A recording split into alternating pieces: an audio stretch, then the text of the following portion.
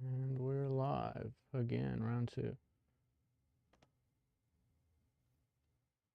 Okay, this is the furniture stream. I am in definitely some need of sleep, but I'm going to play around with making some different furniture and then test it out live on stream. Yeah, I'm trying to connect to Twitch, but I can't. I'm using OBS. It's interesting. You can't even stream directly to these sites. You have to go through software. It's more complex than I would have expected. Okay. Am I live? I am live. Furniture stream. How are we sounding? Beautiful, beautiful, beautiful. Okay.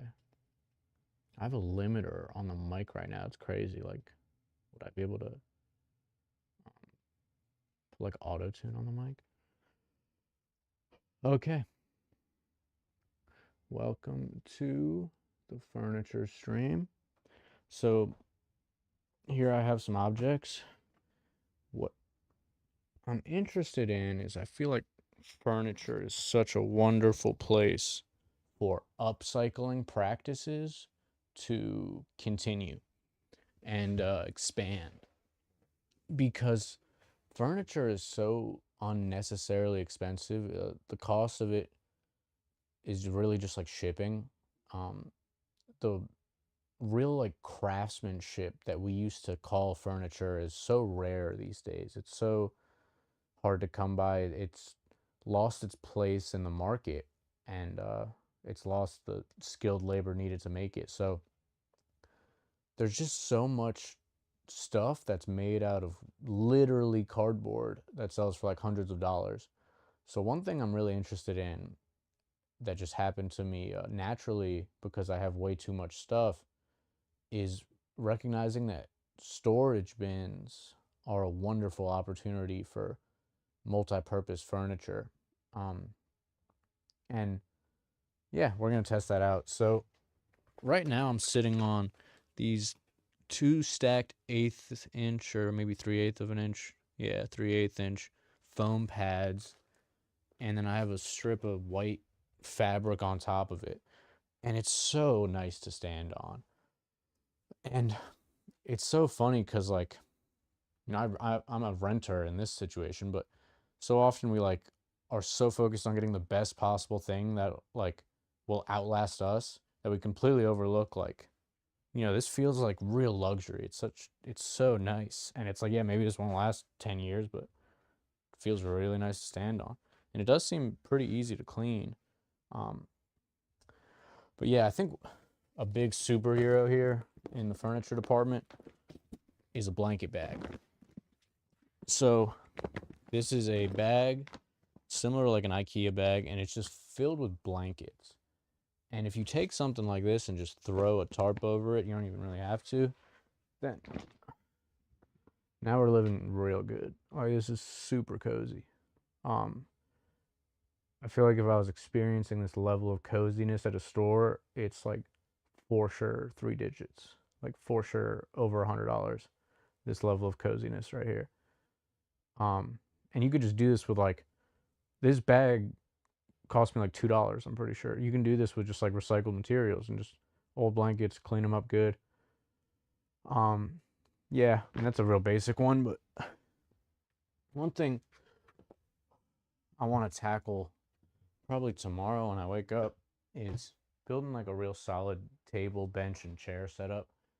So this stuff right here is what I'm talking about. This kind of foam is just fascinating to me because it's really nice. It's really nice. And it's funny because with furniture, so much of the cost is in like shipping and marketing. Um, like getting the actual materials, like getting this foam is so cheap, and this is such a nice foam. Like it's definitely nicer than a lot of the furniture that's readily available. Um, this is cozy. This is nice right here. Um, yeah, these are all live tests. Run a live test right here. And this is an empty storage container.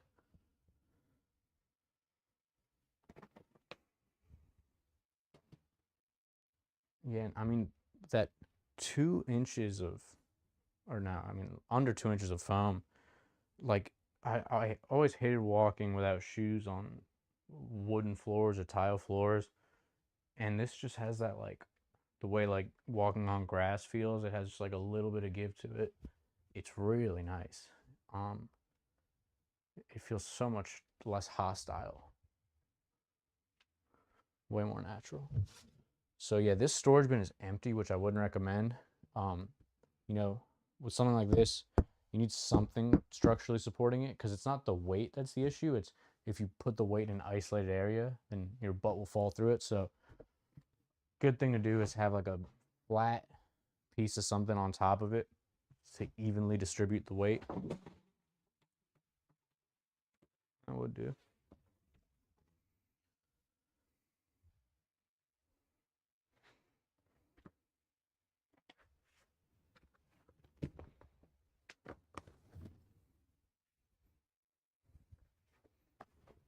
Oh yeah.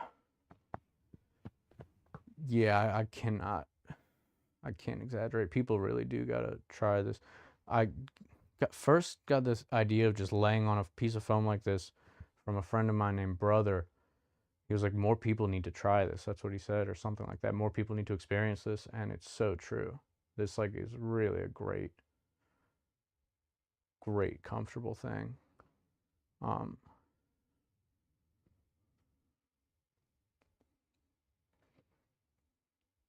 it's almost like it's just a little bit too raw to be a product. Like a company couldn't get away with selling something like this or finding their value proposition in it. Um, but it's real nice. This is real nice. So yeah, I got some more foam. This stuff is like I got it on clearance. This was $12 a pop. Looks like different shapes and sizes here, but yeah, these kind of less hostile spaces. Oh wow, walking on this foam is unbelievable.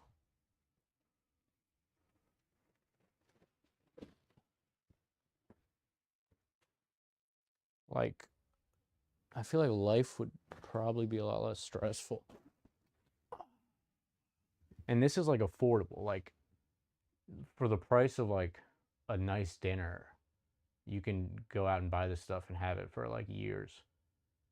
Um, wow, I'm cozy.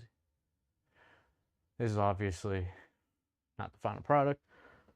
That's the thing is what I would like to figure out is the like good methods and good practices to find a way to take this kind of foam, have the padding or cushioning around it, and also have it, structurally evenly distribute the weight, and then also allow easy access to the storage unit.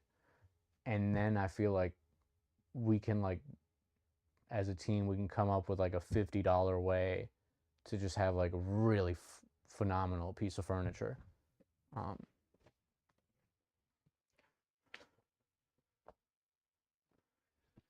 because it's like you take this plastic square right here, and then you just like throw this thrift store. What is this? This was $6, and then you kind of have like a nice little vibe going on, nice little patina. And the reality is like this is what you're getting, at least in America or anywhere I'm going, for like under $1,000. This is basically what you're getting.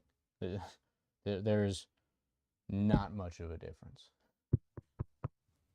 This is nice, man. It's a nice little table here. And the thing is like, you know, even if this stuff gets damaged, a lot of these like fabrics I get, like one reason I like dining cloths is a lot of them are obviously made to be washed if like even if they get like bad spills or anything. So you can get pretty durable fabrics. Honestly, it shouldn't even be a problem. But worst case scenario, it's like what if the fabric gets destroyed? It's like it was $6. It's it can always be repurposed. But the real like highest level of fashion, or that was a Freudian slip. The highest level of furniture is just like the highest level of fashion. It's all just about being able to make it work. I feel like the coolest thing is being able to actually just take objects and have them be agreeable to becoming something like a bed, just like in their nature.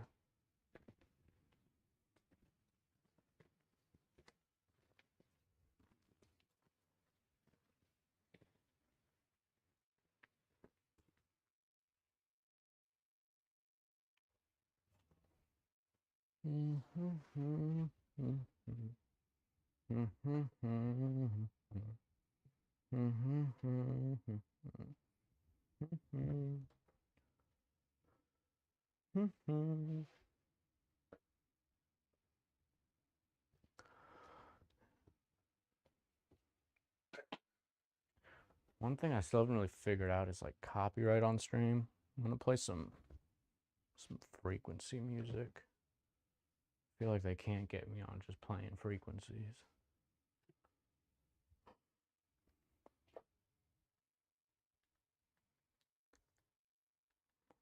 Let's look up, what do we need, chat? What do we need? Healing frequencies. Let's heal via sound.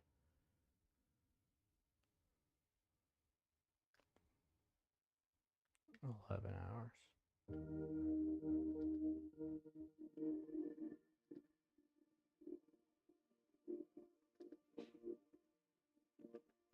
Oh, I think I actually saved a couple of these recently.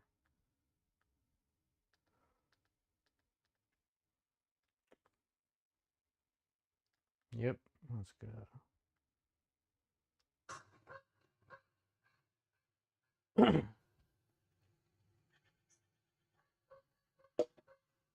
Yeah, I have no idea how long my mic is gonna stay alive either. I'll probably unplug it when it's time for bed, but I think I want to read a little bit of the Bible before bed.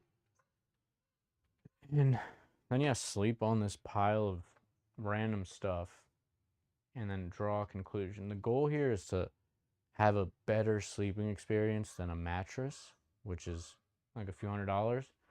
And then reverse engineer it from there and figure out what's like a way where you can just take like a standard North Face puffer. Or I mean, my favorite one is that blanket bag at first, just a big sack, fill it with blankets. Like that's the furniture. We don't need to buy any furniture. It's over. It's done. That's just how we do it now. And it's such like a continuation of what's going on in fashion.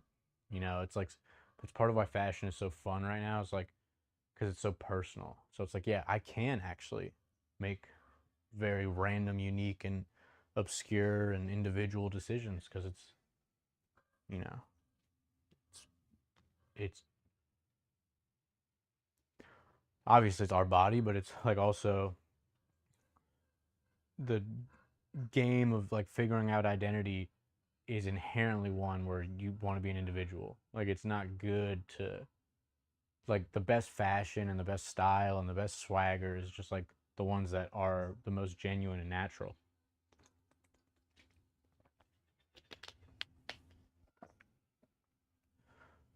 Oh.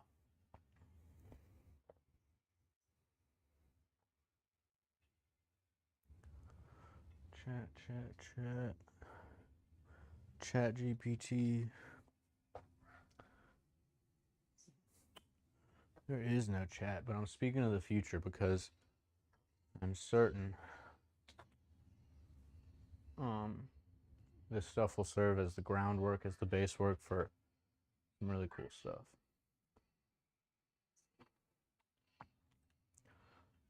One of my captions today was like trying to find myself, and it's like using the iPhone flashlight when you're trying to find your phone. Just like, what am I doing, you know? Also, game changer.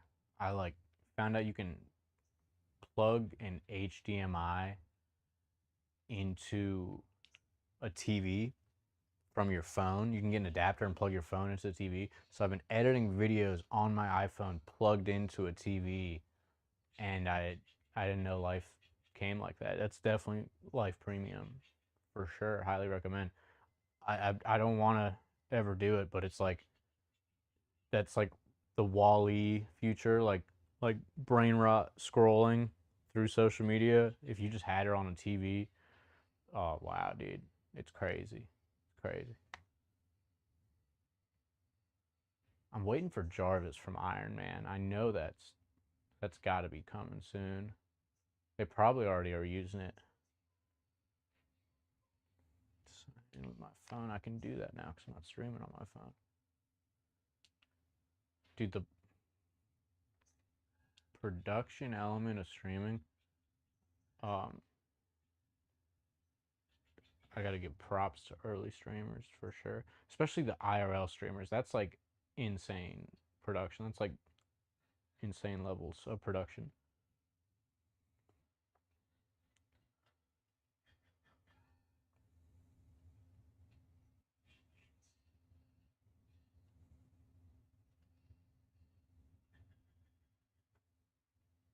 I think I signed in.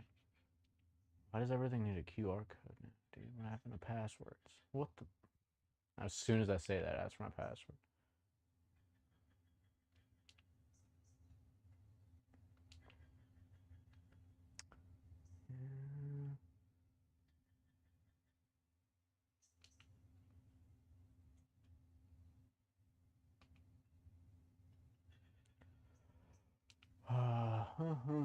Well, I think the Bible verse I want to read is Samuel 27 because I think I'm going to make a video on it because last Sunday that was the random page I flipped to. Um, I read an excerpt of it and I wrote that's what I have written on that whiteboard of way I interpreted it. Was you have to honor what you have or you will lose it. And I feel like there's a lot of wisdom and stuff like that that gets overlooked in like trying to interpret it, you know, negatively. Trying to like see a lesson or like value in anything can be very valuable, but especially with all like scripture and highly acclaimed works, all things that have provided people great value, there just objectively is great value there. Um, there, regardless of how applicable it may be to the framework you're building, like you got to be able to recognize that if stuff's making people feel good and it's not hurting anybody, well, I don't know. Everyone's gonna argue that everything they don't like is hurting everybody.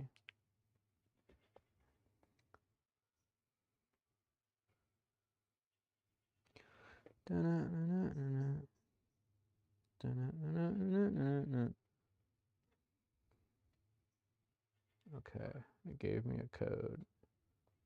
Yeah, the codes do match.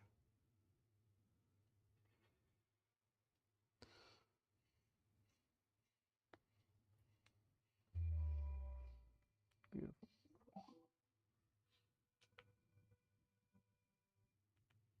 So I'm streaming on my YouTube account and I'm using, two different TVs. Beautiful.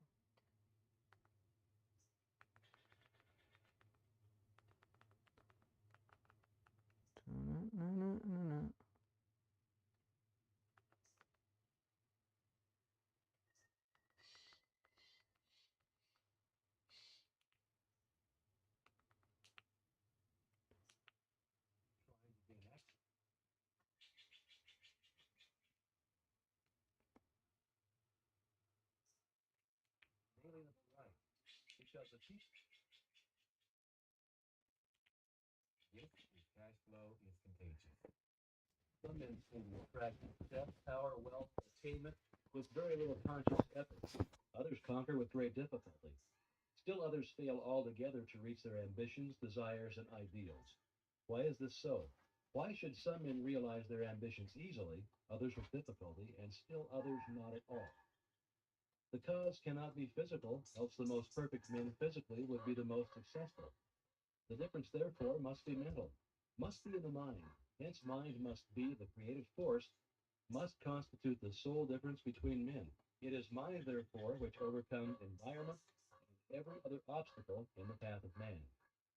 When the creative power of thought is fully understood, its effect will be seen to be marvelous.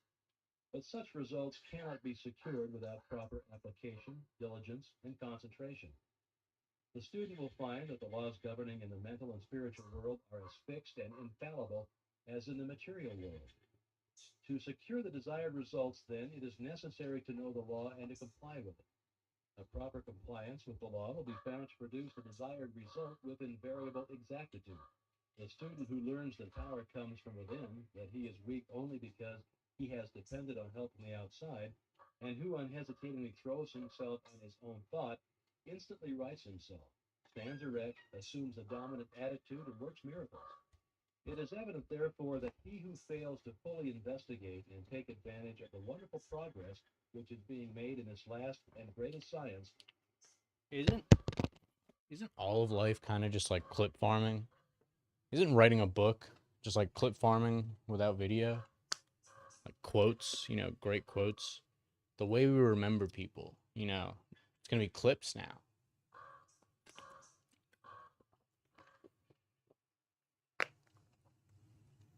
Grind.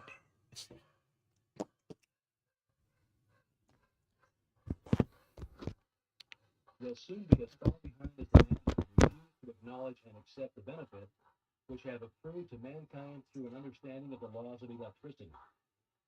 Of course, mind creates negative conditions just as readily as favorable conditions, and when we consciously or unconsciously visualize every kind of lack, limitation, and disbelief, we create these conditions. This is what many are unconsciously doing all of the time.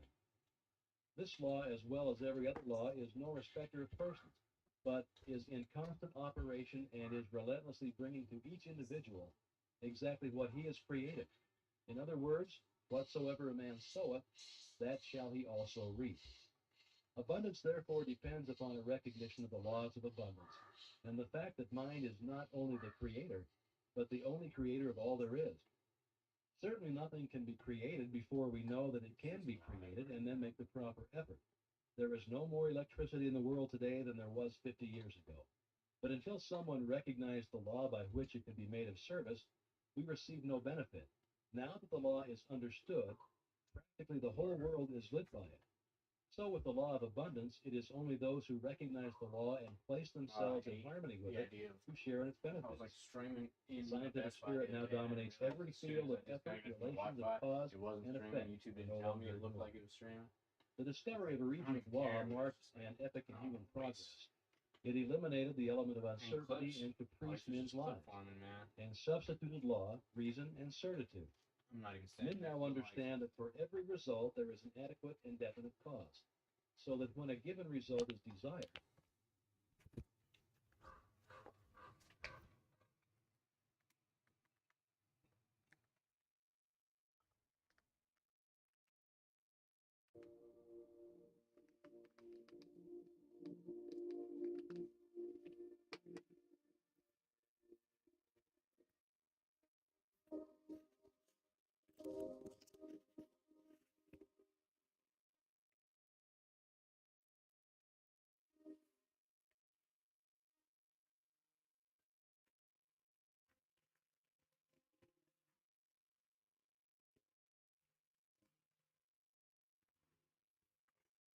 That's pretty cozy. It's pretty cozy. That's crazy. Flip to the exact same page.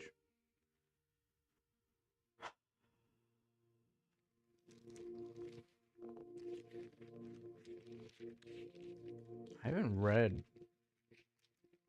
off a book in a very long time.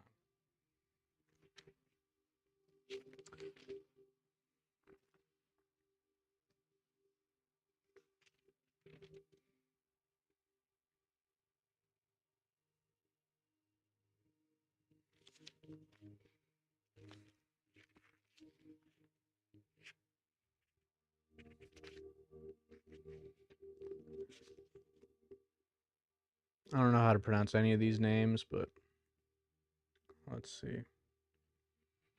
After the death of Saul, when David had returned from striking down the Am- Amalekites,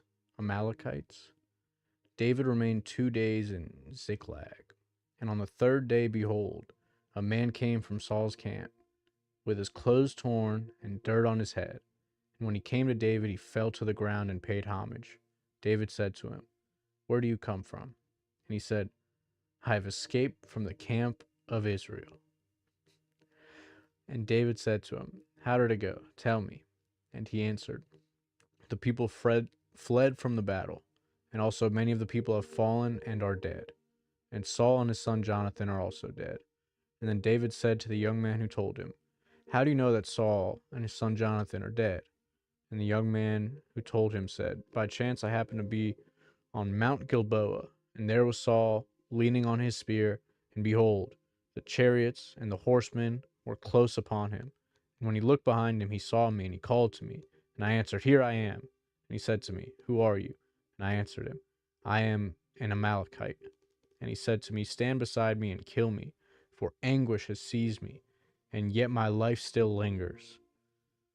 That's crazy, chat. That's crazy. Imagine being that down bad.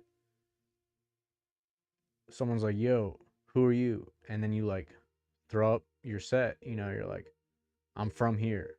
And it's so bad out here. Kill me." Like that's crazy. So that's wild. "Anguish has seized me, and my life still lingers. So I stood beside him and I killed him." Because I was not expecting that. Because I was because I was sure that he would not live after he had fallen. And I took the crown that was on his head, and the armlet that was on his arm, and I have brought them here to my lord. And David took hold of his clothes and tore them, and so did all the men who were with him. They mourned and wept and fasted until the evening for Saul and Jonathan and his son, for the people of the Lord and the house of Israel, because they had fallen by the sword. And David said to the young man who told him, "Where do you come from?" And he answered, "I am the son of a sojourner, an Amalekite." David said to him, "How is it that you are not afraid to put your hand to destroy the Lord's anointed?" Then David called out, and one of the young men said, "Go execute him." And he struck down so that he died. And David said to him, "Your blood be on your head, for your own mouth has testified against you, saying, 'I have killed the Lord's anointed.'" David's lament for Saul and Jonathan. When David lamented with this lament over Saul and Jonathan's son, he said it should be taught to the people of Judah. "Behold, it is written in the book of Jashar." And he said, "Your glory, O Israel, is slain on your high places, how the mighty have fallen. Tell it not in Gath, publish it in the streets of Ashkelon, lest the daughters of the Philistines rejoice, lest the daughters of the uncircumcised exult. Your mountains of Gilboa, let there be no dew or rain upon you, nor fields or offerings. For there the shield of the mighty was defiled, the shield of Saul, not anointed with oil. From the blood of the slain, from the fat of the mighty, the bow of Jonathan turned not back, and the sword of Saul returned not empty. Saul and Jonathan, beloved and lovely, in life and death, they were not divided. They were swifter than eagles. They were stronger than lions. You daughters of Israel, weep over Saul, who clothed you luxuriously in scarlet, who put ornaments of gold on your apparel. How the mighty have fallen in the midst of battle. Jonathan lies slain on your high places. I am distressed for you, my brother Jonathan. Very pleasant you have been to me. Your love was extraordinary, surpassing the love of women. Whoa, pause, chat. That's crazy. How the That's crazy. How the mighty have fallen and the weapons of war perished. I'll plug my laptop in and make sure that.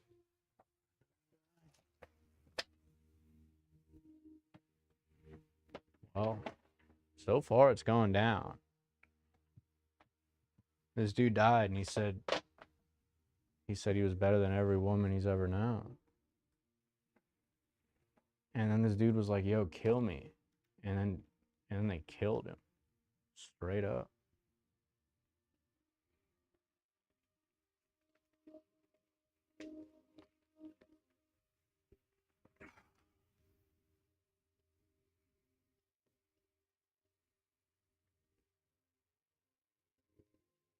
After this, David inquired of the Lord, shall I go up into any of the cities of Judah?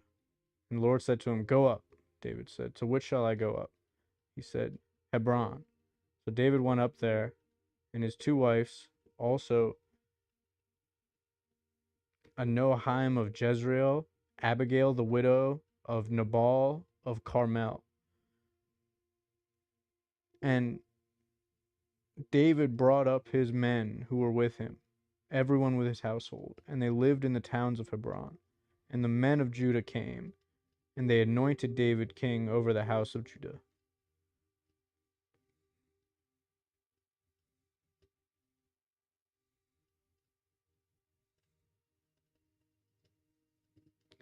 When they told David it was the men of Jabesh Gilead who buried Saul, David sent messengers to the men of Jabesh Gilead and said to them, may you be blessed by the Lord, because you showed the loyalty to Saul, your Lord, and buried him.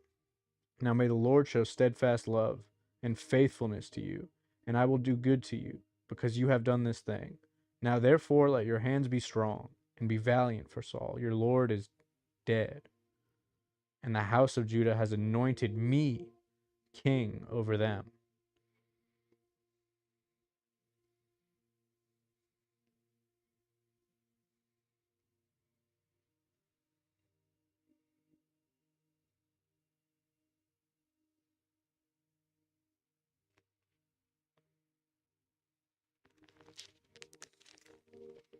Chet, what is Samuel in the Bible about?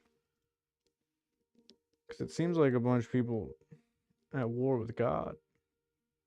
Doesn't seem like a good war to be in.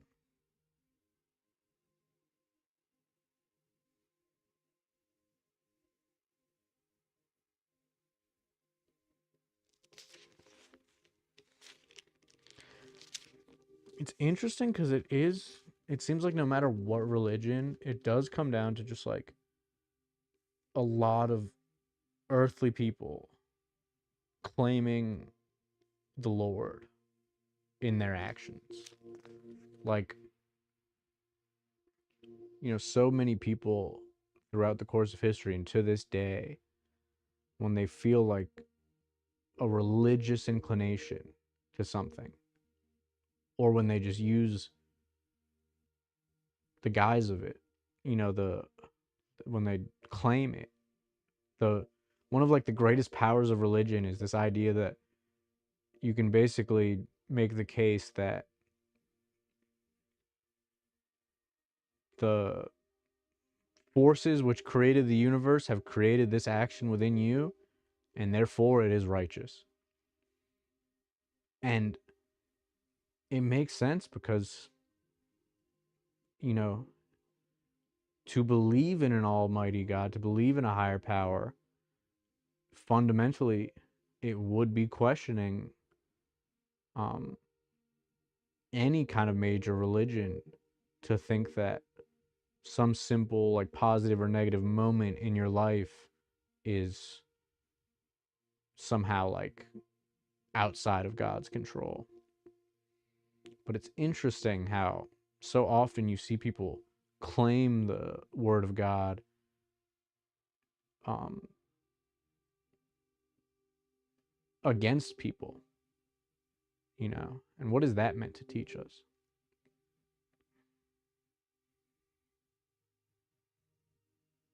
Something about the Bible is like there's so much crazy stuff whenever I flip through it of just like, wow, stuff was going down.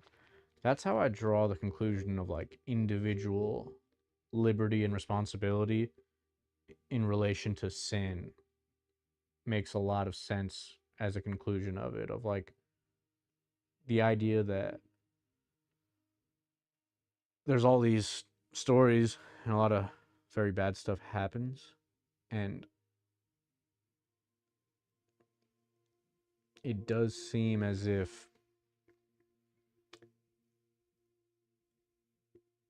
it seems like it holds up that if you try to live a life without quote unquote sin, and sin in not like in a legal interpretation where you're like, well, this was sin. No, it's like within your heart, within your gut, within your soul. If you do the things which you feel are right and are fostering a good community and feel warm and good and you be proud of, um, it will serve you. It will fulfill um, whatever desires you may think you have.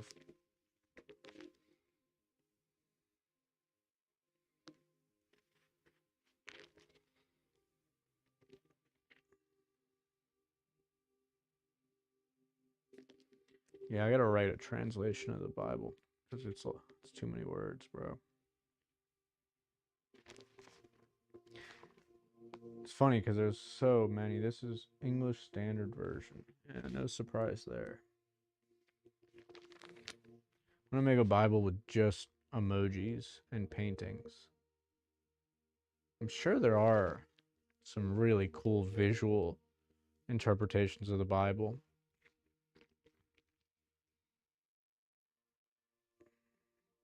The last sentence in here. He who testifies these things says, surely I am coming soon. Amen. Come, Lord Jesus. The grace of the Lord Jesus be with all. Amen.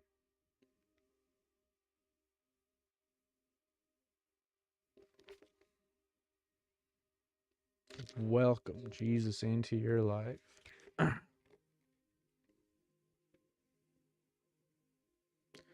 Blessed are those who wash their robes, so that they may have the right to the tree of life, and that they may enter the city by the gates. Outside are the dogs, and the sorcerers, and the sexually immoral, and the murderers, and the adulterers, and everyone who loves and practices falsehood. That doesn't seem consistent with the teaching. I, Jesus, have sent my angel to testify to you about these things for the churches. I am the root and the descendant.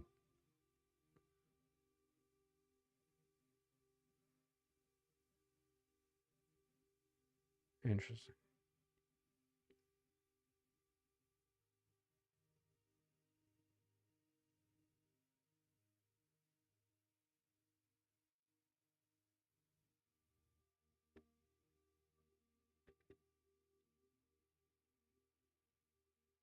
Yeah, like this Bible, in my opinion, is full of crap.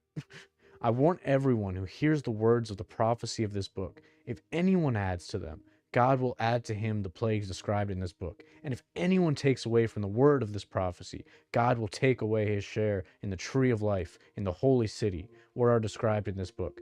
It's like, that's so stupid to me. Like, that's so ridiculous because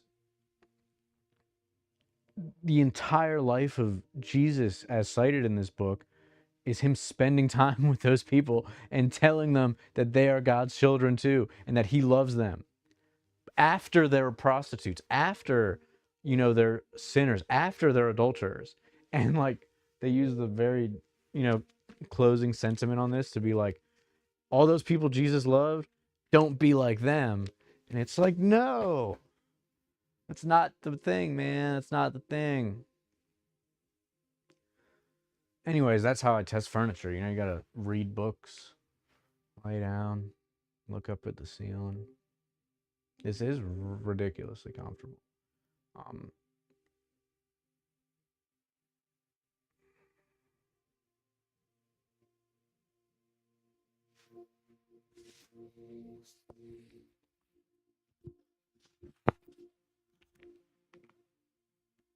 They seek the condition by which alone this result may be attained. The basis upon which all law rests was discovered by inductive reasoning, which consists of comparing a number of separate instances with one another until the common factor which gives rise to them all is seen. It is the method of study to which the civilized nations owe the greater part of their prosperity and the more valuable part of their knowledge. It has lengthened life. It has mitigated pain. It has spanned rivers. It has brightened the night with the splendor of day. It's extended the range of vision, accelerated motion, annihilated distance, facilitated intercourse, and enabled men to descend into the sea and into the air. What wonder then that men soon endeavored to extend the blessing of this system of study to their method of thinking, so that when it became plainly evident that certain results followed a particular method of thinking, it only remained to classify these results. This is method, and it's scientific, and it is the only method by which we shall be permitted to retain that degree of liberty and freedom which we've been accustomed to look upon as an inalienable right, because the people is safe at home and in the world only if national preparedness means such things as growing surpluses of health, accumulated efficiency in public and private business of whatever sort, continuous advance in the science and art of acting together, and the increasingly dominant endeavor to make all of these and all other aspects of national development centers and revolve about ascending life, single and collective, for which science, art, and ethics furnish guidance and controlling motives.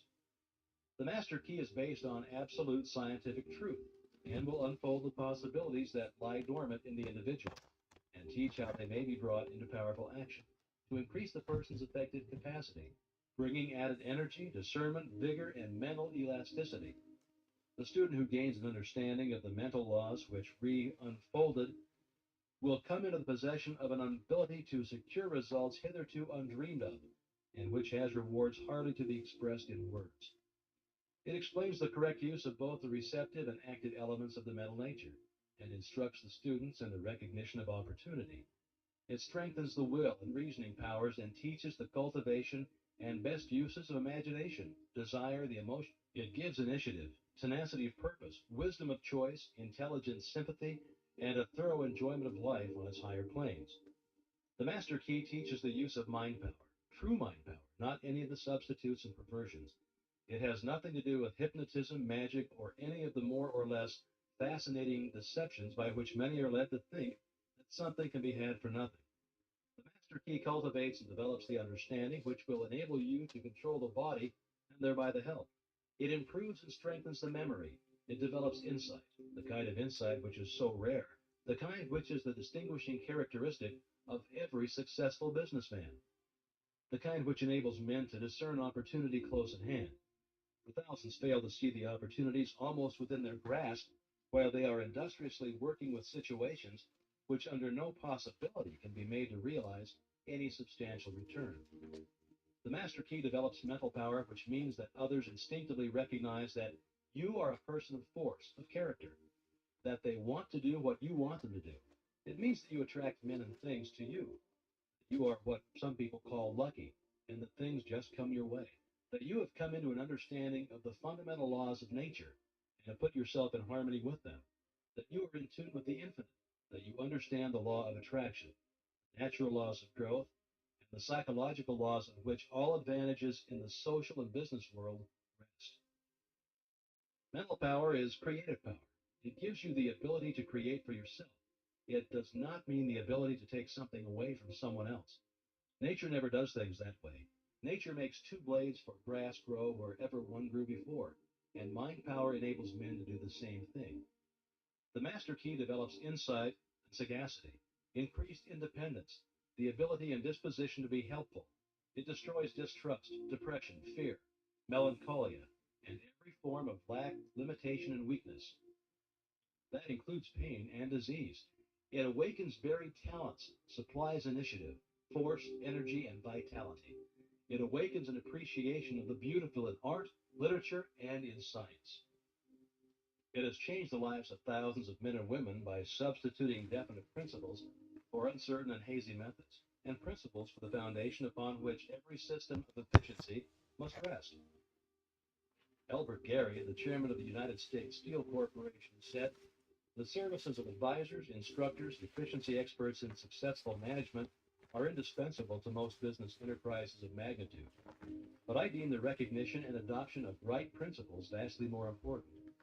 The master key teaches right principles and suggests methods for making a practical application of those very same principles.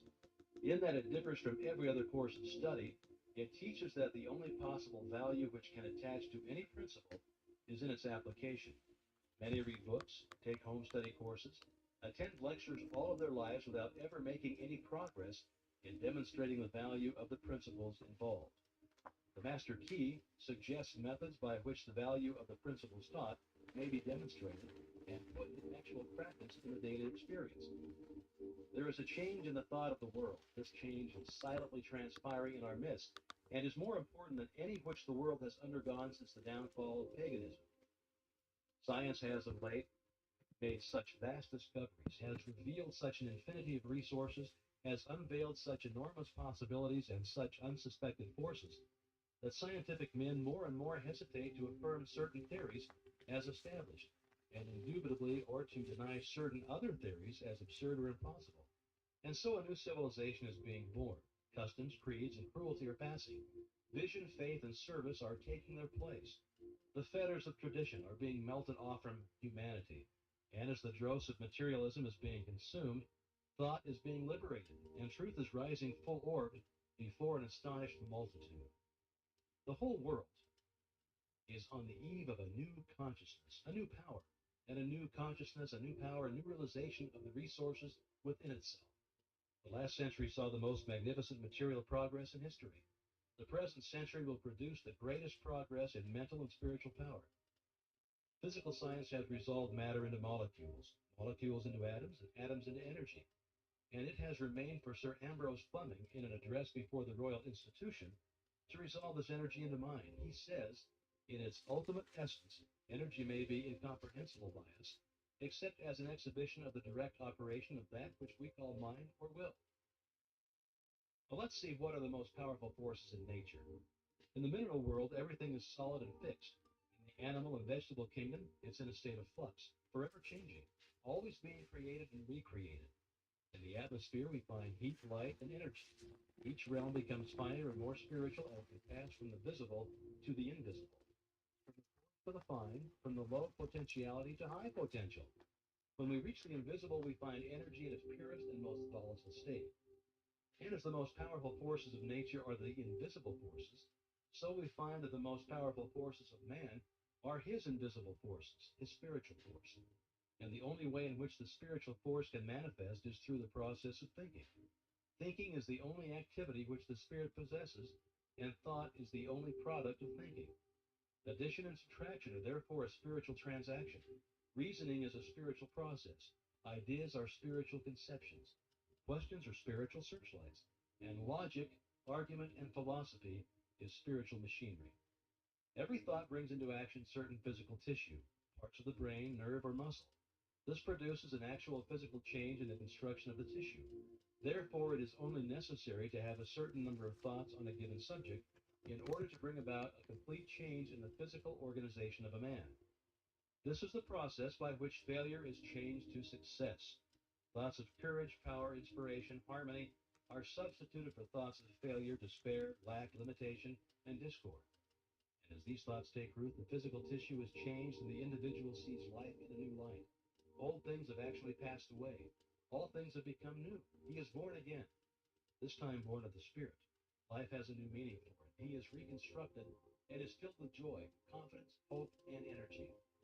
He sees opportunities to success to which he was heretofore blind. He recognizes possibilities which before had no meaning for him. The thought of success with which he has been impregnated are radiated to those around him, and they in turn help him onward and upward. He attracts to him new and successful associates, and this in turn changes his environment, so that by this simple exercise of thought, man changes not only himself, but his environment, circumstances, and conditions. You will see, you must see, that we are at the dawn of a new day, that the possibilities are so wonderful, so fascinating, and so limitless as to be almost bewildering. A century ago, any man with an airplane or even a Gatling gun could have annihilated a whole army equipped with the implements of warfare then in use. And so it is at present. Any man with a knowledge of the possibilities contained in the master key has an inconceivable advantage over the multitude.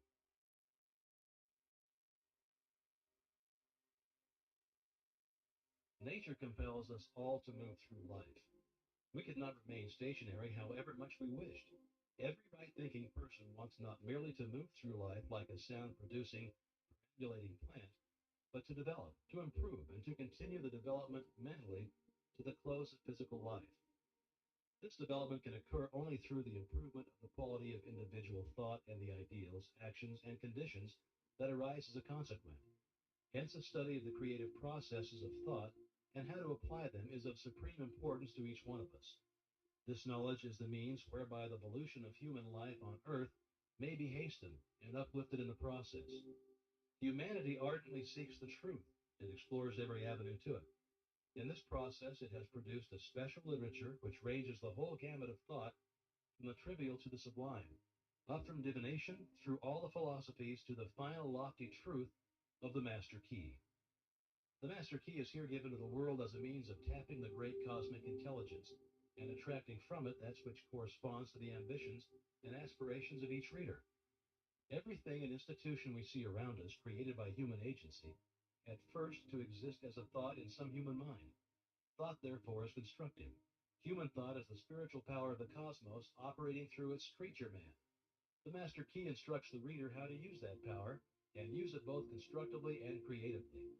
The things and conditions we desire to become realities, we must first create in thought. The Master Key explains and guides the process. The Master Key teaching has hitherto been published in the form of a correspondence course of 24 lessons delivered to students, one per week for 24 weeks. The reader who now receives the whole 24 parts at one time is warned not to attempt to read the book like a novel, but to treat it as a course of study and conscientiously to imbibe the meaning of each part, reading and rereading one part only per week before proceeding to the next. Otherwise, the latter parts will tend to be misunderstood and the reader's time and money will be wasted.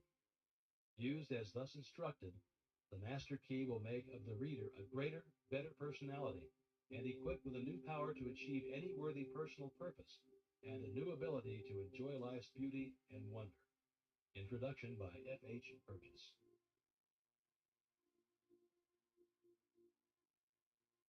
The Master Key System. It is my privilege to enclose herewith Part 1 of the Master Key System. Would you bring into your life more power to get the power consciousness? More health to get the health consciousness? More happiness, get the happiness consciousness. Live the spirit of these things until they become yours by right. It will then become impossible to keep them from you. The things of the world are fluid to a power within man by which he rules them. You need not acquire this power, you already have it. But you want to understand it. You want to use it. You want to control it. You want to impregnate yourself with it so that you can go forward and carry the world before you. Day by day, as you go on, and as you gain momentum, as your inspiration deepens, as your plans crystallize, as you gain understanding, you'll come to realize that this world is no dead pile of stones and timber, but it is a living thing. It's made up of the beating hearts of humanity. It is a thing of light and beauty. It is evident that it requires understanding to work with material of this description. But those who come into this understanding are inspired by a new light, a new force. They gain confidence and greater power each day. They realize their hopes and their dreams come true. Life has a deeper, fuller, clearer meaning than ever before. And now, Part 1. Chapter 1. That much gathers more is true on every plane of existence, and that loss leads to greater loss is equally true. Mind is creative, and conditions, environment, and all experiences in life are the result of our habitual or predominant mental attitude. The attitude of mind necessarily depends upon what we think. Therefore, the secret of all power, all achievement, and all possession depends upon our method of thinking. This is true because we must be before we can do, and we can do only to the extent which we are, and what we are depends upon what we think. We cannot express powers that we do not possess. The only way by which we may secure possession of power is to become conscious of power, and we can never become conscious of power until we learn that all power is from within. There is a world within, a world of thought and feeling and power, of light and life and beauty. And although invisible, its forces are mighty. The world within is governed by mind.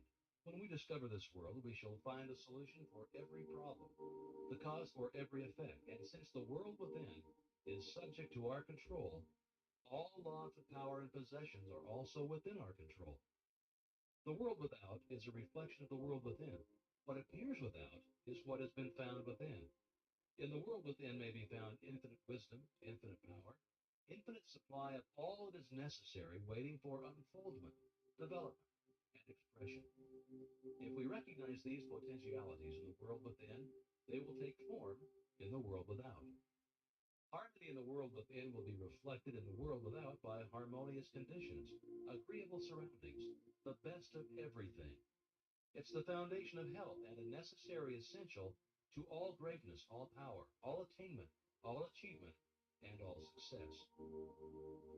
Harmony in the world within means the ability to control our thoughts and to determine for ourselves how any experience is to affect us. Harmony in the world within results in optimism and affluence. Affluence within results in affluence without. The world without reflects the circumstances and the conditions of the consciousness within. If we find wisdom in the world within, we shall have the understanding to discern the marvelous possibilities that are latent in the world within, and we shall be given the power to make these possibilities manifest in the world without. As we become conscious of the wisdom in the world within, we mentally take possession of this wisdom, and by taking mental possession, we come to actual possession of the power and wisdom necessary to bring into manifestation the essentials necessary for our most complete and harmonious development. The world within is the practical world in which the men and women of power generate courage, hope, enthusiasm, confidence, trust, and faith by which they are given the fine intelligence to see the vision and the practical skill to make that vision real. Life is an unfoldment, not accretion. What comes to us in the world without is what we already possess in the world within. All possession is based on consciousness. All gain is the result of an accumulative consciousness. All loss is the result of the scattering consciousness. Mental efficiency is contingent upon harmony. Discord means confusion. Therefore, he who would acquire power must be in harmony with natural law. We are related to the world without by the objective mind. The brain is the organ of this mind, and the cerebrospinal system of nerves puts us in conscious communication with every part of the body. This system of nerves responds to every sensation of light, heat, odor, sound, and taste. When this mind thinks correctly, when it understands the truth, when the thoughts sent through the cerebrospinal nervous system to the body are constructive, these sensations are pleasant and harmonious. The result is that we build strength, vitality, and all constructive forces into our body. But it is through the same objective mind that all distress, sickness, lack, limitation, and every form of discord and inharmony is admitted into our lives. It is therefore through the objective mind by wrong thinking that we are related to all destructive forces. We are related to the world within by the subconscious mind. The solar plexus is the organ of this mind. The sympathetic system of nerves presides over all subjective sensations, such as joy, fear, love, emotion, respiration, imagination, and all other subconscious phenomena. It is through the subconscious that we are connected with the universal mind and brought into relation with the infinite constructive forces of the universe. It is the coordination of these two centers of our being and the understanding of their functions which is the great secret of life. With this knowledge, we can bring the objective and subjective minds into conscious cooperation and thus coordinate the finite and the infinite. Our future is entirely within our own control. It is not at the mercy of any capricious or uncertain external power. Now, all agree that there is but one principle or consciousness pervading the entire universe, occupying all space and being essentially the same in kind at every point of its presence. It is all powerful, all wisdom, and always present. All thoughts and things are within itself. It is all in all. There is but one consciousness in the universe able to think, and when it thinks, its thoughts become objective things to do. As this consciousness is omnipresent, it must be present within every individual. Each individual must be a manifestation of that omnipotent, omniscient, and omnipresent consciousness. As there is only one consciousness in the universe that is able to think it, necessarily follows that your consciousness is identical with the universal consciousness. Or in other words, all mind is one mind. There is no dodging this conclusion. The consciousness that focuses in your brain cells is the same consciousness which focuses in the brain cells of every other individual. Each individual is but the individualization of the universal, the cosmic mind. The universal mind is static or potential energy. It simply is. It can manifest only through the individual, and the individual can manifest only through the universal. They are one. The ability of the individual to think is his ability to act on the universal and bring it into manifestation. Human consciousness consists only in the ability of man to think. Mind, in and of itself, is believed to be a subtle form of static energy, from which arises the activities called thought, which is the dynamic phase of mind. Mind is static energy.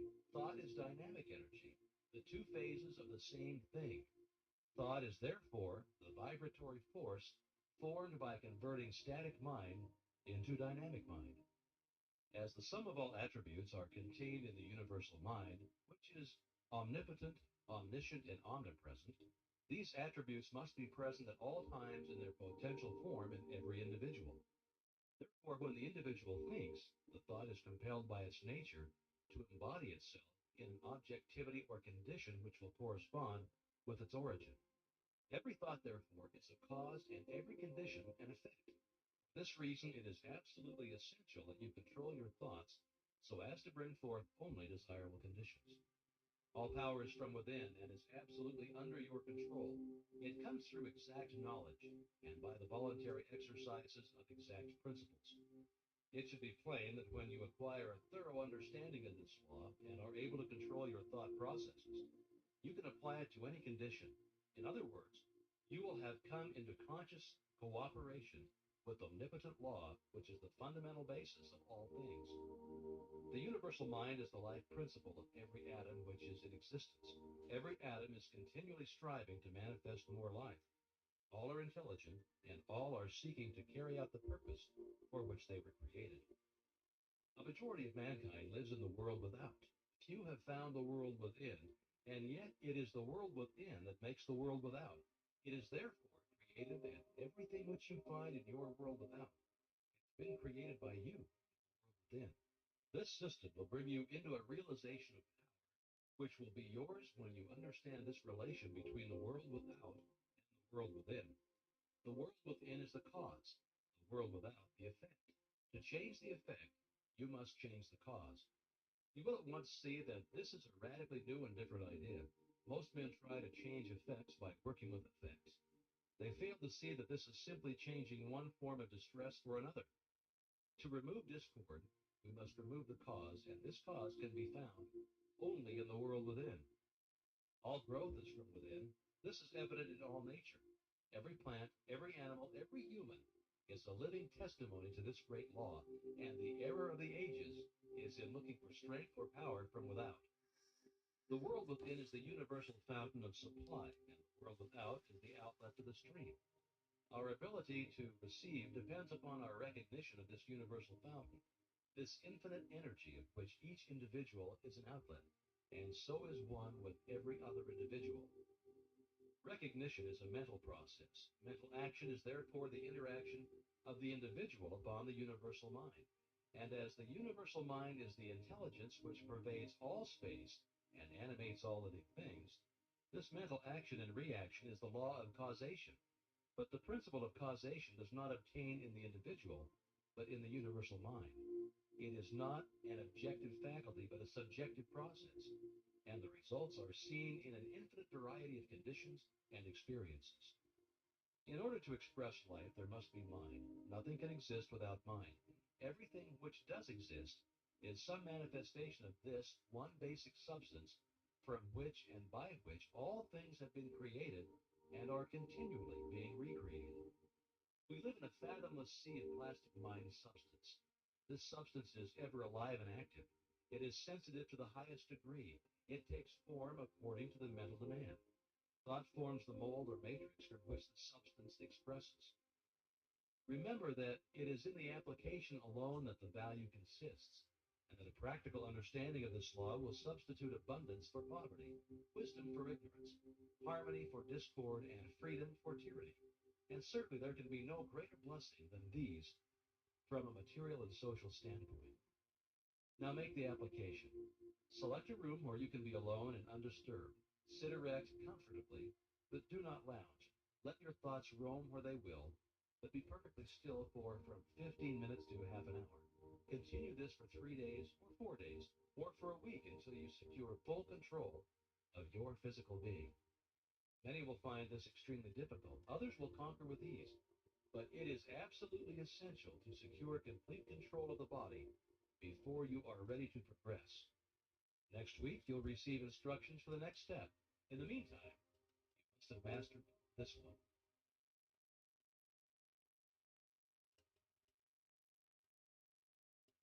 Our difficulties are largely due to confused ideas and ignorance of our true interests. The great task is to discover the laws of nature to which we are to adjust ourselves. Clear thinking and moral insight are therefore of incalculable value. All processes, even those of thought, rest on solid foundations. The keener the sensibilities, the more acute the judgment. The more delicate the taste, the more refined the moral feelings. The more subtle the intelligence, the loftier the aspiration. The purer and more intense are the gratifications which existence yields. Hence it is that the study of the best that has been thought in the world gives supreme pleasure. The powers, uses, and possibilities of the mind under the new interpretations are incomparably more wonderful than the most extravagant accomplishment or even dreams of material progress. Thought is energy. Active thought is active energy. Concentrated thought is a concentrated energy. Thought concentrated on a definite purpose becomes power. This is the power which is being used by those who do not believe in the virtue of poverty or the beauty of self-denial. They perceive that this is the talk of weaklings. The ability to receive and manifest this power depends upon the ability to recognize the infinite energy ever dwelling in man, constantly creating and recreating his body and mind, and ready at any moment to manifest through him in any needful manner. In exact proportion to the recognition of this truth will be the manifestation in the outer life of the individual. Chapter 2. The operations of the mind are produced by two parallel modes of activity, the one conscious and the other subconscious. Professor Davidson says, quote, "He who thinks to illuminate the whole range of mental action by the light of his own consciousness is not unlike the one who should go about to illuminate the universe with a rushlight." End of quote. The subconscious logical processes are carried on with a certainty and regularity which would be impossible if there existed the possibility of error. Our mind is so designed that it prepares for us the most important foundations of cognition, whilst we have not the slightest apprehension of the modus operandi. The subconscious soul, like a benevolent stranger, works and makes provisions for our benefit, pouring only the mature fruit into our lap. Thus, ultimate analysis of thought processes shows that the subconscious is the theater of the most important mental phenomena. It is through the subconscious that Shakespeare must have perceived, without effort, great truths which are hidden from the conscious mind of the student, that Phidias fashioned marble and bronze, that Raphael painted Madonnas and Beethoven composed symphonies. Ease and perfection depend entirely upon the degree in which we cease to depend upon the consciousness. Playing the piano, skating, operating a typewriter, the skilled trades depend for their perfect execution on the process of the subconscious mind. The marvel of playing a brilliant piece on the piano, while at the same time conducting a vigorous conversation, shows the greatness of our subconscious powers. We are all aware how dependent we are upon the subconscious, and the greater the nobler, the more brilliant our thoughts are, the more it is obvious to ourselves that the origin lies beyond our ken. We find ourselves endowed with tact, instinct, sense of the beautiful in art, music, for whose origin or dwelling place we are wholly unconscious. The value of the subconscious is enormous. It inspires us. It warns us. It furnishes us with names, facts, and scenes from the storehouse of memory. It directs our thoughts, tastes, and accomplishments, and our tasks so intricate that no conscious mind, even if it had the power, has the capacity for. We can walk at will. We can raise the arm whenever we choose to do so. We can give our attention through eye or ear to any subject at pleasure. On the other hand, we cannot stop our heartbeats, nor the circulation of the blood, nor the growth of the stature, nor the formation of nerve and muscle tissue. nor the building of the bones, nor many other important vital processes. If we compare these two sets of action, the one decreed by the will of the moment and the other proceeding in majestic, rhythmic course, subject to no vacillation, but constant at every moment, we stand in awe of the latter, and we ask to have the mystery explained. We see at once that these are the vital processes of our physical life, and we cannot avoid the inference that these all-important functions are designedly withdrawn from the domain of our outward will, with its variations and transitions, and placed under the direction of a permanent and dependable power within us. Of these two powers, the outward and changeable has been termed the conscious mind, or the objective mind, dealing with outward objects. The interior power is called the subconscious mind, or the subjective mind, and besides its work on the mental plane, it controls the regular functions which make physical life possible. It is necessary to have a clear understanding of their respective functions on the mental plane, as well as of certain other basic principles. Perceiving and operating through the five physical senses, the conscious mind deals with the impressions and objects of the outward life. It has the faculty of discrimination, carrying with it the responsibility of choice. It has the power of reasoning, whether inductive, deductive, analytical, or syllogistic. And this power may be developed to a high degree. It is the seat of the will with all the energies that flow therefrom. Not only can it impress other minds, but it can direct the subconscious mind. In this way, the conscious mind becomes the responsible ruler and guardian of the subconscious mind. It is this high function which can completely reverse conditions in your life. It is often true that conditions of fear, worry, poverty, disease, inharmony, and evils of all kinds dominate us by reason of false suggestions accepted by the unguarded subconscious mind. All this the trained conscious mind can entirely prevent by its vigilant, protective action.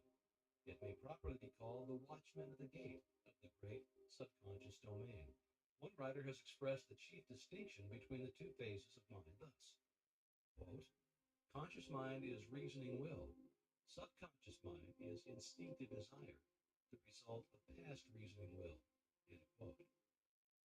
The subconscious mind draws just and accurate inferences from premises furnished from outside sources. Where the premise is true, the subconscious mind reaches a faultless conclusion. But where the premise or suggestion is an error, the whole structure falls. The subconscious mind does not engage in the process of proving.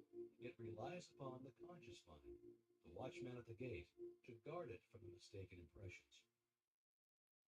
Receiving any suggestion as true, the subconscious mind at once proceeds to act thereon in the whole domain of its tremendous field of work. The conscious mind can suggest either truth or error. If the latter, it is at the cost of wide-reaching perils to the whole being. The conscious mind ought to be on duty during every waking hour, when the watchman is off guard, or when its calm judgment is suspended under a variety of circumstances. Then the subconscious mind is unguarded and left open to suggestion from all sources. During the wild excitement of panic, or during the height of anger, or the impulses of the irresponsible mob, or at any other time of unrestrained passion, the conditions are most dangerous. The subconscious mind is then open to the suggestion of fear, hatred, selfishness, greed, self-deprecation, and other negative forces derived from surrounding persons or circumstances. The result is usually unwholesome in the extreme, with effects that may endure to distress it for a long time. Hence the great importance of guarding the subconscious mind from false impressions. The subconscious mind perceives by intuition.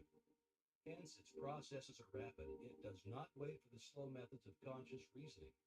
In fact, it cannot employ them. The subconscious mind never sleeps, never rests, any more than does your heart or blood. It has been found that by plainly stating to the subconscious mind certain specific things to be accomplished, forces are set in operation that lead to the result desired. Here, then, is a source of power which places us in touch with omnipotence. Herein is a deep principle which is well worth our most earnest study. The operation of this law is very interesting. Those who put it into operation find that when they go out to meet the person with whom they anticipate a difficult interview, Something has been there before them and dissolved the supposed differences. Everything has changed. All is harmonious. They find that when some difficult business problem presents itself, they can afford to make delay, and something suggests the proper solution. Everything is properly arranged. In fact, those who have learned to trust the subconscious find that they have infinite resources at their command. The subconscious mind is the seat of our principles and our aspirations.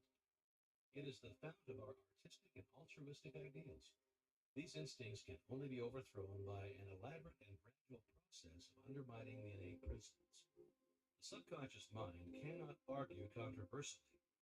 Hence, if it has accepted wrong suggestions, the sure method of overcoming them is by the use of a strong countersuggestion, frequently repeated, which the mind must accept, thus eventually forming new and healthy habits of thought and life.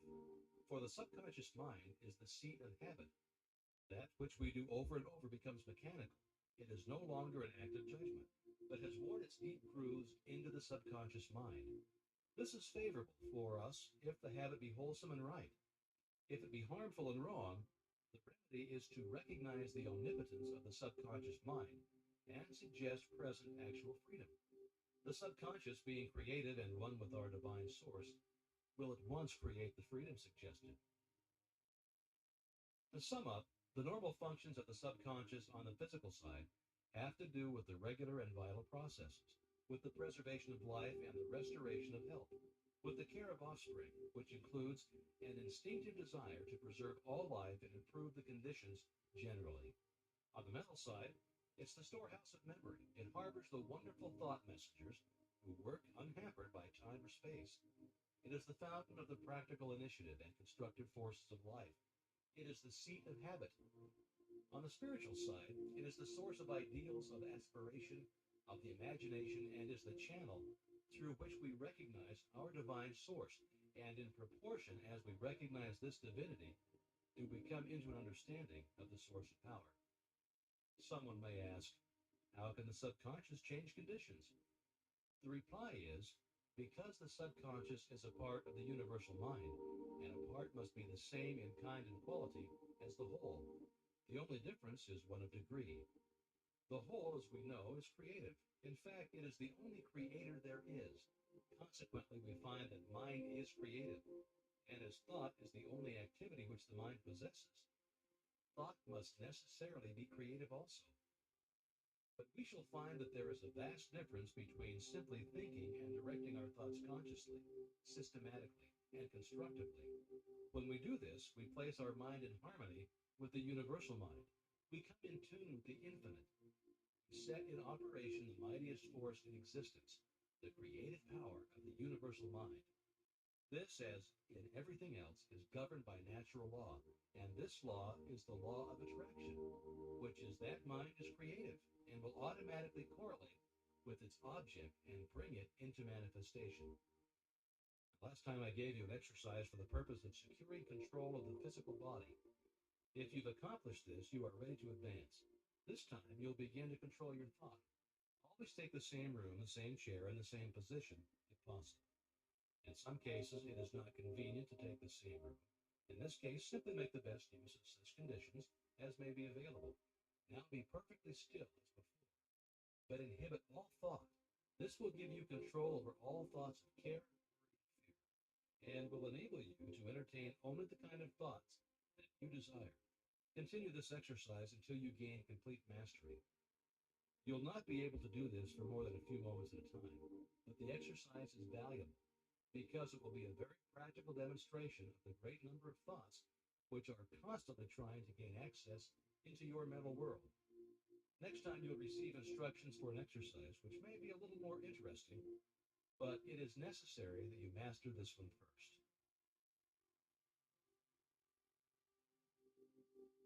You have found that the individual may act on the universal, and that the result of this action and interaction is cause and effect. Thought, therefore, is the cause, and the experiences with which you meet in life are the effect. Eliminate, therefore, any possible tendency to complain of conditions as they have been or as they are, because it rests with you to change them and make them what you would like them to be. Direct your effort to a realization of the mental resources always at your command from which all real and lasting power comes. Persist in this practice until you come to a realization of the fact that there can be no failure in the accomplishment of any proper object in life if you but understand your power and persist in your object, because the mind forces are ever ready to lend themselves to a purposeful will in the effort to crystallize thought and desire into actions, events, and conditions. Whereas in the beginning of each function of life and each action is the result of conscious thought, the habitual actions become automatic, and the thought that controls them passes into the realm of the subconscious. Yet it is just as intelligent as before. It is necessary that it becomes automatic or subconscious in order that the self-conscious mind may attend to other things. The new actions will, however, in their turn, become habitual, then automatic, and then subconscious, in order that the mind again may be freed from this detail and advance to still other activities. When you realize this, you will have found a source of power which will enable you to take care of any situation in life which may develop. And now part three. Necessary interaction of the conscious and subconscious mind requires a similar interaction between the corresponding systems of nerves. Judge Troward indicates the very beautiful method in which this interaction is effected. He says, and I quote, "The cerebrospinal system is the organ of the conscious mind, and the sympathetic is the organ of the subconscious. The cerebrospinal is the channel through which we receive conscious perception from the physical senses and exercise control over the movements of the body. This system of nerves has its center in the brain." End quote. The sympathetic system has its center in a ganglionic mass at the back of the stomach known as the solar plexus, and is the channel of that mental action which unconsciously supports the vital functions of the body. The connection between the two systems is made by the vagus nerve, which passes out of the cerebral region as a portion of the voluntary system of the thorax, sending out branches to the heart and lungs, and finally passing through the diaphragm. It loses its outer coating and becomes identified with the nerves of the sympathetic system, so forming a connecting link between the two and making man physically a single entity. We have seen that every thought is received by the brain, which is the organ of the conscious. It is here subjected to our power of reasoning.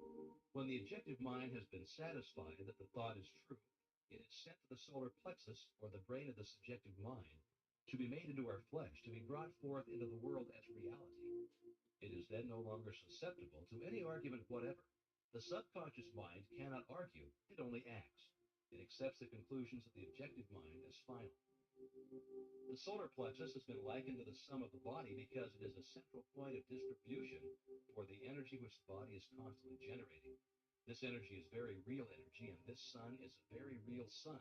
And the energy is being distributed by very real nerves to all parts of the body and is thrown off in an atmosphere which envelops the body. If this radiation is sufficiently strong, the person is called magnetic. He is said to be filled with personal magnetism. Now, such a person may wield an immense power for good. His presence alone will often bring comfort to the troubled minds with which he comes in contact. When the solar plexus is in active operation and is radiating life, energy, and vitality to every part of the body and to everyone whom he meets, the sensations are pleasant. The body is filled with health, and all with whom he comes in contact experience a pleasant sensation. If there is any interruption of this radiation, the sensations are unpleasant. The flow of life and energy to some part of the body is stopped, and this is the cause of every ill to the human race, physical, mental, or environmental.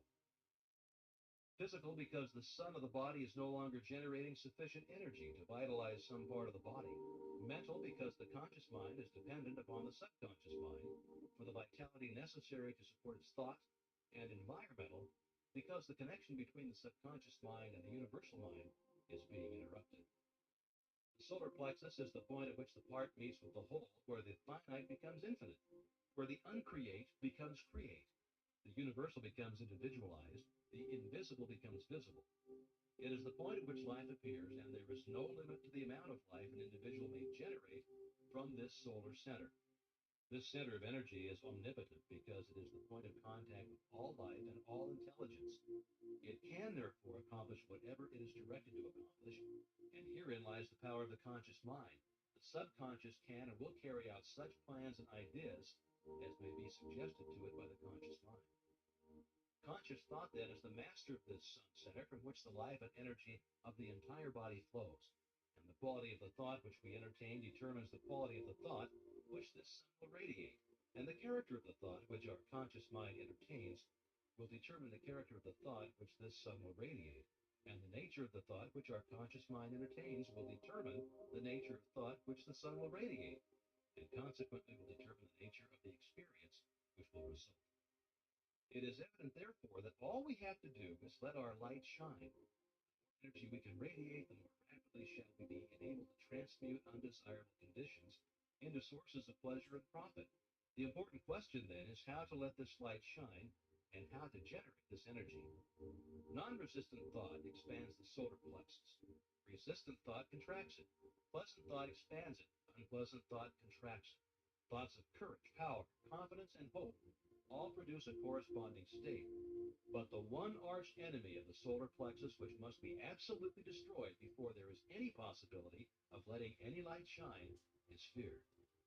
This enemy must be completely destroyed. He must be eliminated. He must be expelled forever. He is the cloud which hides the sun, which causes a perpetual gloom. It is this personal devil which makes men fear the past, the present, and the future. Fear themselves, their friends, and their enemies. Fear everything and everybody. When fear is effectually and completely destroyed, your light will shine. The clouds will disperse, and you'll have found the source of power, energy, and life. When you find that you're really one with the infinite power, and when you can consciously realize that this power, by a practical demonstration of your ability to overcome any adverse condition by the power of your thought, then you will have nothing to fear. Fear will have been destroyed, and you will have come into possession of your birthright. It is our attitude of mind toward life which determines the experiences with which we are to meet. If we expect nothing, we shall have nothing. If we demand much, we shall receive the greater portion. The world is harsh only as we fail to assert ourselves. The criticism of the world is bitter only to those who cannot compel room for their ideas. It is fear of this criticism that causes many ideas to fail to see the light of day. But the man who knows that he has a solar plexus will not fear criticism or anything else. He will be too busy radiating courage, confidence, and power. He will anticipate success by his mental attitude. He will pound barriers to pieces. He will leap over the chasm of doubt and hesitation which fear places in his path. The knowledge of our ability to consciously radiate health, strength, and harmony will bring us into a realization that there is nothing to fear because we're in touch with infinite strength. Now, this knowledge can be gained only by making practical application of this information. We learn by doing. Through practice, the athlete becomes powerful. As the following statement is of considerable importance, I will put it in several ways so that you cannot fail to get the full significance of it. If you are religiously inclined, I would say that you can let your light shine. If your mind has a bias toward physical science, I would say that you can wake the solar plexus. Or if you prefer the strictly scientific interpretation, I will say that you can impress your subconscious mind. I've already told you what the result of this impression will be. It is the method in which you are now interested. You've already learned that the subconscious is intelligent and that it is creative and responsive to the will of the conscious mind. What then is the most natural way of making the desired impression? Mentally concentrate on the object of your desire. When you are concentrating, you are impressing the subconscious. This is not the only way, but it is a simple and effective way and the most direct way, and consequently the way in which the best results are secured. It is the method which is producing such extraordinary results that many think that miracles are being accomplished. It is the method by which every great inventor, every great financier, every great statesman has been enabled to convert the subtle and invisible force of desire, faith, and confidence into actual, tangible, concrete facts in the objective world. The subconscious mind is a part of the universal mind. The universal is the creative principle of the universe. A part must be the same in kind and quality as the whole. This means that this creative power is absolutely unlimited. It is not bound by precedent of any kind, and consequently has no prior existing pattern by which to apply its constructive principle. We have found that the subconscious mind is responsive to our conscious will, which means that the unlimited creative power of the universal mind is within control of the conscious mind of the individual. When making a practical application of this principle, in accordance with the exercises given in the subsequent lessons, it is well to remember that it is not necessary to outline the method by which the subconscious will produce the results you desire. The finite cannot inform the infinite. You are simply to say what you desire, not how you are to obtain it. You are the channel by which the undifferentiated is being differentiated, and this differentiation is being accomplished by appropriation. It only requires recognition to set causes in motion, which will bring about results in accordance with your desire. And this is accomplished because the universal can act only through the individual, and the individual can act only through the universal. They are one. For your exercise this week, I will ask you to go one step further. I want you to not only be perfectly still and inhibit all thought as far as possible, but relax. Let go. Let the muscles take their normal condition.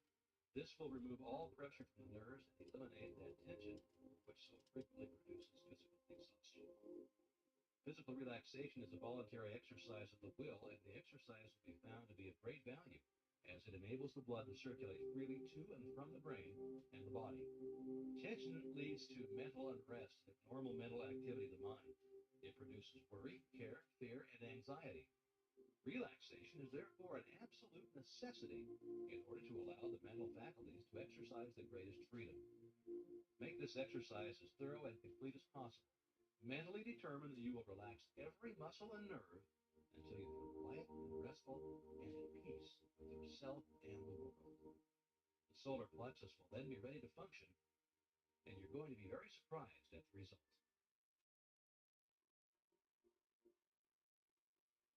Enclosed herewith, I hand you part 4. Now, this part will show you why what you think or do or feel is an indication of what you are. Thought is energy, and energy is power. And it is because all the religions, sciences, and philosophies with which the world has heretofore been familiar have been based upon the manifestation of this energy instead of the energy itself, that the world has been limited to effects, while causes have been ignored or misunderstood. For this reason, we have God and the devil in religion, positive and negative in science, and good and bad in philosophy. The master key reverses the process. It is interested only in cause, and the letters received from students tell a marvelous story. They indicate conclusively that students are finding the cause, whereby they may secure for themselves health, harmony, abundance, and whatever else may be necessary for their welfare and happiness. Life is expressive, and it is our business to express ourselves harmoniously and constructively. Sorrow, misery, unhappiness, disease, and poverty are not necessities, and we are constantly eliminating them. But this process of eliminating consists in rising above and beyond limitation of any kind. He who has strengthened and purified his thought need not concern himself about microbes. And he who has come into an understanding of the law of abundance will go at once to the source of supply. It is thus that fate, fortune, and destiny be controlled as readily as a captain controls his ship or an engineer his train. And now part 4. The eye of you is not the physical body, that is simply an instrument which the eye uses to carry out its purposes. The eye cannot be the mind, for the mind is simply another instrument which the eye uses with which to think, reason, and the eye must be something which controls and directs both the body and the mind, something which determines what they shall do and how they shall act. When you come into a realization of the true nature of this eye, you will enjoy a sense of power which you have never before known.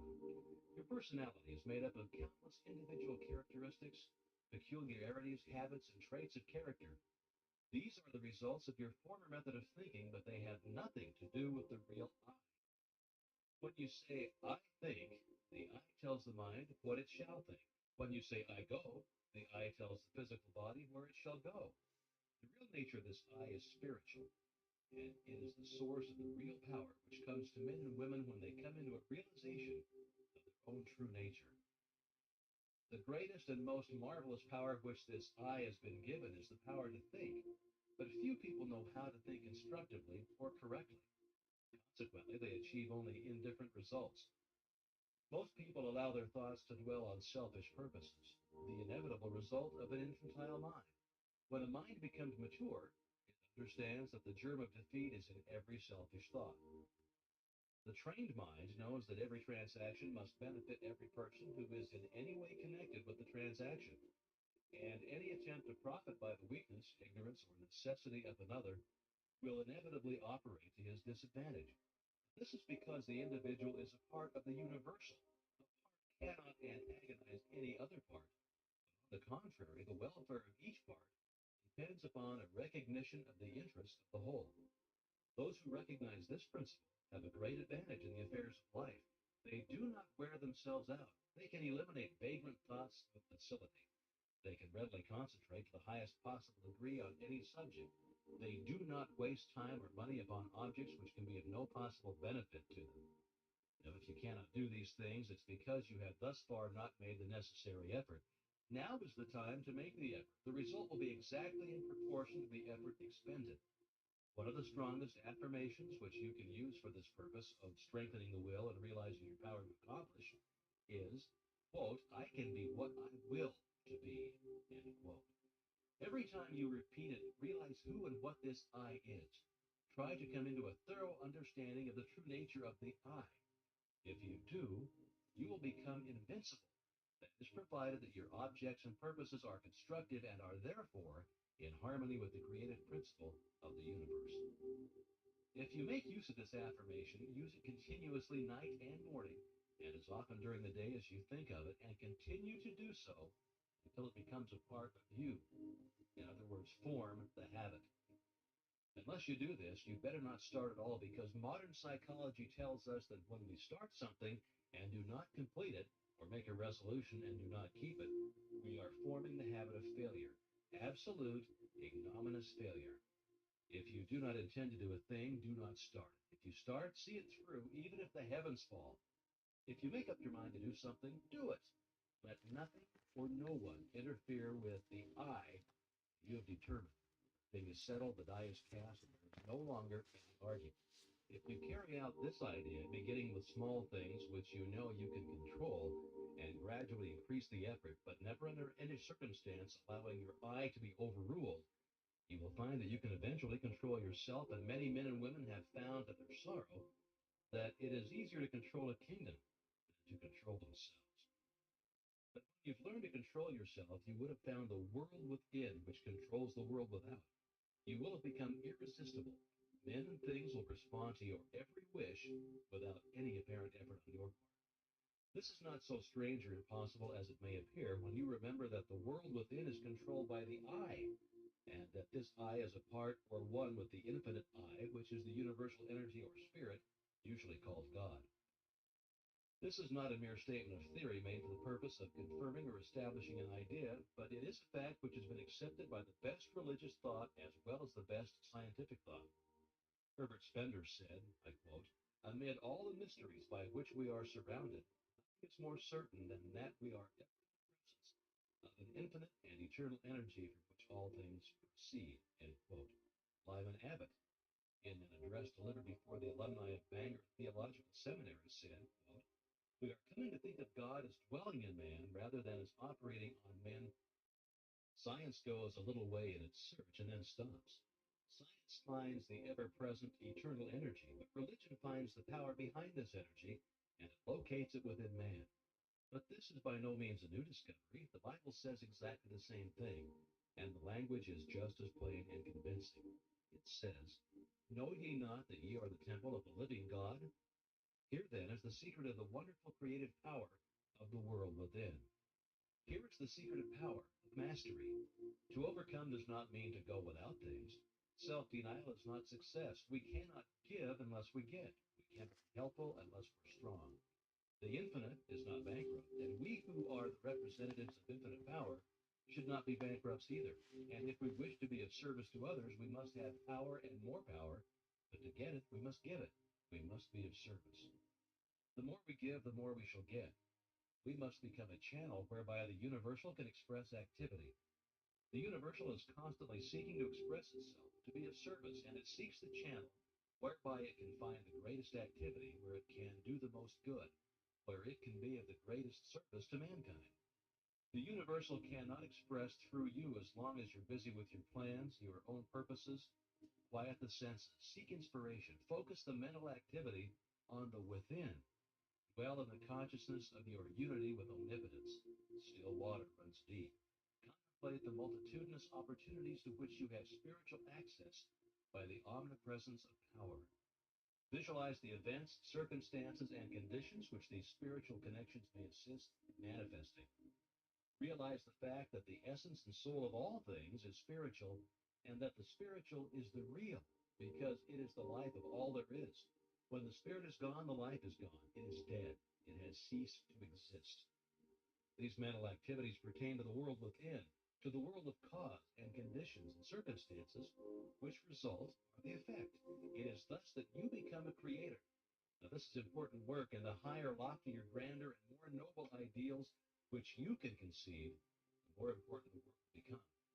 Overwork or overplay or over bodily activity of any kind produces conditions of mental apathy and also stagnation, which makes it impossible to do the more important work which results in a realization of conscious power. We should, therefore, seek the silence frequently. Power comes through repose. It is in the silence that we can be still, and when we are still, we can think. And thought is the secret of all attainment. Thought is a mode of motion and is carried by the law of vibration, the same as light or electricity. It is given vitality by the emotions through the law of love. It takes form and expression by the law of growth. It is a product of the spiritual eye, hence its divine, spiritual, and creative nature. From this, it is evident that in order to express power, abundance, or any other constructive purpose, the emotions must be called upon to give feeling. How may this purpose be accomplished? This is the vital point. How may we develop the faith, the courage, and the feeling which will result in accomplishment? The reply is by exercise. Mental strength is secured in exactly the same way that physical strength is secured, by exercise. We think something perhaps with difficulty the first time. We think the same thing again, and it becomes easier this time. We think it again and again. It then becomes a mental habit. We continue to think the same thing. Finally, it becomes automatic. We can no longer help thinking this thing that we are now positive of what we think. There is no longer any doubt about it. We are sure that we know. Last week, I asked you to relax, to let go physically. This week, I'm going to ask you to let go mentally. If you practice the exercise given you last week, 15 or 20 minutes a day, in accordance with the instructions, you can no doubt relax physically, and anyone who cannot consciously do this quickly and completely is not a master of himself. He has not obtained freedom. He is still a slave to conditions. But I shall assume that you've mastered the exercise and are ready to take the next step, which is mental freedom. Now, this week, after taking your usual position, remove all tension by completely relaxing. Then mentally let go of all adverse conditions like hatred, anger, worry, jealousy, envy, sorrow, trouble, or disappointment of any kind. You might say that you cannot let go of these things, but you can. You can do so by mentally determining to do so, by voluntary intention and persistence. The reason that some cannot do this is because they allow themselves to be controlled by the emotions instead of by their intellect. But those who will be guided by the intellect will gain the victory. You will not succeed the first time you try, but practice makes perfect. In this, as in everything else, you must succeed in dismissing, eliminating, and completely destroying these negative and destructive thoughts, because they are the seed which is constantly germinating into discordant conditions of every conceivable kind and description. There is nothing truer than that the quality of thought which we entertain correlates certain externals in the outside world. This is the law from which there is no escape, and it is the law, this correlative of the thought with its object, that from time immemorial has led the people to believe in special providence. And now, in close, you will find part 5. After studying this part carefully, you will see that every conceivable force or object or fact is the result of mind in action. Mind in action is thought, and thought is creative. Men are thinking now as they have never thought before. Therefore, this is a creative stage, and the world is awarding its richest prizes to the thinkers. Matter is powerless, passive, and inert. Mind is force, energy, and power. Mind shapes and controls matter. Every form from which matter takes is but the expression of some pre-existing thought. But thought works no magic transformations. It obeys natural laws. It sets in motion natural forces. It releases natural energies. It manifests in your conduct and actions, and these in turn react upon your friends and acquaintances, and eventually upon the whole of your environment. You can originate thought, and since thoughts are creative, you can create for yourself the very things you desire. And now, part 5. At least 90% of our mental life is subconscious, so that those who fail to make use of this mental power live within very narrow limits.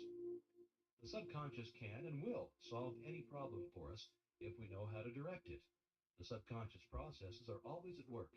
The only question is, are we to be simply passive recipients of this activity, or are we to consciously direct the work? Shall we have a vision of the destination to be reached, the dangers to be avoided, or shall we simply drift? We have found that mind pervades every part of the physical body and is always capable of being directed or impressed by authority coming from the objective or from the more dominant portion of the mind. The mind which pervades the body is largely the result of heredity, which in turn is simply the result of all the environments of all past generations on the responsive and ever-moving life forces. An understanding of this fact will enable us to use our authority when we find some undesirable trait of character manifesting. We can consciously use all of the desirable characteristics with which we have been provided, and we can repress and refuse to allow the undesirable ones to manifest. Again, this mind which pervades our physical body is not only the result of hereditary tendencies, but it is the result of home, business, and social environment where countless thousands of impressions, ideas, prejudices, and similar thoughts have been received. Much of this has been received from others. The result of opinions, suggestions, or statements, much of it is the result of our own thinking, but nearly all of it has been accepted with little or no examination or consideration. The idea seemed plausible. The conscious received it, passed it on to the subconscious, where it was taken up by the sympathetic system and passed on to be built into our physical body. The Word has become flesh. This then is the way we are consistently creating and recreating ourselves. We are today the result of our past thinking, and we shall be what we're thinking today. The law of attraction is bringing to us not the things we should like or the things we wish for, or even the things someone else has, but it brings us our own, the things which we have created by our thought processes, whether consciously or unconsciously. Unfortunately, many of us are creating these things unconsciously. Now, if either of us were building a home for ourselves, how careful would we be in regard to the plans? How would we study every detail? How we should watch the material and select only the best of everything, and yet how careless we are when it comes to building our mental home, which is infinitely more important than any physical home, as everything which can possibly enter into our lives depends upon the character of the material which enters into the construction of our own mental home. So what is the character of this material? We've seen that it is the result of the impressions which we have accumulated in the past and stored away in our subconscious mentality. If these impressions have been of fear, of worry, of care, or of anxiety, or if they've been despondent, negative, doubtful, well, then the texture of the material which we are weaving today will be of the same negative material. Instead of being any value, it will be mildewed and rot, bring us only more toil and care and anxiety. We shall be forever busy trying to patch it up and make it appear at least genteel. But if we've stored away nothing but courageous thought, if we've been optimistic, positive, and have immediately thrown any kind of negative thought on the scrap pile, have refused to have anything to do with it, have refused to associate with it, or become identified with it in any way, what then is the result? Our mental material is now of the best kind. We can weave any kind of material we want. We can use any color we wish. We know that the texture is firm, that the material is solid, that it will not fade, and we will have no fear, no anxiety concerning the future. There is nothing to cover, there are no patches to hide. These are psychological facts. There is no theory or guesswork about these thinking processes at all. There's nothing secret about them. In fact, they are so plain that everyone can understand them. The thing to do is have a mental house cleaning, and to have this house cleaning every day, and keep the house clean. Mental, moral, and physical cleanliness are absolutely indispensable if we're to make progress of any kind. When this mental house cleaning process has been completed, the material which is left will be suitable for the making of the kind of ideals or mental images which we desire to realize. There is fine estates awaiting a claimant. Its broad acres with abundant crops, running water, and fine timber stretch away as far as the eye can see. There is a mansion, spacious and cheerful, with rare pictures, a well-stocked library, rich hangings, and every comfort and luxury. All the heir has to do is assert his heirship, take possession, and use the property. he must use it. He must not let it decay, for use is the condition on which he holds it. To neglect it is to lose possession. In the domain of mind and spirit, in the domain of practical power, such an estate is yours. You are the heir. You can assert your heirship and possess and use this rich inheritance. Power over circumstances is one of its fruits. Health, harmony, and prosperity are assets upon its balance sheet. It offers you poise and peace. It costs you only the labor of studying and harvesting its great resources. It demands no sacrifice except the loss of your limitations, your servitudes, your weakness. It clothes you with self-honor and puts a scepter in your hands. To gain this estate, three processes are necessary. First, you must earnestly desire it. Second, you must assert your claim. And third, you must take possession. You admit that those are not burdensome conditions. You're familiar with the subject of heredity. Darwin, Huxley, Haeckel, and other physical scientists have piled evidence mountain high. Heredity is a law attending progressive creation. It is progressive heredity which gives man his erect attitude, his power of motion, the organs of digestion, blood circulation, nerve force, muscular force, bone structure, and a host of other faculties on the physical side. There are even more impressive facts concerning heredity of mind force. All these constitute what may be called your human heredity. But there is a heredity which the physical scientists have not compassed. It lies beneath and antecedent to all their researches. At a point where they throw up their hands in despair and they say they cannot account for what they see. This divine heredity is found in full sway.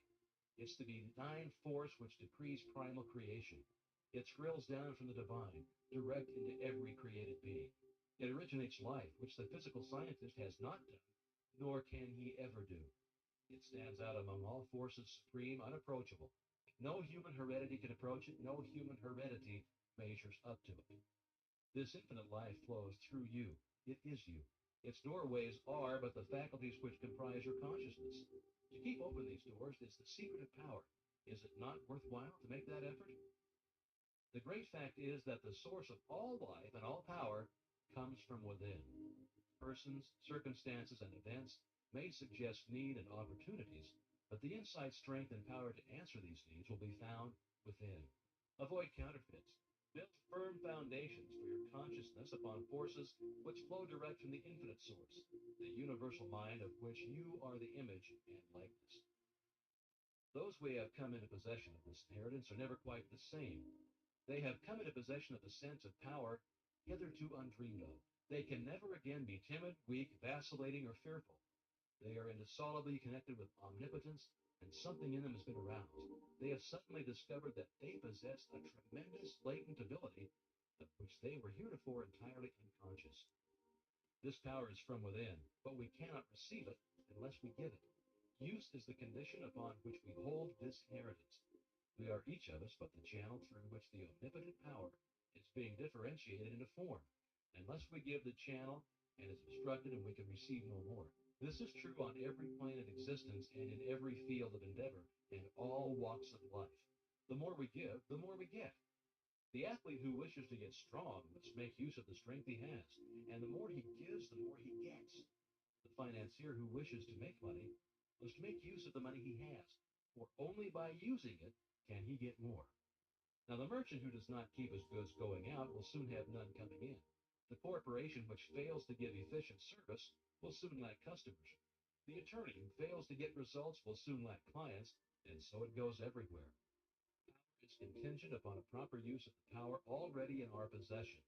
What is true in every field of endeavor, every experience in life is true of the power from which every other power known among men is begotten. Spiritual power. Take away the spirit, and what is left? If then the spirit is all there is, upon the recognition of this fact must depend the ability to demonstrate all power, whether physical, mental, or spiritual. All possession is the result of the accumulative attitude of mind or the money consciousness. This is the magic wand which will enable you to receive the idea, and it will formulate plans for you to execute, and you will find as much pleasure in the execution as in the satisfaction of attainment and achievement. Now go to your room, take the same seat, the same position as heretofore, and mentally select a place which has pleasant associations. Make a complete mental picture of it. See the buildings, the grounds, the trees, see your friends, associations. everything complete. At first, you'll find yourself thinking of everything under the sun except the ideal upon which you desire to concentrate. But don't let that discourage you. Persistence will win, but persistence requires that you practice these exercises every day without fail.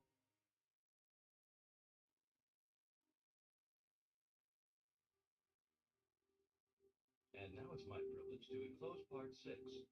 This part will give you an excellent understanding of the most wonderful piece of mechanism which has ever been created.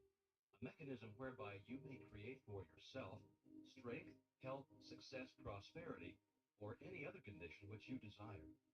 Necessities are demands, and demands create action, and actions bring about results. The process of evolution is constantly building our tomorrows out of our todays. Individual development, like universal development, must be gradual with an ever-increasing capacity and volume. The knowledge that if we infringe upon the rights of others, we become moral thorns and find ourselves entangled in every turn of the road should be an indication that success is contingent upon the highest moral ideal, which is the greatest good to the greatest number. Aspiration, desire, and harmonious relations constantly and persistently maintained will accomplish results. The greatest hindrance is erroneous and fixed ideas. To be in tune with eternal truth, we must possess poise and harmony within. In order to receive intelligence, the receiver must be in tune with the transmitter. Thought is a product of mind, and mind is creative. But this does not mean that the universal law will change its modus operandi to suit us or our ideas. But it does mean that we can come into harmonious relationship with the universal. And when we have accomplished this, we may ask anything to which we are entitled, and the way will be made plain. The universal mind is so wonderful that it's difficult to understand its utilitarian powers and possibilities, and its unlimited producing effects. Now, we found that this mind is not only all intelligence, but all substance. How then is it to be differentiated in form? How are we to secure the effect which we desire?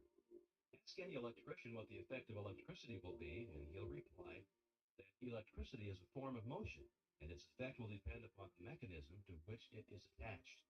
Upon this mechanism will depend whether we shall have heat, light, power, music, or any of the other marvelous demonstrations of power to which this vital energy has been harnessed. What effect can be produced by thought? The reply is that thought is mind in motion, just as wind is air in motion, and its effect will depend entirely on the mechanism to which it is attached. Here then is the secret of all mental power. It depends entirely on the mechanism which we attach. Now, what is this mechanism? You know something of the mechanism which has been invented by Edison, Bell, Marconi, and other electrical wizards by which place and space and time have become only figures of speech. But did you ever stop to think that the mechanism which has been given you for transforming the universal, omnipresent potential power was invented by a greater inventor than Edison? We're accustomed to examining the mechanism of the implements which we use for tilling the soil, and we try to get an understanding of the mechanism of the automobile which we drive. But most of us are content to remain in absolute ignorance of the greatest piece of mechanism which has ever come into existence, and that is the brain of man. Let's examine the wonders of this mechanism. Perhaps we shall thereby get a better understanding of the various effects of which it is the cause. In the first place, there is great mental world in which we live and move and have our being. This world is omnipotent, omniscient, and omnipresent. It will respond to our desire in direct ratio to our purpose and faith. The purpose must be in accordance with the law of our being. That is, it must be creative or constructive.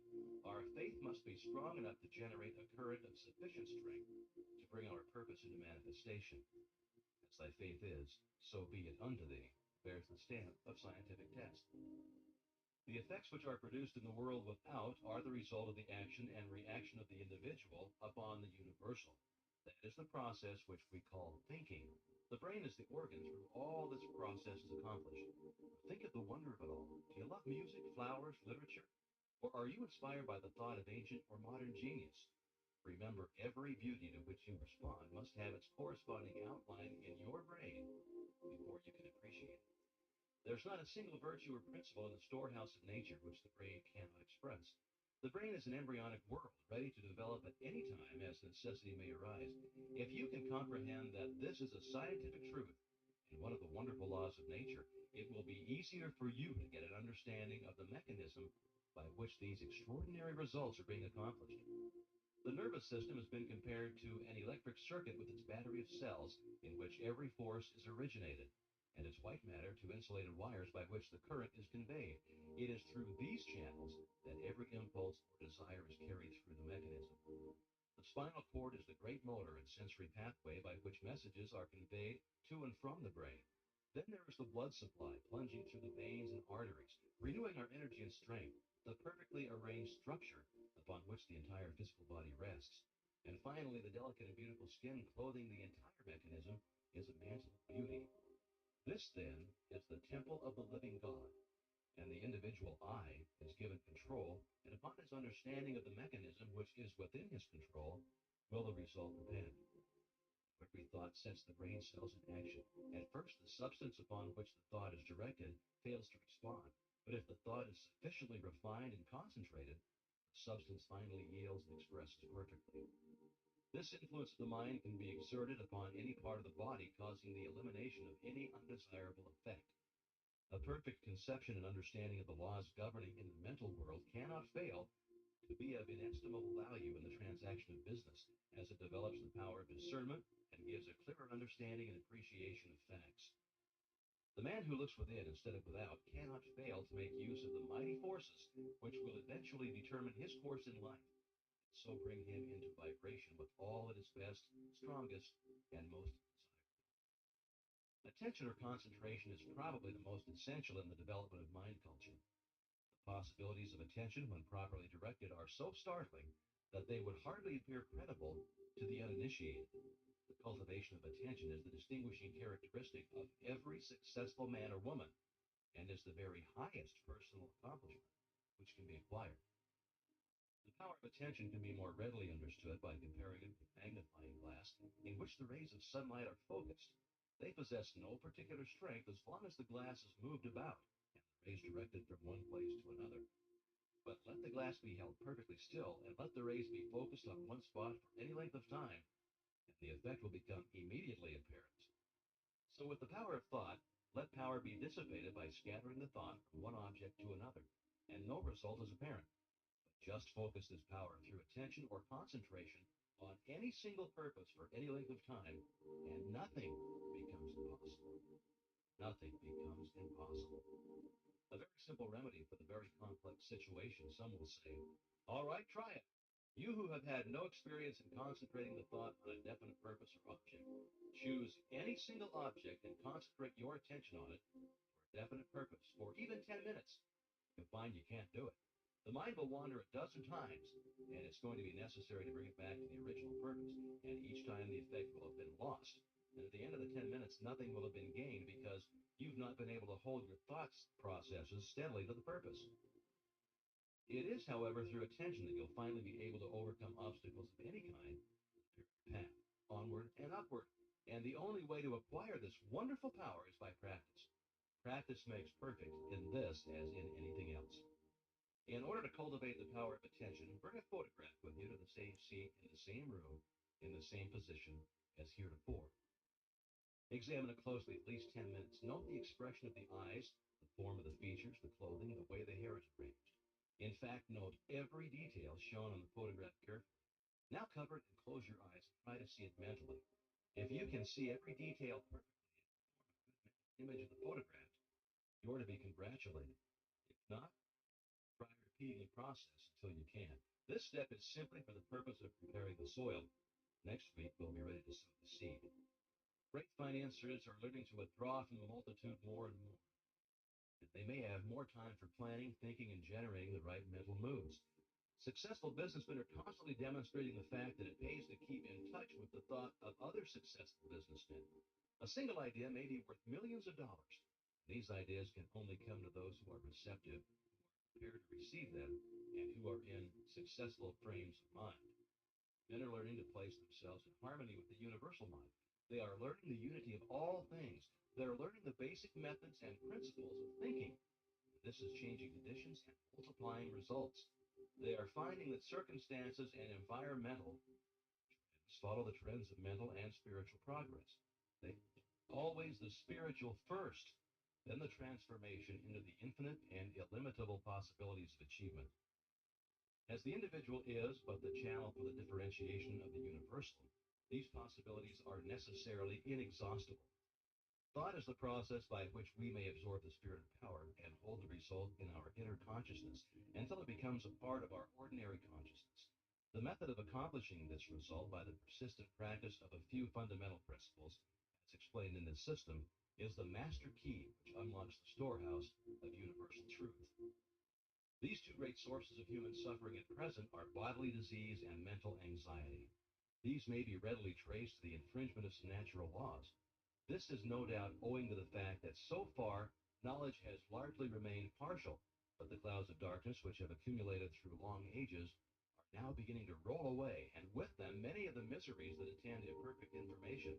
That a man can change himself, improve himself, recreate himself, control his environment, and master his own destiny is the conclusion of every mind who is wide awake to the power of right thought in constructive action.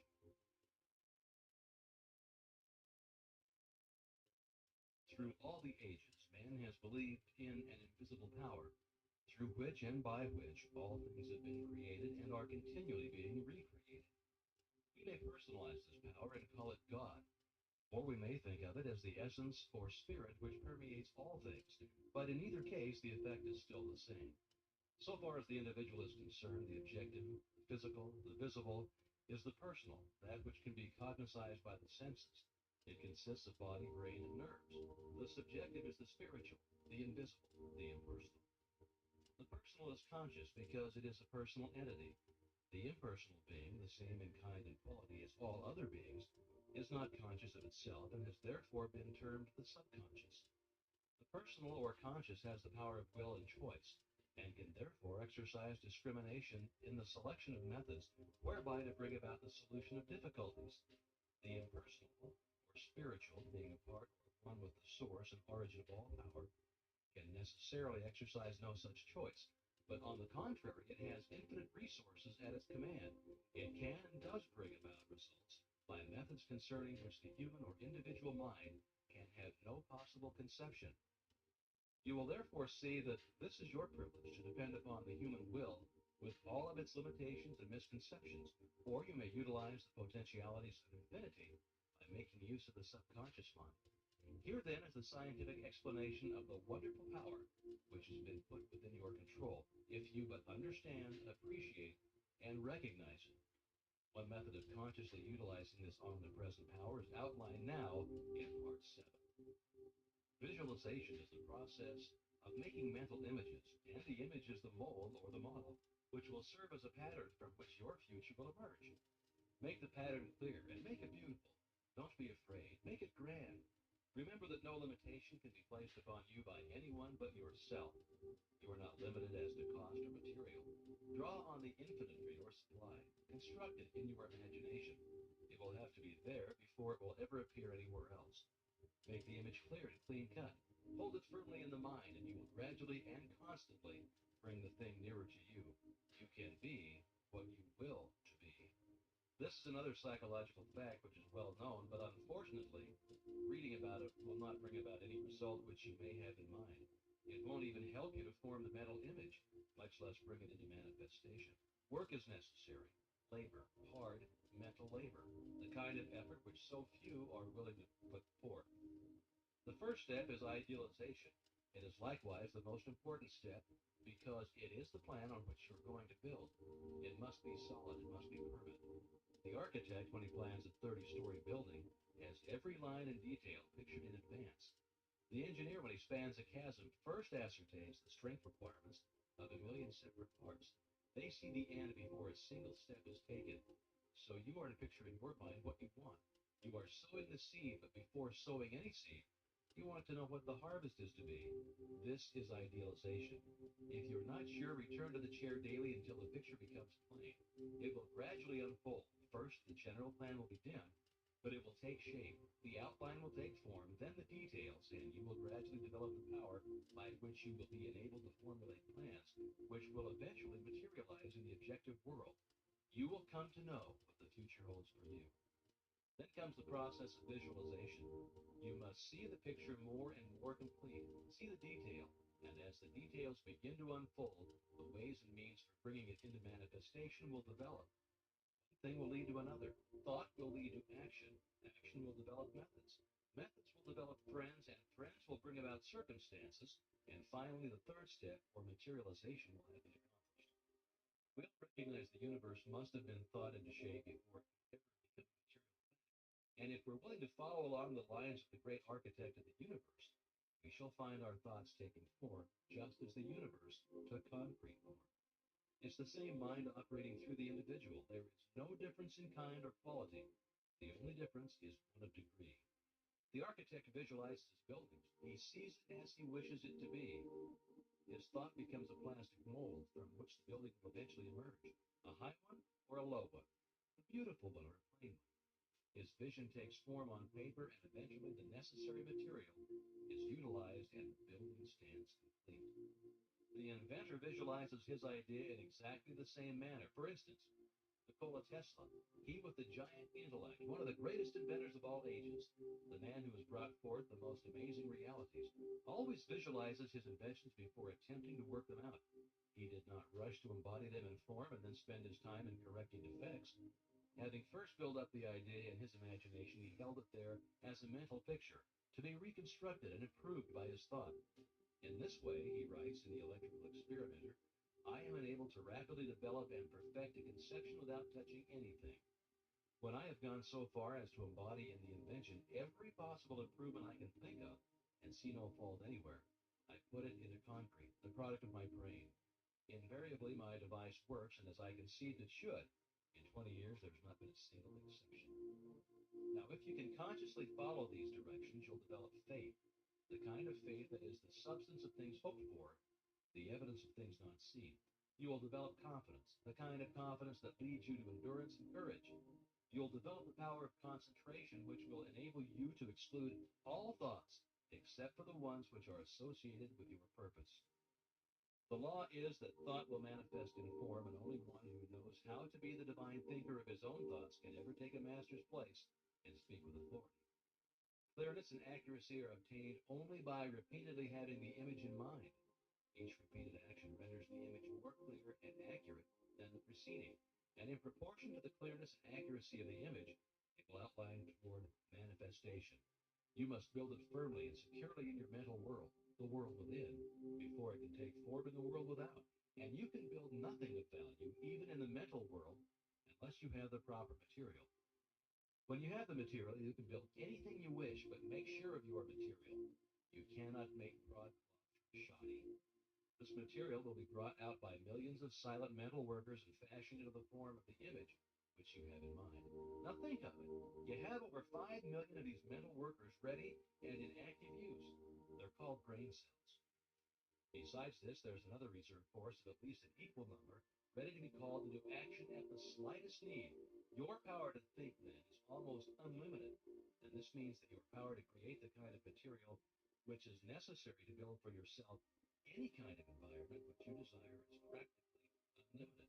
In addition to these millions of mental workers, you have billions of mental workers in the body, every one of which is endowed with sufficient intelligence to understand and act upon any message or suggestion given.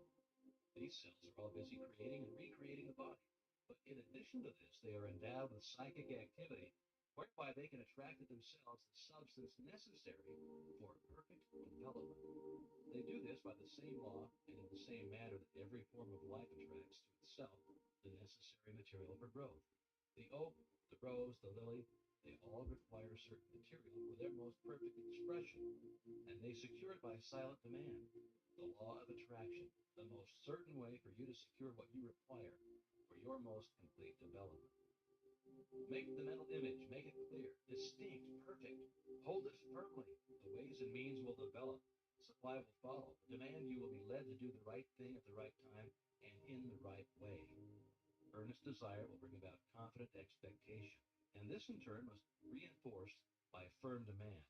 These three cannot fail to bring about attainment because the earnest desire is the feeling, the confident expectation is the thought, and the firm demand is the will.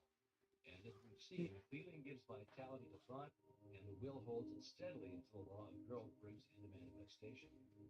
Is it not wonderful that man has such tremendous power within himself, such transcendental faculties concerning which he had no conception? Is it not strange that we have always been taught to look for strength and power without? We've been taught to look everywhere but within. And whenever this power manifested in our lives, we were told that it was something supernatural. There are many who have come to an understanding of this wonderful power, and who make more serious and conscientious efforts to realize health, power, and other conditions, and they seem to fail. They don't seem to be able to bring the law into operation. The difficulty in nearly every case is that they're dealing with externals.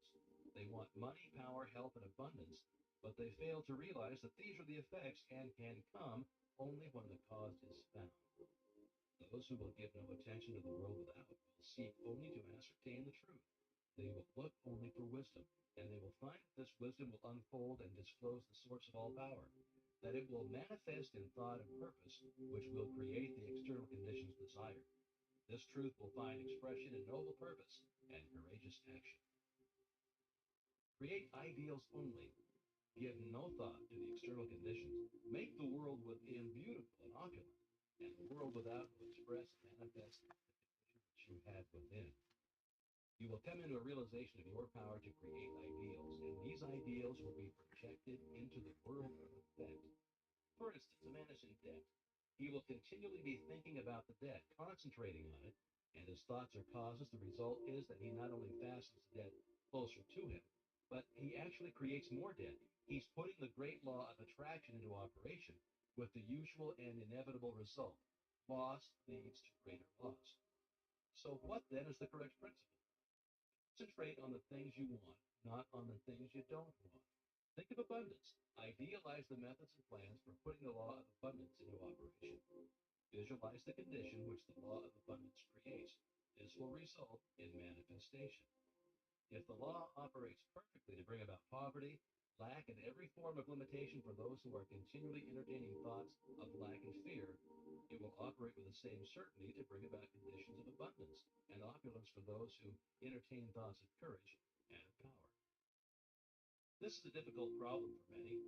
We are too anxious. We manifest anxiety, fear, and distress. We want to do something. We want to help. We are like a child who has just planted a seed and every 15 minutes goes and stirs up the earth to see if it's growing. Of course, under such circumstances, the seed will never germinate. Yet this is exactly what many of us do in the mental world. So we must plant the seed and leave it undisturbed. This doesn't mean that we are to sit down and do nothing. By no means. We will do more and better work than we have ever done before. New channels will constantly be provided. New doors will open. All that is necessary is to have an open mind. So be ready to act when the time comes. Thought force is the most powerful means of obtaining knowledge, and if concentrated on any subject will solve the problem. Nothing is beyond the power of human comprehension. But in order to harness thought force and make it do your bidding, work is required. Remember that thought is the fire that creates the steam that turns the wheel of fortune upon which your experiences depend. Now ask yourself a few questions and then reverently await the response. Do you not now and then feel the self with you? Do you assert this self or do you follow the majority? Remember that majorities are always led, they never lead. It was the majority that fought tooth and nail against the steam engine, the power loom, and every other advance or improvement ever suggested. For your exercise this week, visualize your friend. See him exactly as you last saw him. See the room, the furniture. Recall the conversation. Now see his face. See it distinctly. Now talk to him about some subject of mutual interest. See his expression change. Watch him smile. Can you do this? All right, you can. Then arouse his interest. Tell him a story of adventure. See his eyes light up with a spirit of fun or excitement. Can you do all of this? Well, if so, your imagination is good. You are making excellent progress.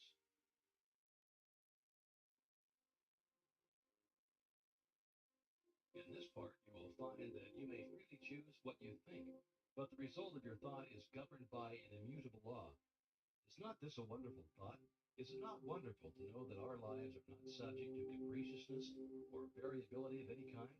They are governed by law. This stability is our opportunity because by complying with the law, we can secure the desired effect with invariable precision. It is the law which makes the universe one grand pawn of harmony. If it were not for law, the universe would be a chaos instead of a cosmos. Here then is the secret of the origin of both good and evil. This is all the good and evil that there ever was or ever will be. Let me illustrate. Thought results in action. If your thought is constructive and harmonious, the result will be good. If your thought is destructive or inharmonious, the result will be evil. There is therefore but one law, one principle, one cause, and one source of power, and good and evil are simply words which have been coined to indicate the result of our action, or our compliance or non-compliance with the law. The importance of this is well illustrated in the lives of Emerson and Carlyle. Emerson loved the good life, and his life was a symphony of peace and harmony. Carlyle hated the bad. His life was a record of perpetual discord and inharmony. Here we have two grand men, each intent upon achieving the same ideal, but one makes use of constructive thought and is therefore in harmony with natural law. The other makes use of destructive thought and is therefore bringing upon himself discord of every kind and character. It is evident, therefore, that we are to hate nothing, not even the bad, because hatred is destructive, and we shall soon find that by entertaining destructive thought, we are sowing a wind, and in turn shall reap the whirlwind. Here's part 8. Thought contains a vital principle because it is the creative principle of the universe, and by its nature will combine with other similar thoughts. As the one purpose of life is growth, all principles underlying existence must contribute to give it effect. Thought therefore takes form, and the laws of growth eventually brings it into manifestation. You may freely choose what you think, but the result of your thought is governed by an immutable law. Any line of thought persisted in cannot fail to produce its result in the character, health, and circumstances of the individual. Methods whereby we can substitute habits of constructive thinking for those which we have found produce only undesirable effects and are therefore of primary importance. We all know that this is by no means easy. Mental habits are difficult to control, but it can be done. And the way to do it is to begin at once to substitute constructive thought for destructive thought. Form the habit of analyzing every thought. If it's necessary, if its manifestation in the objective will be a benefit, not only to yourself, but to all whom it may affect in any way, keep it, treasure it. It is of value. It is in tune with the infinite. It will grow and develop and produce fruit an hundredfold. On the other hand, it will be well for you to keep this quotation from George Matthew Adams in mind.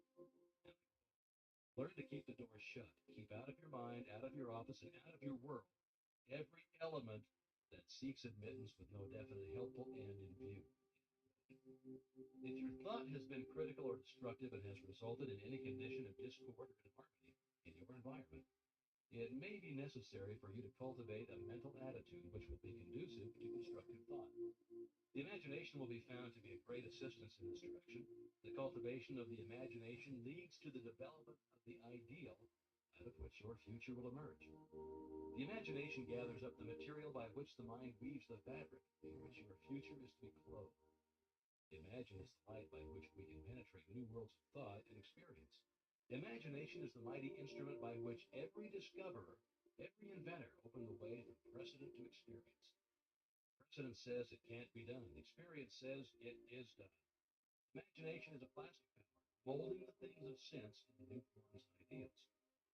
Imagination is the constructive form of thought, which must precede every constructive form of action.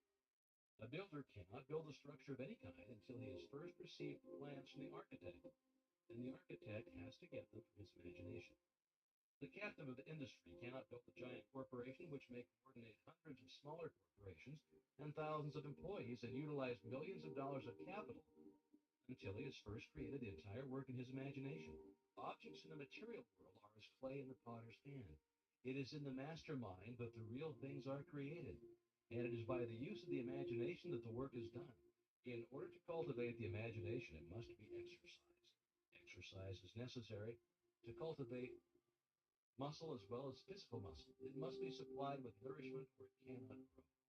Now, don't confuse imagination with fancy or that form of daydreaming in which some people like to indulge. Daydreaming is a form of mental dissipation, which may lead to mental disaster. Constructive imagination means mental labor by some considered to be the hardest kind of labor. But if so, it yields the greatest returns. For all of the things in life have come to men and women who had the capacity to think, to imagine, and make their dreams come true. When you become thoroughly conscious of the fact that mind is the only creative principle, that it is omnipotent, omniscient, and omnipresent, and that you can consciously come into harmony with this omnipotence through your power of thought, then you will have taken a long step in the right direction. The next step is to place yourself in position to receive this power. As it is omnipresent, it must be within you. We know that this is so because we know that all power is from within, but it must be developed, unfolded, cultivated, and in order to do this, we must be receptive. And this receptivity is acquired just as physical strength is gained by exercise. The law of attraction will certainly and unerringly bring to you the conditions, environment, and experiences in life corresponding with your habitual characteristic, predominant mental attitude. Not what you think once in a while when you're in church or have just read a good book, but your predominant mental attitude is what counts. Can't entertain weak, harmful, negative thoughts 10 hours a day and expect to bring about beautiful, strong, and harmonious conditions by 10 minutes of strong, positive, creative thought. Real power comes from within. All power that anybody can possibly use is within man, only waiting to be brought into visibility by his first recognizing it and then affirming it as his, working it into his consciousness until he becomes one with it.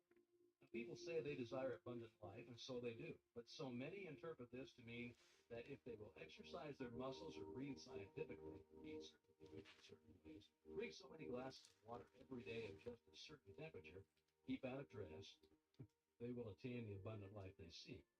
Now, the result of such methods is but indifferent. However, when a man awakens to the truth and affirms his oneness with all life, he finds that he takes on the clear eye, the elastic step, the vigor of youth. He finds that he has discovered the source of all power. All mistakes are but the mistakes of ignorance. Knowledge gaining and consequent power is what determines growth and evolution. Recognition and demonstration of knowledge is what constitutes power. And this power is spiritual power. And spiritual power is the power which lies at the heart of all things. It is the soul of the universe. This knowledge is the result of man's ability to think. Thought is therefore the germ of man's conscious evolution. When man ceases to advance in his thoughts and ideals, his forces immediately begin to disintegrate, and his countenance gradually registers these changing conditions. Successful men make it their business to hold ideals of the conditions which they wish to realize. They constantly hold in mind the next step necessary to the ideal for which they are striving. Thoughts are the materials with which they build, and the imagination is their mental workshop. Mind is the ever-moving force with which they secure the persons and circumstances necessary to build their success structure, and imagination is the matrix in which all great things are fashioned. If you've been faithful to your ideal, you will hear the call when circumstances are ready to materialize your plans, and results will correspond in the exact ratio of the fidelity to your ideal. The ideal steadily held is what predetermines and attracts the necessary conditions for its fulfillment. It is thus that you may weave a garment of spirit and power into the web of your entire existence. It is thus that you may lead a charmed life and be forever protected from all harm. It is thus that you may become a positive force, whereby conditions of opulence and harmony may be attracted to you. This is the leaven which is gradually permeating the general consciousness and is largely responsible for the conditions of unrest which are everywhere evident. In the last part, you created a mental image. You brought it from the invisible into the visible. This week, I want you to take an object and follow it back to its origination. See of what it really consists. If you do this, you will develop imagination, insight, perception, and sagacity. These come not by the superficial observation of the multitude, but by a keen, analytical observation which sees below the surface. It is the few who know that the things which they see are only effects and understand the causes by which these effects were brought into existence. Take the same position as heretofore and visualize a battleship. See the grim monster floating on the surface of the water. There appears to be no life anywhere about. All is silence. You know that by far the largest part of the vessel is underwater out of sight. You know that the ship is as large and as heavy as a 20-story skyscraper. You know that there are hundreds of men ready to spring to their appointed task instantly. You know that every department is in charge of able, trained, skilled officials who have proven themselves competent to take charge of this marvelous piece of mechanism.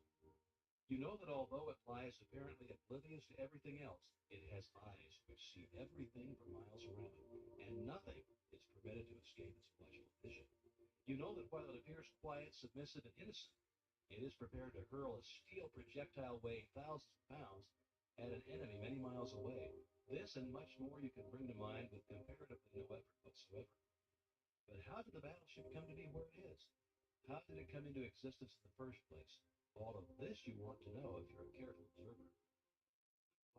Steel plates through the foundries. See the thousands of men employed in their production.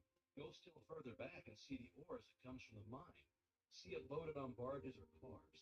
See it melted and properly treated. Go back still further and see the architect and engineers who planned the vessel.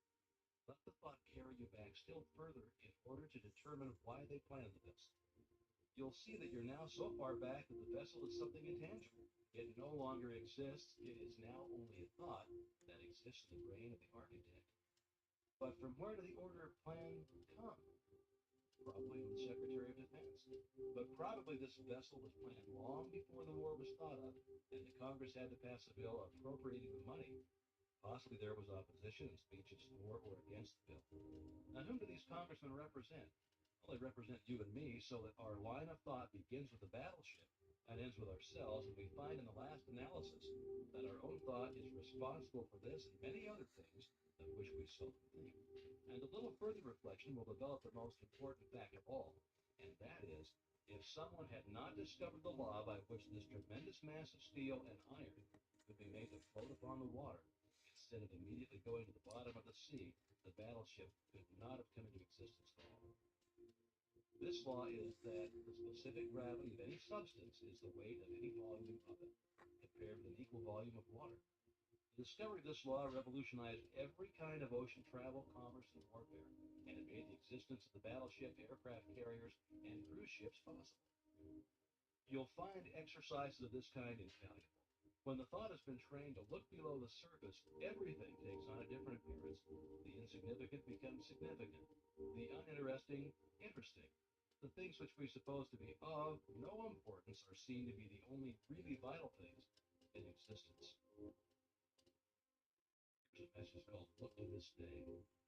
For it is life, the very life of life. In its brief course, like all the verities and realities of your existence. The bliss of growth, the glory of action, the splendor of beauty. For yesterday is but a dream, and tomorrow is only a vision. But today well lived makes every yesterday a dream of happiness, and every tomorrow a vision of hope. Look well, therefore, to this day. That's from the Sanskrit.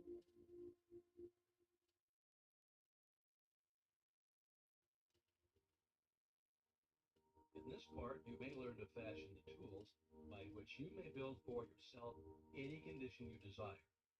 If you wish to change conditions, you must change yourself. Whims, your wishes, your fancies, your ambitions may be thwarted at every step, but your inmost thoughts will find expression, just as certainly as the plant springs from seed. Suppose then we desire to change conditions. Why is simple, by the law of growth. Cause and effect are as absolute and undeviating in the hidden realm of thought as in the world of material things. Hold in mind the condition desired. Affirm it as an already existing fact. This indicates the value of the powerful affirmation. By constant repetition, it becomes a part of ourselves. We are actually changing ourselves. We're making ourselves what we want to be. Character is not a thing of chance, but it is the result of continued effort. If you are timid, vacillating, self-conscious, or if you are over-anxious or harassed by thoughts of fear or impending danger, remember that it is axiomatic that the two things cannot exist in the same place at the same time. Exactly the same thing is true in the mental and spiritual world, so that your remedy is plainly to substitute thoughts of courage, power, and self-reliance, as well as confidence, for those of fear, lack, and limitation. The easiest and most natural way to do this is to select an affirmation which seems to fit your particular case. The positive thought will destroy the negative as certainly as light destroys darkness, and the results will be just as effectual. Act is the blossom of thought, and conditions are the result of action, so that you constantly have in your possession the tools by which you will certainly and inevitably make or unmake yourself, and joy or suffering will be the reward. Part 9. There are only three things which can possibly be desired in the world without, and each of them can be found in the world within. The secret of finding them is simply to apply the proper mechanism of attachment to the omnipotent power to which each individual has access. The three things which all mankind desires and which are necessary for its highest expression and complete development are health, wealth, and love. All will admit that health is absolutely essential, so no one can be happy if the physical body is in pain. All will not so readily admit that wealth is necessary, but all must admit that a sufficient supply at least is necessary, and what would be considered sufficient for one would be considered absolute and painful lack for another. And as nature provides, not only enough, but abundantly, wastefully, lavishly, we realize that any lack or limitation is only the limitation. All will probably admit that love is the third, or maybe some will say the first, essential, necessary to the happiness of mankind. At any rate, those who possess all three, health, wealth, and love, find nothing else which can be added to their cup of happiness. We have found that the universal substance is all health, all substance, and all love, and that the mechanism of attachment whereby we can consciously connect with its infinite supply is in our method of thinking. To think correctly is therefore to enter into the secret place of the Most High. Well, what shall we think? If we know this, we shall have found the proper mechanism of attachment which will relate to us. Whatsoever things we desire. This mechanism may seem very simple when I give it to you, but read on. You will find that it is in reality the master key, the Aladdin's lamp, if you please. You'll find that it's the foundation, the imperative condition, the absolute law of well-doing, which means well-being. To think correctly and accurately, we must know the truth. The truth, then, is the underlying principle in every business or social relation. It's a condition precedent to every right action. To know the truth, to be sure, to be confident, affords a satisfaction beside which no other is at all comparable. It is only at the solid ground in a world of doubt, conflict, and danger.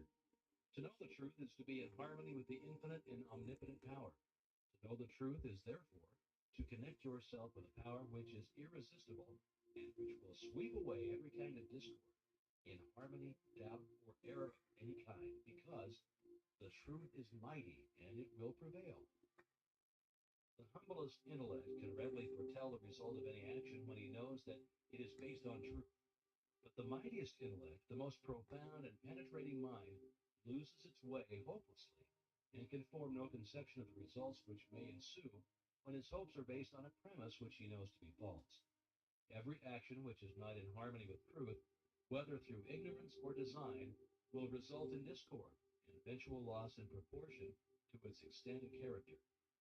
How then are we to know the truth in order to attach this mechanism which will relate us to the infinite? We can make no mistake about this if we realize the truth is the vital principle of the universal mind and is omnipresent. For instance, if you require health, realization of the fact that the I in you is spiritual and that all spirit is one, that wherever a part is the whole must be, will bring about a condition of health. Because every cell in the body must manifest the truth as you see it. If you see sickness, they will manifest sickness. If you see perfection, they must manifest perfection. The affirmation that I am whole, perfect, strong, powerful, loving, harmonious, and happy will bring about harmonious conditions. The reason for this is because the affirmation is in strict accordance with the truth. And when truth appears, every form of error or discord must necessarily disappear. You found that the I is spiritual. It must be necessarily then always be no less than perfect. The affirmation, I am whole, perfect, strong, powerful, loving, harmonious, and happy, is therefore an exact scientific statement. Thought is a spiritual activity and spirit is creative. Therefore, the result of holding this thought in mind must necessarily bring about conditions in harmony with the thought. If you require wealth, a realization of the fact that the I in you is one with the universal mind, which is all substance and is omnipotent, will assist you in bringing into operation the law of attraction, which will bring you into vibration with those forces which make for success and bring about conditions of power and affluence in direct proportion with the character and purpose of your affirmation. Visualization is the mechanism of the attachment which you require. Visualization is a very different process from seeing. Seeing is physical, and It's therefore related to the objective world, the world without. The visualization is a product of the imagination and is therefore a product of the subjective mind. The world within. It is therefore possessing vitality and it will grow. The thing visualized will manifest itself in form. The mechanism is perfect. It was created by the master architect who doeth all things well. But unfortunately, sometimes the operator is inexperienced or inefficient, but practice and determination will overcome this deficit. If you require love, try to realize that the only way to get love is by giving it. That the more you give, the more you'll get. And the only way in which you can give it is to fill yourself with it until you become a magnet. The method was explained in another lesson. He who has learned to bring the greatest spiritual truth into touch with the so-called lesser things of life has discovered the secret of the solution of his problem. One is always quickened, made more thoughtful by his nearness of approach to great ideas, great events, great natural objects, and great men. Lincoln is said to have begotten in all who came near him the feeling awakened when one approaches a mountain, and this sense asserts itself most keenly when one comes to realize that he has laid hold upon things that are eternal, the power of truth. It is sometimes an inspiration to hear from someone who has actually put these principles to the test, someone who has demonstrated them in their own life. A letter from Frederick Andrews offers the following insight. I was about 13 years old when Dr. T.W. Marcy, since passed over, said to my mother, "There is no possible chance, Mrs. Andrews. I lost my little boy the same way, after doing everything for him that was possible to do. I've made a special study of these cases, and I know there is no possible chance for him to get well." She turned to him and said, "Doctor, what would you do if he were your boy?" And he answered, "I would fight. Fight as long as there's a breath of life to fight for." That was the beginning of a long drawn out battle with many ups and downs, the doctors all agreeing that there was no chance for a cure, though they encouraged and cheered us the best they could. But at last the victory came, and I've grown from a little crooked, twisted cripple going about on my hands and knees to a strong, straight, well formed man. Now I know you want the formula. I'll give it to you as briefly and quickly as I can. I built up an affirmation for myself, taking the qualities I most needed and affirming for myself over and over. I am whole, perfect, strong, powerful, loving, harmonious, and happy. I kept up this affirmation always the same, never varying until I could wake up in the night and find myself repeating, "I am whole, perfect, strong, powerful, loving, harmonious, and happy." It was the last thing on my lips at night and the first thing in the morning. Not only did I affirm it for myself, but I affirmed it for others that I knew needed it. I want to emphasize this point. Whatever you desire for yourself, affirm it for others, and it will help you both. We reap what we sow. If we send out thoughts of love and health, they return to us like bread cast upon the waters. But if we send out thoughts of fear, worry, jealousy, anger, hate, etc., we're going to reap the results in our own lives. It used to be said that man is completely built over every 7 years, but some scientists now declare that we build ourselves over entirely every 11 months, so we are really only 11 months old. If we build the defects back into our body year after year, we have no one to blame but ourselves. So man is the sum total of his own thoughts. The question is, how are we going to entertain only the good thoughts and reject the evil ones? We can't keep the evil thoughts from coming, but we can keep from entertaining them. The only way to do this is to forget them, which means get something for them. This is where the ready-made affirmation comes into play. When a thought of anger, jealousy, fear, or worry creeps in, just start your affirmation going. The way to fight darkness is with light. The way to fight cold is with heat. The way to overcome evil is with good. For myself, I never could find any help in denials. Affirm the good and the bad will vanish. Signed, Frederick Elias Andrews. If there's anything you require, it will be well for you to make use of this affirmation. It cannot be improved upon. Use it just as it is. Take it into the silence with you until it sinks into your subconsciousness. That way you can use it anywhere, in your car, in the office, at home. This is the advantage of spiritual methods. They are always available. Spirit is omnipresent, ever ready, and all that is required is a proper recognition of its omnipotence and a willingness or desire to become the recipient of its beneficent efforts. If our predominant mental attitude is one of power, courage, kindliness, and sympathy, we shall find that our environment will reject conditions in correspondence with these thoughts. If it is weak, critical, envious, and destructive, we shall find our environment reflecting conditions corresponding to these thoughts. Thoughts are causes and conditions are effects. Herein is the explanation of the origin of both good and evil. Thought is creative and will automatically correlate with its object. This is a cosmological law, a universal law. The law of attraction, the law of cause and effect, the recognition and application of this law will determine both beginning and end. It is by the law by which in all ages and in all times the people were led to believe in the power of prayer. As thy faith is, so be it unto thee. It's simply another shorter and better way of stating it. So this week, visualize a plant. Take a flower, the one you most admire. Bring it from the unseen into the seen. Plant the tiny seed, water it, care for it. Place it where it will get the direct rays of the morning sun. See the seed burst. It is now a living thing, something which is alive and beginning to search for the means of substance. See the roots penetrating the earth. Watch them shoot out in all directions. And remember that they are living cells, dividing and subdividing. They will soon number millions, that each cell is intelligent, that it knows what it wants and knows how to get it. See the stem shoot forward and upward. Watch it burst through the surface of the earth. See it divide and form branches. See how perfect and symmetrical each branch is formed. See the leaves begin to form. And tiny stems, each one holding a locked bud. And as you watch, you see the bud begin to unfold and your favorite flower comes to view. And now, if you will concentrate intently, you become conscious of a fragrance. It's the fragrance of the flower as the breeze gently sways the beautiful creation which you have just visualized. When you are enabled to make your decision and vision clear and complete, you'll be enabled to enter into the spirit of the thing. It will become very real to you. You will be learning to concentrate, and the process is the same whether you're concentrating on health, a favorite flower, an ideal, a complicated business proposition, or any other problem of life. And remember, every success has been accomplished by persistent concentration upon the object in view. If you get a thorough understanding, or the thought contained in Part 10, you will have learned that nothing happens without a definite cause. You will be enabled to formulate your plans in accordance with exact knowledge. You will then know how to control any situation by bringing adequate causes into play. When you win, as you will know exactly why. The ordinary man who has no definite knowledge of cause and effect is governed by his feelings or emotions. He thinks chiefly to justify his action. If he fails as a businessman, he says that luck is against him. If he dislikes music, he says that music is an expensive luxury. If he is a poor office man, he says that he could succeed better at some outdoor work.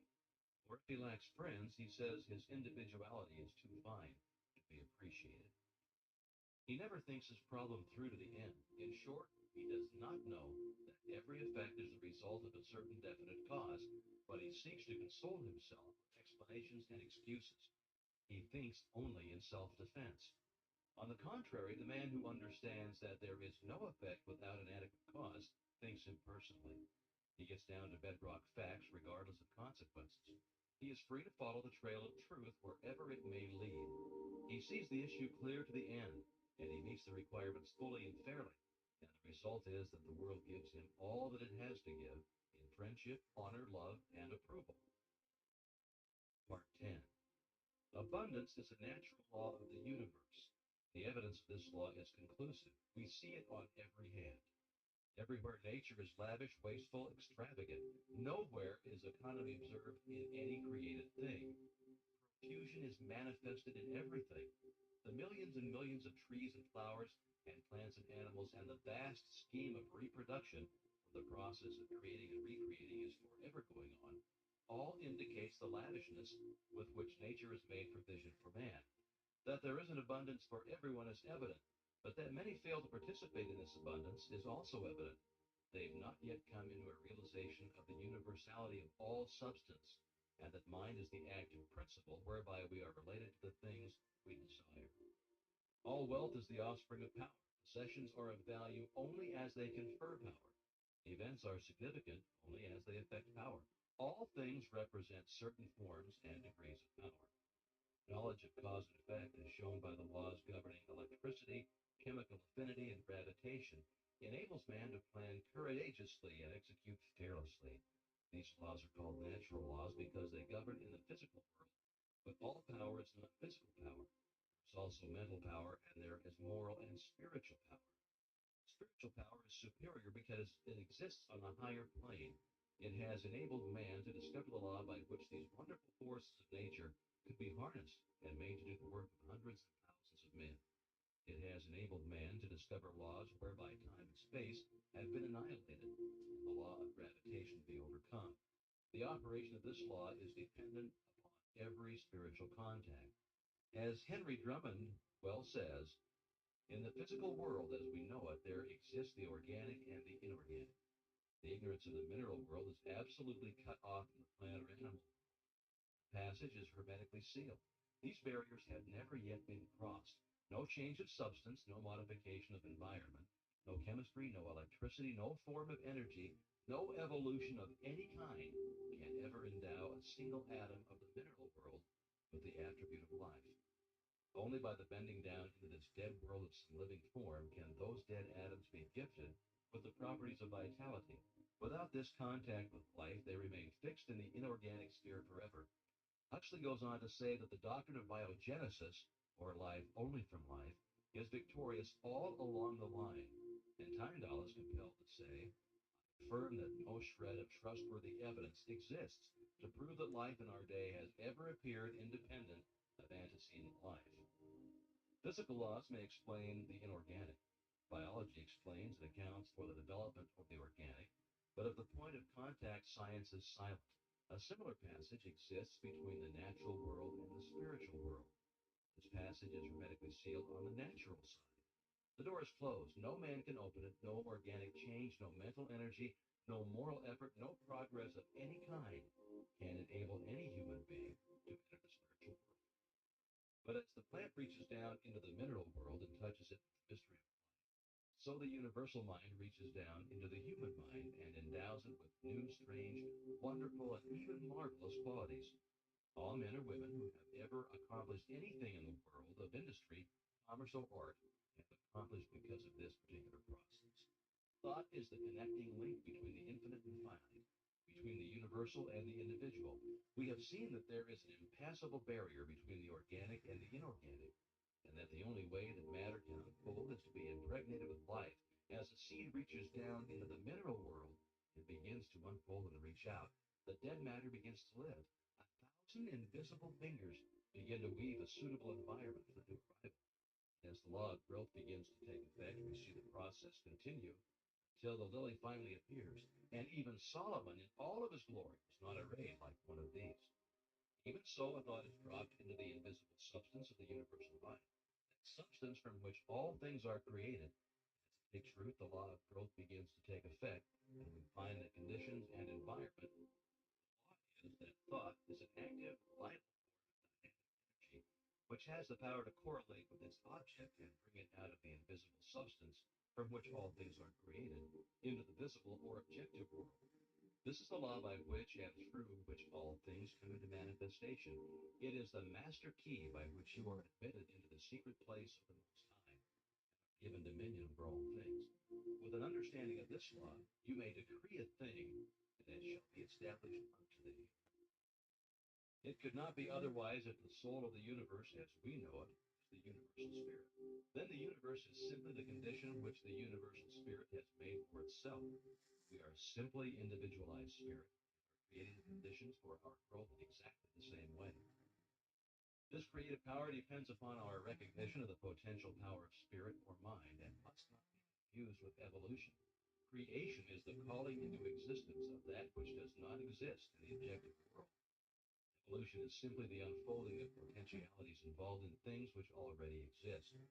In taking advantage of the wonderful possibilities opened up to us through the operation of this law, we must remember that we ourselves contribute nothing to its efficacy, as the great teacher said, "It is not I that doeth the works, but the Father that dwelleth in me.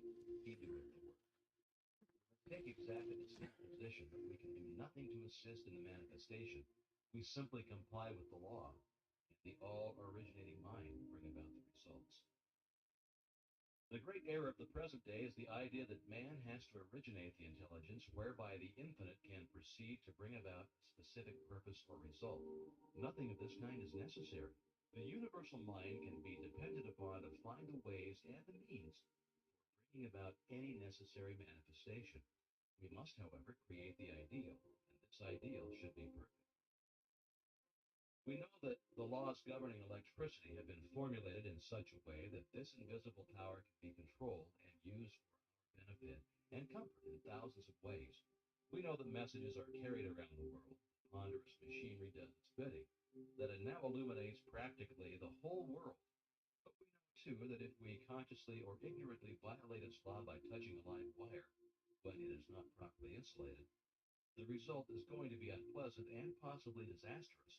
A lack of understanding of the laws governing in the invisible world has the same result, and many are suffering the consequences all of the time. It's been explained that the law of causation depends upon polarity. Circuit must be formed. This circuit cannot be formed unless we operate in harmony with the law. How shall we operate in harmony with the law unless we know what the law is? How shall we know what the law is? It's simple, by study and by observation. We see the law in operation everywhere. Nature testifies to the operation of the law, silently, constantly expressing itself in the law of growth. Where there is growth, there must be life. Where there is life, there must be harmony, so that everything that has life is constantly attracting to itself the conditions and the supply which is necessary for its most complete expression. If your thought is in harmony with the creative principle of nature, it is in tune with the infinite mind, and it will form the circuit. It will not return you to void, but it is possible for you to think thoughts that are not in tune with the infinite. When there is no polarity, the circuit is not formed. What then is the result? What is the result when a dynamo is generating electricity? The circuit is cut off and there is no outlet. It stops. It's exactly the same with you. If you entertain thoughts which are not in accordance with the infinite and cannot therefore be polarized, there is no circuit. You are isolated. The thoughts cling to you, harass you, worry you, and finally bring about disease and possibly death. The physician may not diagnose the case exactly in this way. He may give it some fancy name, which has been manufactured for the various ills which are the result of wrong thinking. But nevertheless, the cause is just the same. Constructive thought must necessarily be creative, but creative thought must be harmonious, and this eliminates all destructive or competitive thought. Wisdom, strength, courage, and all harmonious conditions are the result of power, and we have seen that all power is from within. Likewise, every lack, limitation, or adverse circumstance is the result of weakness. And weakness is simply absence of power. It comes from nowhere. It is nothing. The remedy then is simply to develop power, and this is accomplished in exactly the same manner that all power is developed, by exercise. This exercise consists in making an application of your knowledge. Knowledge will not apply itself. You must make the application. Abundance will not come to you out of the sky, neither will it drop into your lap, but a conscious realization of the law of attraction and the intention to bring it into operation for a certain definite and specific purpose. And the will to carry out this purpose will bring about the materialization of your desires by a natural law of transference. If you're in business, it will increase and develop along regular channels. Possibly new or unusual channels of distribution are going to be opened, and when the law becomes fully operative, you will find that the things you seek are seeking you. This week, select a blank space on the wall or any other convenient spot from where you usually sit. Mentally draw a black horizontal line about 6 inches long, and try to see the line as plainly as though it were painted on the wall. Now mentally draw two vertical lines connecting with this horizontal line at either end.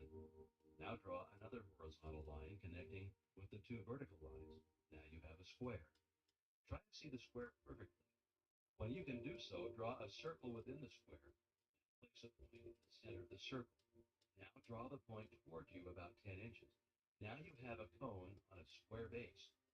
You will remember that your work was all in black. Change it to white, to red, to yellow. If you can do this, you're making excellent progress, and you'll soon be enabled to concentrate on any problem you may have in mind. When any object or purpose is clearly held in thought, its precipitation in tangible and visible form is merely a question of time. Remember this, the vision always precedes and itself determines the realization.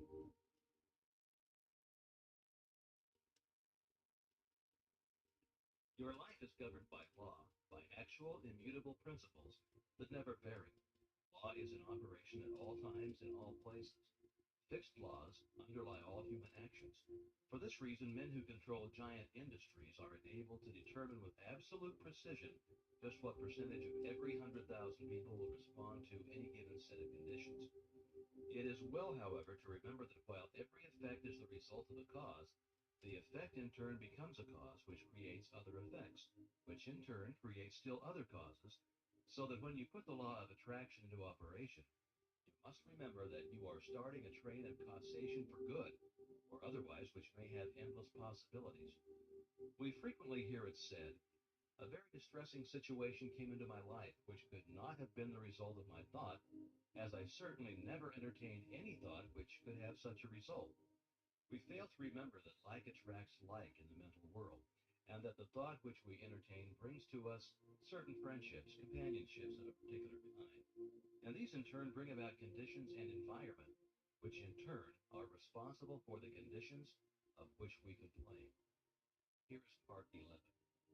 Inductive reasoning is the process of the objective mind by which we compare a number of separate instances with one another until we see the common factor that gives rise to them all. Induction proceeds by a comparison of facts. It is this method of studying nature which has resulted in the discovery of a reign of law which has marked an epoch in human progress. It is the dividing line between superstition and intelligence. It has eliminated the elements of uncertainty and caprice from men's lives and substituted law, reason, and certitude. It is the watchman at the gate that we mentioned in a former lesson.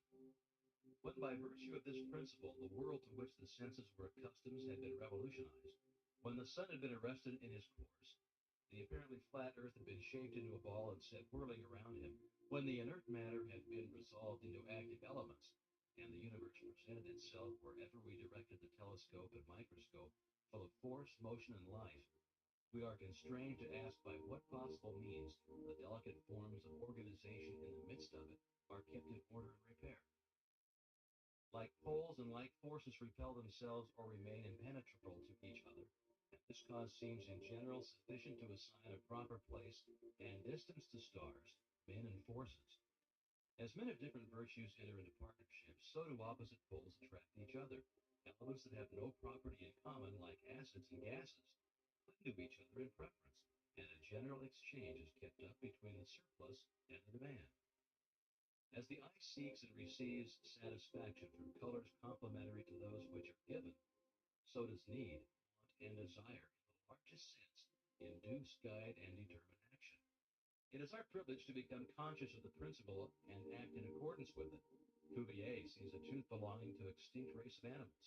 This tooth wants a body for the performance of its function, and it defines the peculiar body it stands in need of with such precision that Cuvier is able to reconstruct the frame of this animal. Perturbations are also observed in the motion of Uranus. Leverrier needs another star at a certain place to keep the solar system in order, and Neptune appears in the place and hour appointed. The instinctive wants of the animal and the intellectual wants of Cuvier, the wants of nature and of the mind of Leverrier were alike, and thus the results here the thoughts of an existence. There is an existence. A well-defined lawful want, therefore, furnishes the reason for the more complex operations of nature. Having recorded correctly the answers furnished by nature and stretched our senses with the growing science over her surface, having joined hands with the levers that move the earth, we become conscious of such a close, varied, and deep contact with the world without, that our wants and purposes become no less identified with the harmonious operations of this vast organization than the life, liberty, and happiness of the citizen is identified with the existence of his government. As the interests of the individual are protected by the arms of the country, added to his own, and his needs may depend upon certain supply in the degree that they are felt more universally and steadily, in the same manner does conscious citizenship in the Republic of Nature secure us from the annoyances of subordinate agents by alliance with superior powers, and by appeal to the fundamental laws of resistance or inducement offered to mechanical or chemical agents, distribute the labor to be performed between them and man to the best advantage of the inventor. If Plato could have witnessed the pictures executed by the sun with the assistance of the photographer, or 100 similar illustrations of what man does by induction, He would perhaps have been reminded of the intellectual midwifery of his master, and in his own mind might have arisen the vision of a land where all manual, mechanical labor, and repetition is assigned to the power of nature, wants are satisfied by purely mental operations set in motion by the will, and where the supply is created by the demand. However distant that land may appear, induction has taught men to make strides toward it, surrounding him with benefits which are, at the same time, rewards for past fidelity and incentives for more assiduous devotion. It is also an aid in concentrating and strengthening our faculties for the remaining part, giving unerring solution for individual as well as universal problems by the mere operations of mind in the very purest form. Now, here we find a method, the spirit of which is to believe that what it sought has been accomplished in order to accomplish it. A method bequeathed upon us by the same Plato, who, outside of this sphere, never find how the ideas became realities. This conception is also elaborated by Swedenborg in his Doctrine of Correspondences, and still a greater teacher has said, "What things soever ye desire when ye pray, believe that ye will receive them, and ye shall have them." That's from Mark 11, verse 24. The difference of the tenses in this passage is remarkable. We are first to believe that our desire has already been fulfilled. Its accomplishment will then follow. This is a concise direction for making use of the creative power of thought by impressing on the universal subjective mind the particular thing which we desire as an already existing fact. We are thus thinking on the plane of the absolute and eliminating all consideration of conditions or limitations, and are planting a seed which, if left undisturbed, will finally germinate into external fruition. To review, inductive reasoning is the process of the objective mind by which we compare a number of separate instances with one another until we see the common factor that gives rise to them all. We see people in every civilized country on the globe securing results by some process which they do not seem to understand themselves and to which they usually attach more or less mystery. Our reason is given to us for the purpose of ascertaining the law by which these results are accomplished. The operation of this thought process is seen in those fortunate natures that possess everything that others must acquire by toil, who never have a struggle with conscience because they always act correctly and can never conduct themselves otherwise than with tact, learn everything easily, complete everything they begin with a happy knack, live in eternal harmony with themselves without ever reflecting much what they do, experiencing difficulty or toil. The fruit of this thought is, as it were, a gift of the gods, but a gift which few as yet realize, appreciate, or understand. The recognition of the marvelous power which is possessed by the mind under proper conditions, and the fact that this power can be utilized, directed, and made available for the solution of every human problem is of transcendental importance. All truth is the same, whether stated in modern scientific terms or in the language of apostolic times. There are timid souls who fail to realize that the very completeness of truth requires various statement, that no one human formula will show every side of it. Changing emphasis, new language, novel interpretations, unfamiliar perspectives are not, as some people suppose, signs of departure from truth, but on the contrary, they are evidence that the truth is being apprehended in new relations to human needs and is becoming more generally understood. The truth be told to each generation and to every people in new and different terms, so that when the great teacher said, "Believe that ye receive, and ye shall receive," when Paul said, "Faith is the substance of things hoped for, the evidence of things not seen," or when modern science tells us that the law of attraction is the law by which thought correlates with its object, each statement, when subjected to analysis, is found to contain exactly the same truth, the only difference being in the form of presentation. We're standing on the threshold of a new era. The time has arrived when man has learned the secrets of mastery, and the way is being prepared for a new social order, more wonderful than anything ever heretofore dreamed of. The conflict of modern science with theology, the study of comparative religions, the tremendous power of new social movements, all of these are but clearing the way for the new order.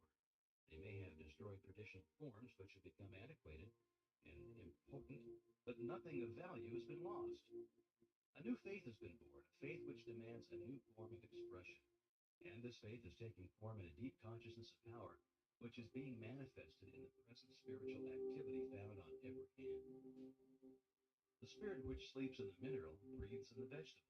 moves in the animal and reaches its highest development in man. That's the universal mind. And it behooves us to span the gulf between being and doing, theory and practice, by demonstrating our understanding of the dominion which we've been given. By far the greatest discovery of all the centuries is the power of thought. The importance of this discovery has been a little slow in reaching the general consciousness, but now it has arrived and it's already in every field of research. The importance of this greatest of all great discoveries is being demonstrated. You ask, in what does the creative power of thought consist? It consists in creating ideas, and these in turn objectify themselves by appropriating, inventing, observing, discerning, discovering, analyzing, ruling, governing, combining, and applying matter and force. It can do this because it is an intelligent, creative power. Thought reaches its loftiest activity when plunged into its own mysterious depth, when it breaks through the narrow compass of self and passes from truth to truth to the region of eternal light, where all which is, was, or ever will be melt into one grand harmony. From this process of self-contemplation comes inspiration, which is creative intelligence, and which is undeniably superior to every element, force, or law of nature, because it can understand, modify, govern, and apply them to its own ends and purposes, and therefore possess them. Wisdom begins with the dawn of reason, and reason is but an understanding of the knowledge and principles whereby we may know the true meaning of things. Wisdom then is illuminated reason. This wisdom leads to humility, for humility is a large part of wisdom. We all know many who have achieved the seemingly impossible, who have realized lifelong dreams, who have changed everything, including themselves. We have sometimes marveled at the demonstration of an apparently irresistible power, which seemed to be ever available just when it was most needed. But it is all clear now. All that is required is an understanding of certain definite fundamental principles and their proper application. For your exercise this week, concentrate on the quotation taken from the Bible.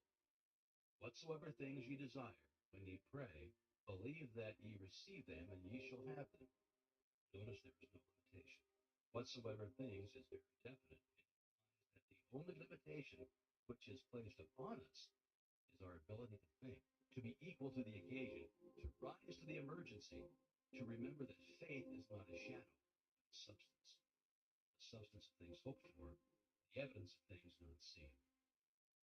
Death is but the natural process whereby all material forms are thrown into the crucible for reproduction in fresh diversity.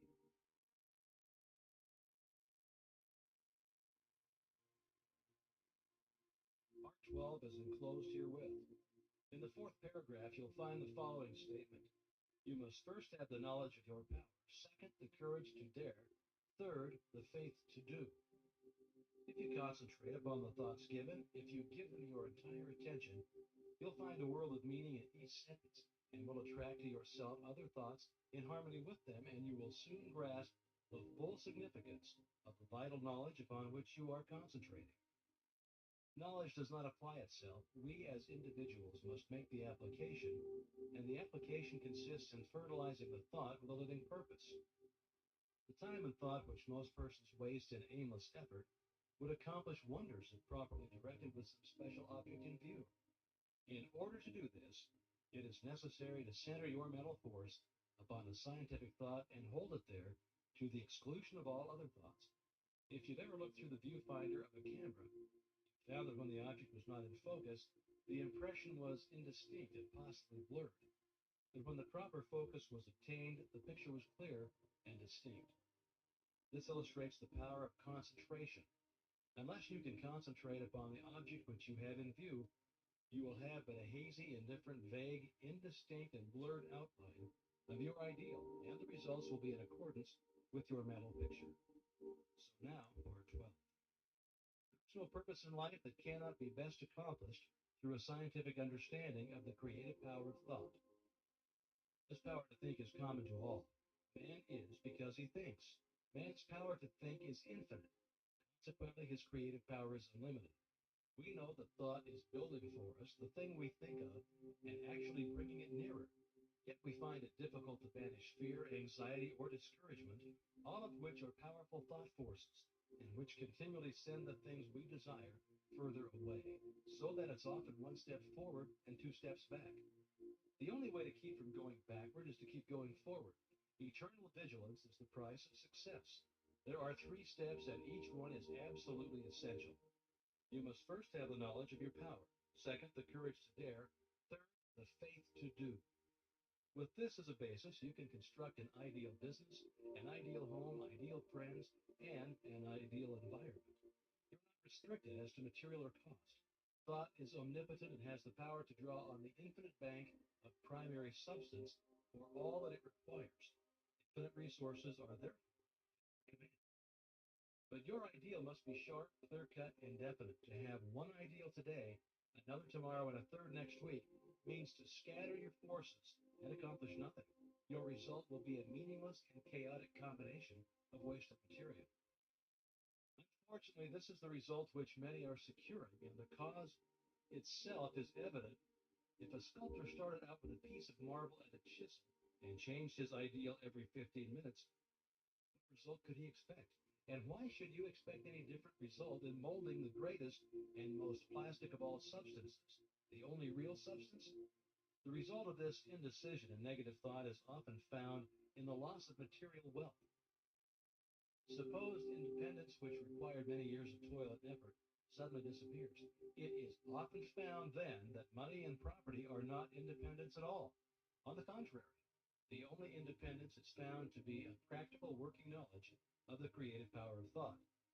This practical working method cannot come to you until you learn that the only real power which you can have is the power to adjust yourself to divine and unchangeable principles. You can't change the infinite, but you can come into an understanding of natural laws. The reward of this understanding is a conscious realization of your ability to adjust your thought faculties with the universal thought which is omnipresent. Your ability to cooperate with this omnipotence will indicate the degree of success with which you meet. The power of thought has many counterfeits, which are more or less fascinating, but the results are harmful instead of helpful. Of course, worry, fear, and all negative thoughts produce a crop after their kind. Those who harbor thoughts of this kind must inevitably reap what they have sown. Again, there are the phenomena seekers who gormandize on the so-called proofs and demonstration obtained at materializing seances. They throw open their mental doors and soak themselves in the most poisonous currents which can be found in the psychic world. They don't seem to understand that it is the ability to become negative, receptive, and passive, and thus drain themselves of all their vital force, which enables them to bring about these vibratory thought forms. There are also the Hindu worshippers who see in the materializing phenomena which are performed by the so-called adepts a source of power, forgetting or never seeming to realize that as soon as the will is withdrawn, the forms wither, the vibratory forces of which they are composed vanish. Telepathy or thought transference has received considerable attention, but as it requires a negative mental state on the part of the receiver, the practice can be harmful. A thought may be sent with the intention of hearing or seeing, but it will bring the penalty attached to the inversion of the principle involved. In many instances, hypnotism is positively dangerous to the subject as well as the operator.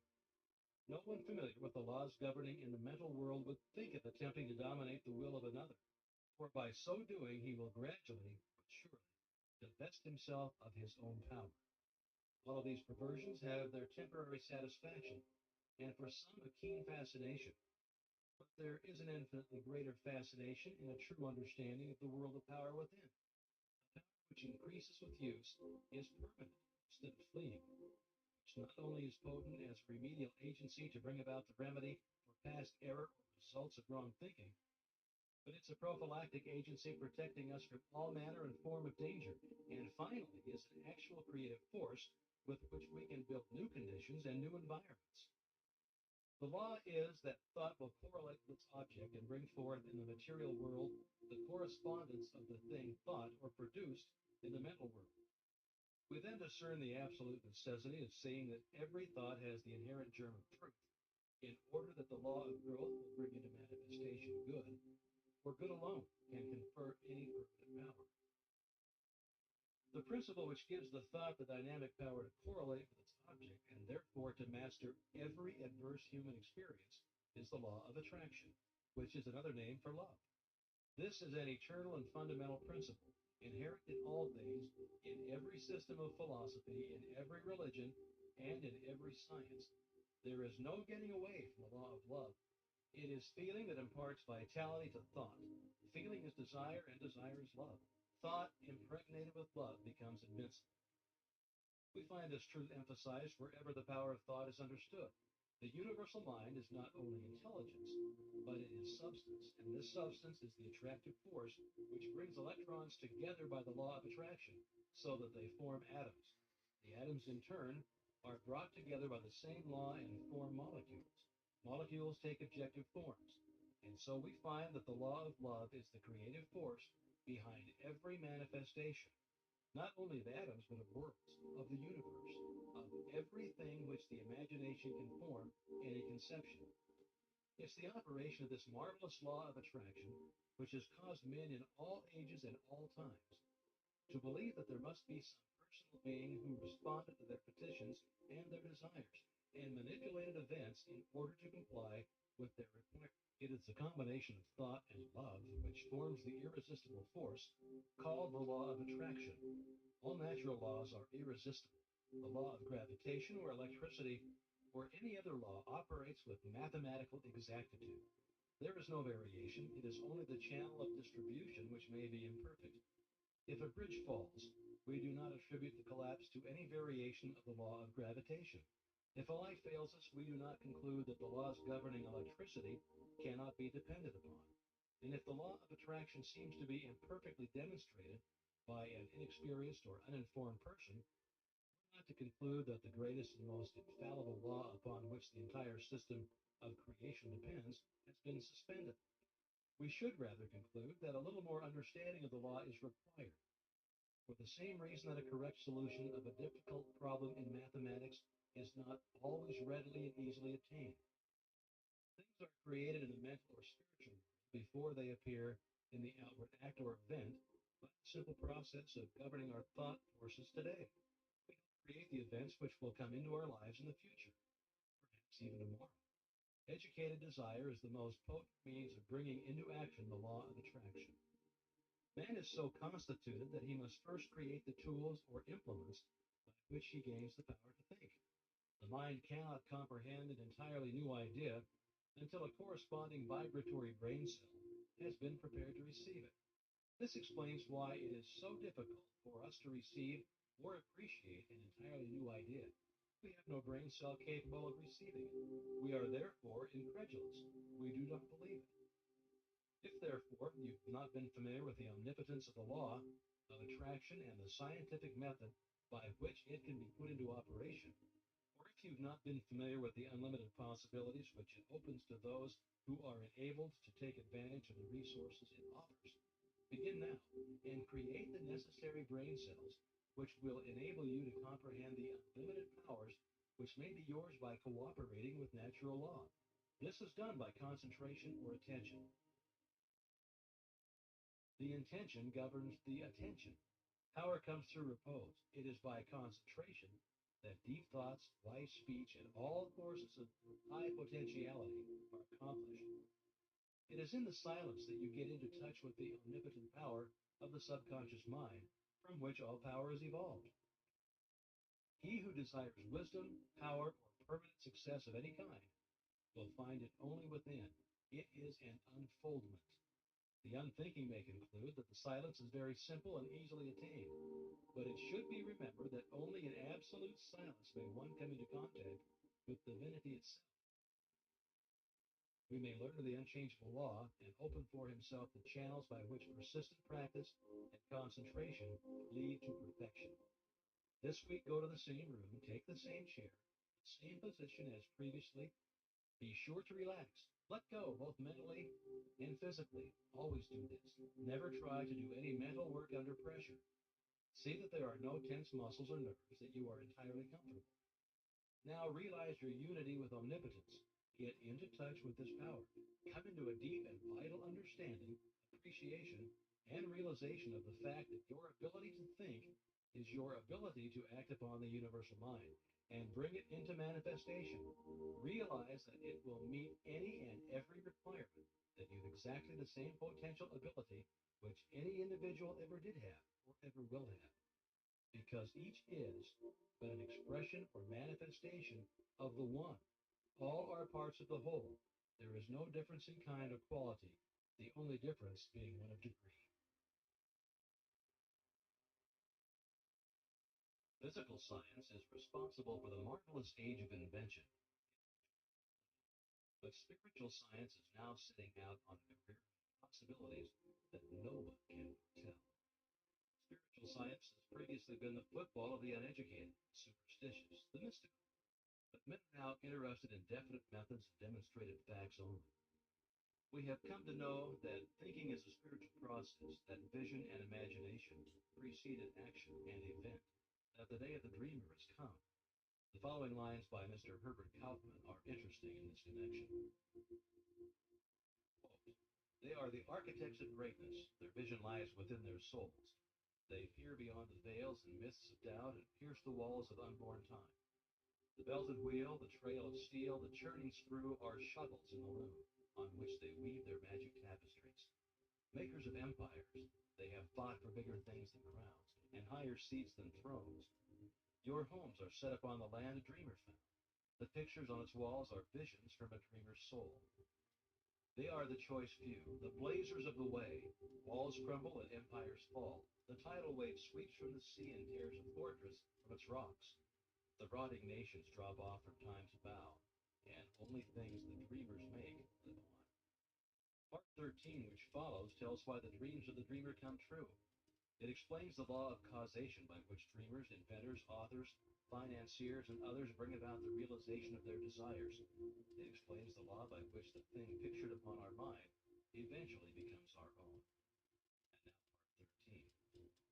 It has been the tendency, and as might be proved, a necessity for science to seek the explanation of everyday facts by a generalization of those others which are less frequent and form the exception. Thus does the eruption of the volcano manifest the heat which is continually at work in the interior of the earth, and to which the latter owes much of her configuration. Thus does the lightning reveal a subtle power, constantly busy to produce changes in the inorganic world.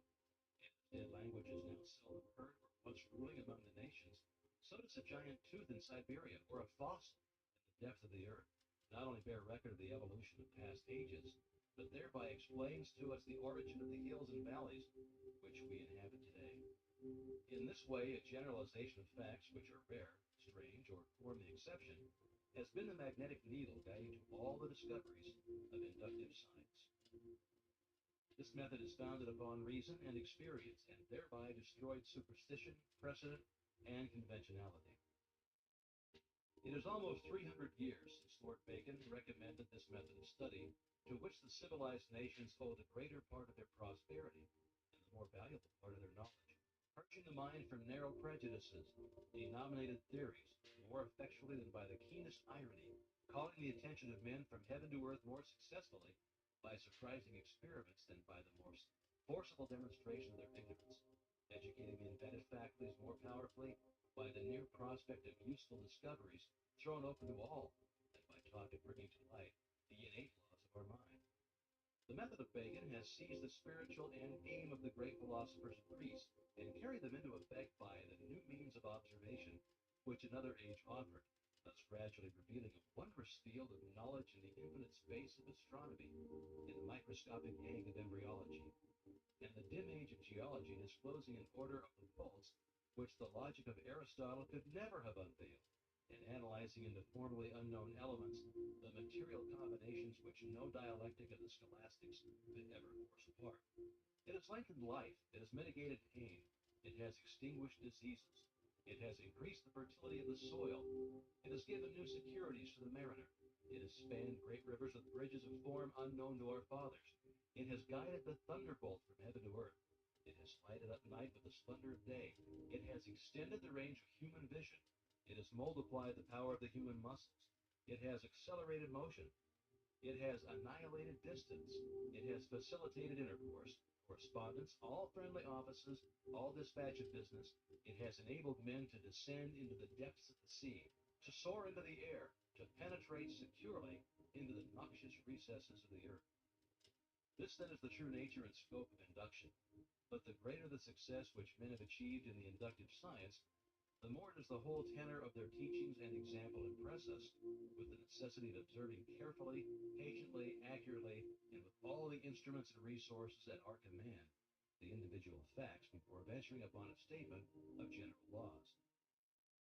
To ascertain the bearing of the spark drawn from the electric machine under every variety of circumstance that we may thus be emboldened with Franklin to address, in the form of a kite, the question to the cloud about the nature of lightning, to assure ourselves of the manner in which bodies fall with the exactness of a Galileo, that with Newton we may dare to ask the moon about the force that fastens it to the earth. In short, by the value we set upon truth, by our hope in its steady and universal progress, not to permit a tyrannical prejudice to neglect or mutilate unwelcome facts, but to rear the superstructure of science upon the broad and unchangeable basis of full attention paid to the most isolated as well as the most frequent phenomena. And every increasing material may be collected by observation, but the accumulated facts are of very different value for the explanation of nature. And as we esteem most highly those useful qualities of men which are of the rarest occurrence, so does natural philosophy sift the facts and attach a preeminent importance to that striking class which cannot be accounted for by the usual and daily observation of life. If then we find that certain persons seem to possess unusual power, what are we to conclude? First, we may say it's not so, which is simply an acknowledgement of our lack of information, because every honest investigator admits that there are many strange and previously unaccountable phenomena constantly taking place. Those, however, who become acquainted with the creative power of thought will no longer consider them unaccountable. Second, we may say that they are the result of supernatural interference, but a scientific understanding of natural laws will convince us that there is nothing supernatural. Every phenomenon is the result of an accurate, definite cause, and the cause is an immutable law or principle which operates with invariable precision, whether the law is put into operation consciously or unconsciously. Third, we may say that we're on forbidden ground, that there are some things which we just should not know. Well, this objection was used against every advance in human knowledge. Every individual who ever advanced a new idea, whether a Columbus, a Darwin, a Galileo, a Fulton, or an Emerson, was subjected to ridicule or persecution, so that this objection should receive no serious consideration.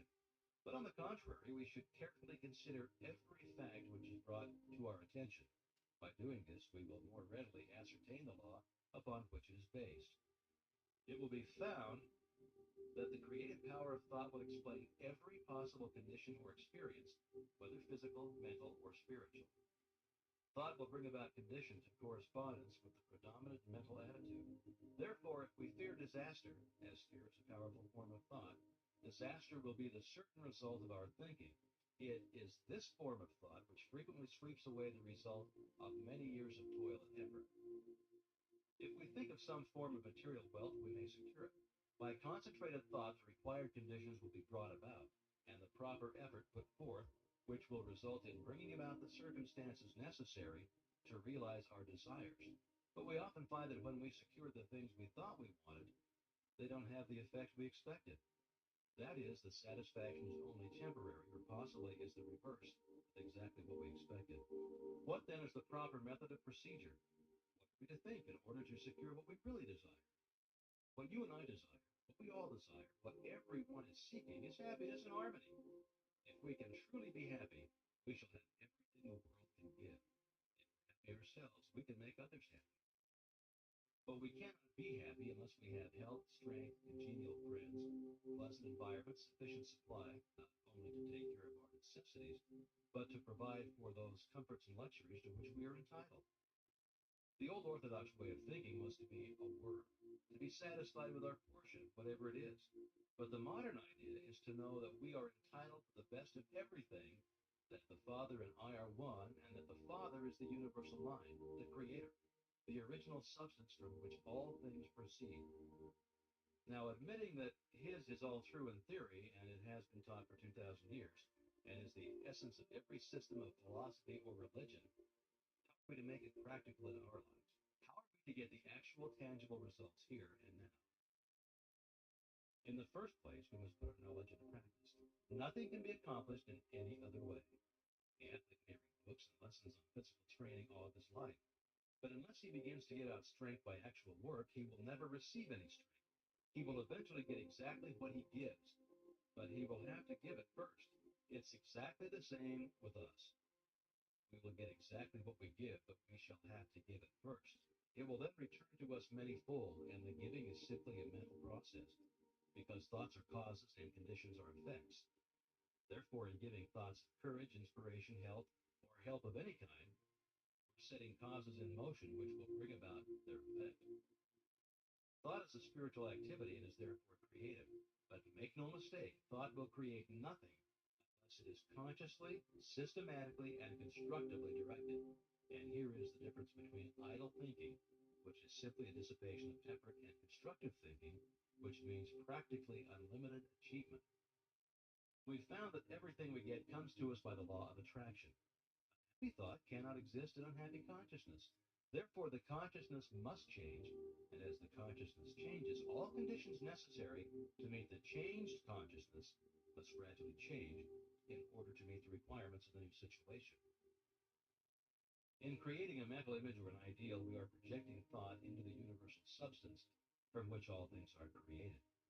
This universal substance is omnipresent, omnipotent, and omniscient. Are we to inform the omniscient as to the proper channel to be used to materialize our demand? Can the finite advise the infinite?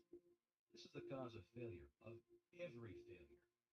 We recognize the omnipresence of the universal substance, but we fail to appreciate the fact that this substance is not only omnipresent, but it is omnipotent and omniscient, and will consequently set causes in motion concerning which we may be entirely ignorant.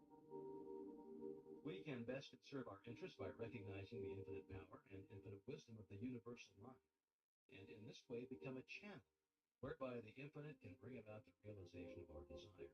This means that recognition brings about realization. Therefore, for your exercise this week, make use of the principle. Recognize the fact that you're a part of the whole, and that a part must be the same in kind and quality as the whole. The only difference there can possibly be is in degree.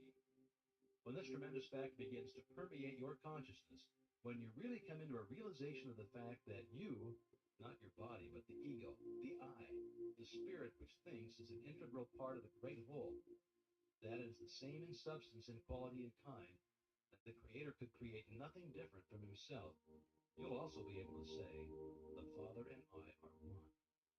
You will come into an understanding of the beauty, the grandeur, the transcendental opportunities which have been placed at your disposal. Increase in me that wisdom which discovers my truest interest. Strengthen my resolution to perform that which wisdom dictates. Benjamin Franklin.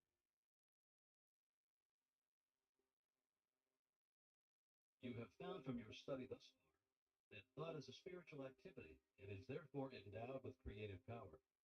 This does not mean that some thought is creative, but that all thought is creative. The same principle can be brought into operation in a negative way through the process of denial. The conscious and subconscious are but two phases of action in connection with one mind. The relation of the subconscious to the conscious is quite analogous to that existing between a weather vane and the atmosphere. Just as the least pressure of the atmosphere causes an action on the part of the weather vane, so does the least thought entertained by the conscious mind produce within your subconscious mind action in exact proportion to the depth of feeling characterizing the thought and the intensity with which the thought is indulged. It follows then that if you deny unsatisfactory conditions, you are withdrawing the creative power of your thought from those conditions. You're cutting them away at the root. You are sapping their vitality. Remember that the law of growth necessarily governs every manifestation in the objective, so that a denial of unsatisfactory conditions will not bring about instant change. A plant will remain visible for some time after its roots have been cut, but it will gradually fade away and eventually disappear. So the withdrawal of your thought from the contemplation of unsatisfactory conditions will gradually but surely terminate these conditions. You'll see that this is an exactly opposite course from the one which we would naturally be inclined to adopt. It will therefore have an exactly opposite effect to the one usually secured. Most persons concentrate intently upon unsatisfactory conditions, thereby giving the condition that measure of energy and vitality which is necessary in order to supply a vigorous growth. universal energy in which all motion, light, heat, and color have their origin does not partake of the limitation of the many effects of which it is the cause, but it is supreme over them all. This universal substance is the source of all power, all wisdom, and all intelligence. To recognize this intelligence is to acquaint yourself with the knowing quality of mind and through it to move upon the universal substance and bring it into harmonious relations in your affairs. This is something that the most learned physical science teacher has not attempted, a field of discovery upon which he has not yet launched. In fact, but few of the materialistic schools have ever caught the first ray of this light. It doesn't seem to have dawned upon them that wisdom is just as much present everywhere as our force and substance. Now, some will say, if these principles are true, why are we not demonstrating them? As the fundamental principle is obviously correct, why do we not get proper results? Well, we do. We get results in exact accordance with our understanding of the law and our ability to make the proper application. We secured no results from the laws governing electricity until someone formulated that law and showed us how to apply it. This puts us in an entirely new relation to our environment, opening up possibilities previously undreamed of, and this by an orderly sequence of law which is naturally involved in our new mental attitude. Mind is creative, and the principle upon which this law is based is sound and legitimate, and is inherent in the nature of things. But this creative power does not originate in the individual, but in the universal, which is the source and fountain of all energy and substance. The individual is simply the channel for the distribution of this energy. The individual is the means by which the universal produces the various combinations which result in the formation of phenomena. We know that scientists have resolved matter into an immense number of molecules. These molecules have been resolved into atoms and the atoms into electrons. The discovery of electrons in high vacuum glass tubes containing fused terminals of hard metal indicates conclusively that these electrons fill all space, that they exist everywhere, and that they are omnipresent. They fill all material bodies and occupy the whole of what we call empty space. This, then, is the universal substance from which all things proceed. The electrons would forever remain electrons unless directed where to go, to be assembled into atoms and molecules. And this director is mind. A number of electrons revolving around a center of force constitutes an atom. Atoms unite in absolutely regular mathematical ratios and form molecules, and these unite with each other to form a multitude of compounds which unite to build the universe. The lightest known atom is hydrogen, and this is 1,700 times heavier than an electron. An atom of mercury is 300,000 times heavier than an electron. Electrons are pure negative electricity, and as they have the same potential velocity as all other cosmic energy, such as heat, light, electricity, and thought, which is 189,380 miles per second, neither time nor space require consideration. The manner in which the velocity of light was ascertained is interesting. The velocity of light was obtained by the Danish astronomer Romer in 1676 by observing the eclipses of Jupiter's moons. When the Earth was nearest to Jupiter, the eclipse appeared about 8.5 minutes too soon for the calculations. And when the Earth was most remote from Jupiter, they were about 8.5 minutes too late. Romer concluded the reason to be that it required 17 minutes for light from the planet to traverse the diameter of the Earth's orbit, which measured the difference of the distance of the Earth from Jupiter. This calculation has since been verified and proves that light travels about 186,000 feet a second. The electrons manifest in the body as cells and possess mind and intelligence sufficient for them to perform their functions in the human physical anatomy. Every part of the body is composed of cells, some of which operate independently, others in communities. Some are busy building tissue, while others are engaged in forming the various secretions that are necessary for the body. Some act as carriers of material. Others are the surgeons whose work it is to repair damage. Others are scavengers, carrying off waste. Others are constantly ready to repel invaders or other undesirable intruders of the germ family.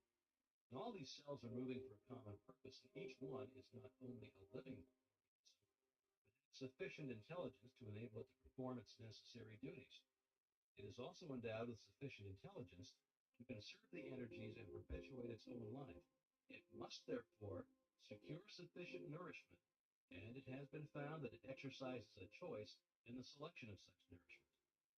Each cell is born, reproduces itself, dies, and is absorbed. The maintenance of health and life itself depends upon the constant regeneration of these cells. It is therefore apparent that there is mind in every atom of the body. This mind is negative mind, and the power of the individual to think makes him positive, so that he can control this negative mind. This is the scientific explanation for metaphysical healing, and will enable anyone to understand the principle upon which this remarkable phenomenon rests. This negative mind, which is contained in every cell of the body, has been called the subconscious mind because it acts without our conscious knowledge. We have found that the subconscious mind is responsive to the will of the conscious mind. All things have their origin in mind, and appearances are the result of thought, so that we see that things in themselves have no origin, permanency, or reality. In mental as in natural science, experiments are being made, and each discovery lifts man one step higher toward his possible goal. We find that every man is the reflection of the thought he has entertained during his lifetime. This is stamped on his face, his form, his character, his environment. Back of every effect there is cause, and if we follow the trail to its starting point, we shall find the creative principle out of which it grew. Proofs of this are now so complete that this truth is generally accepted. The objective world is controlled by an unseen and heretofore unexplainable power. We have heretofore personalized this power and called it God. We have now, however, learned to look upon it as the permeating essence or principle of all that exists, the infinite, the universal mind. The universal mind, being infinite and omnipotent, has unlimited resources at its command. And when we remember that it is also omnipresent, we cannot escape the conclusion that we must be an expression or manifestation of that mind. A recognition and understanding of the resources of the subconscious mind will indicate that the only difference between the subconscious and the universal is one of degree. They differ only as a drop of water differs from the ocean. They are in the same kind and quality. The difference is one of degree only. Do you, can you appreciate the value of this all important fact? Do you realize that a recognition of this tremendous fact places you in touch with omnipotence? Subconscious mind being the connecting link between the universal mind and the conscious mind, is it not evident that the conscious mind can consciously suggest thoughts which the subconscious mind will put into action? And as the subconscious is one with the universal, is it not evident then that no limit can be placed upon its activities? A scientific understanding of this principle would explain the wonderful results which are secured through the power. Results which are secured in this way are not brought about by any special dispensations of providence, but on the contrary, they are the result of the operation of a natural law. There is therefore nothing either religious or mysterious about it. Yet there are many who are not ready to enter into the discipline necessary to think correctly, even though it is evident that wrong thinking has brought failure.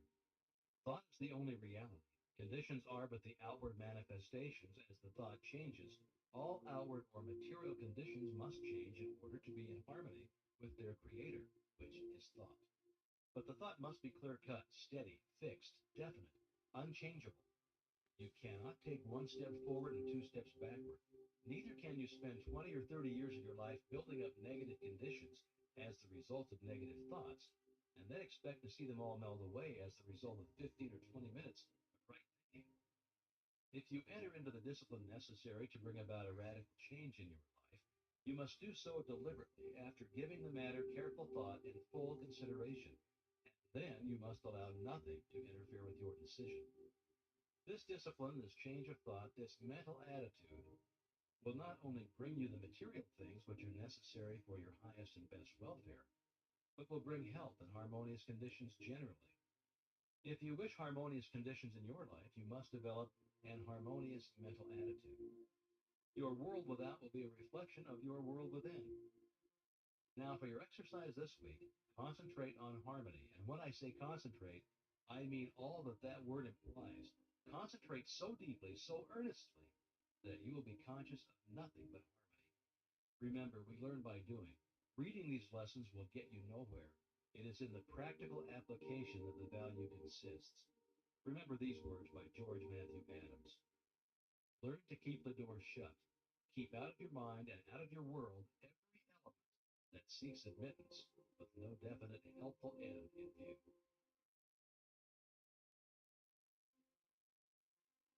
Experiments with parasites found on plants indicate that even the lowest order of life is enabled to take advantage of natural law. This experiment was made by Jacques Locke, an MD, PhD, and a member of the Rockefeller Institute.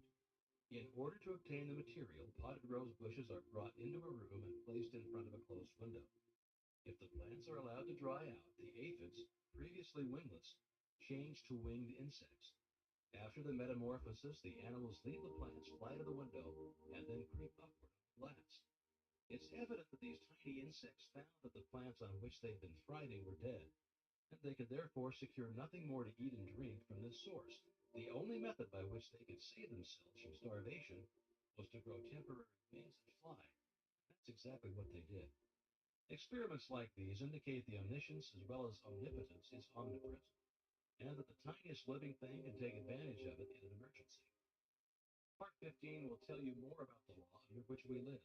It's going to explain that these laws operate to our advantage, that all conditions and experiences that come to us are for our benefit, that we gain strength in proportion to the effort expended, and that our happiness is best attained through a conscious cooperation with natural law. Part 15. The laws under which we live are designed solely for our advantage. These laws are immutable. We cannot escape from their operation. All the great eternal forces act in solemn silence, but it is in our power to place ourselves in harmony with them and thus express a life of comparative peace and happiness.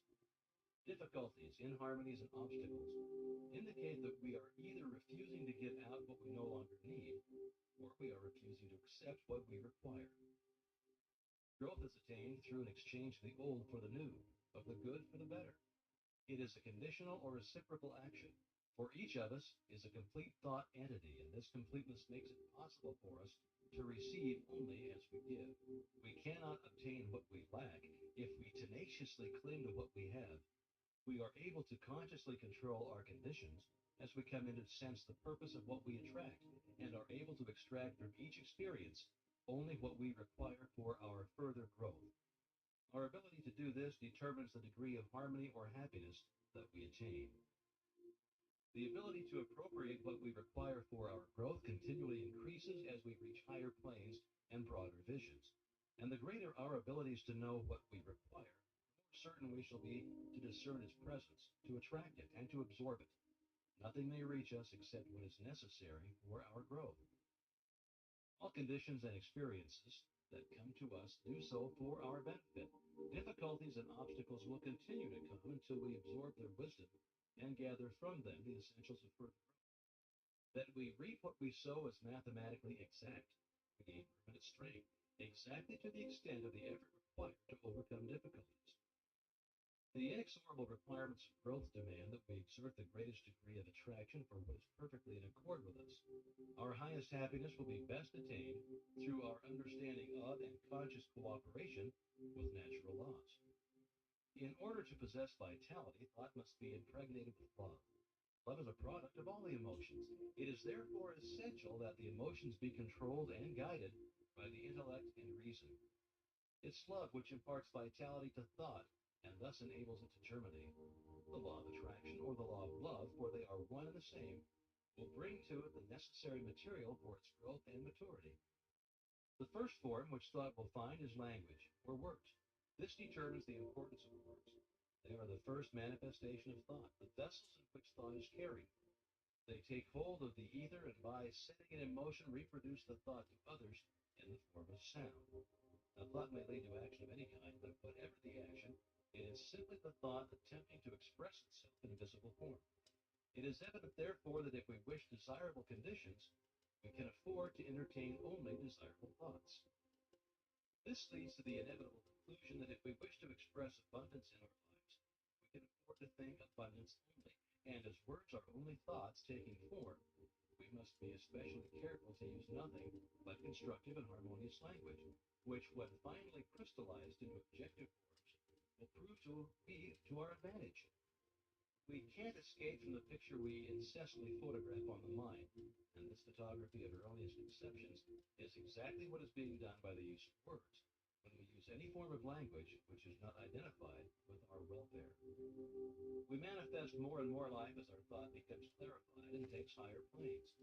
This is obtained with greater facility as we use word pictures that are clearly defined and relieved of the conceptions attached to them on lower planes of thought. It is with words that we must express our thoughts, and if we are to make use of higher forms of truth, we may use only such material as has been carefully and intelligently selected with this purpose in view. This wonderful power of clothing thoughts in the form of words is what differentiates man from the rest of the animal kingdom. By the use of the written word, he has been enabled to look back over the centuries and see the stirring scenes by which he has come into his present inheritance. He has been enabled to come into communion with the greatest writers and thinkers of all time. And the combined record which we possess today is therefore the expression of universal thought as it has been seeking to take form in the mind of man. We know that the universal thought has for its goal the creation of form, and we know that the individual thought is likewise forever attempting to express itself in form, and we know that the world is a thought form, and a sentence is a combination of thought forms. Therefore, if we wish our ideal to be beautiful or strong, we must see that the words out of which this temple will eventually be created are exact, that they are put together carefully, because accuracy in building words and sentences is the highest form of architecture and civilization and is a passport to success. Words are thoughts, and they are therefore an invisible and invincible power which will finally objectify themselves in the form that they were given.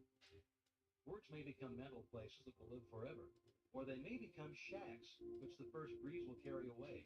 They may delight the eye as well as the ear. They may contain all knowledge.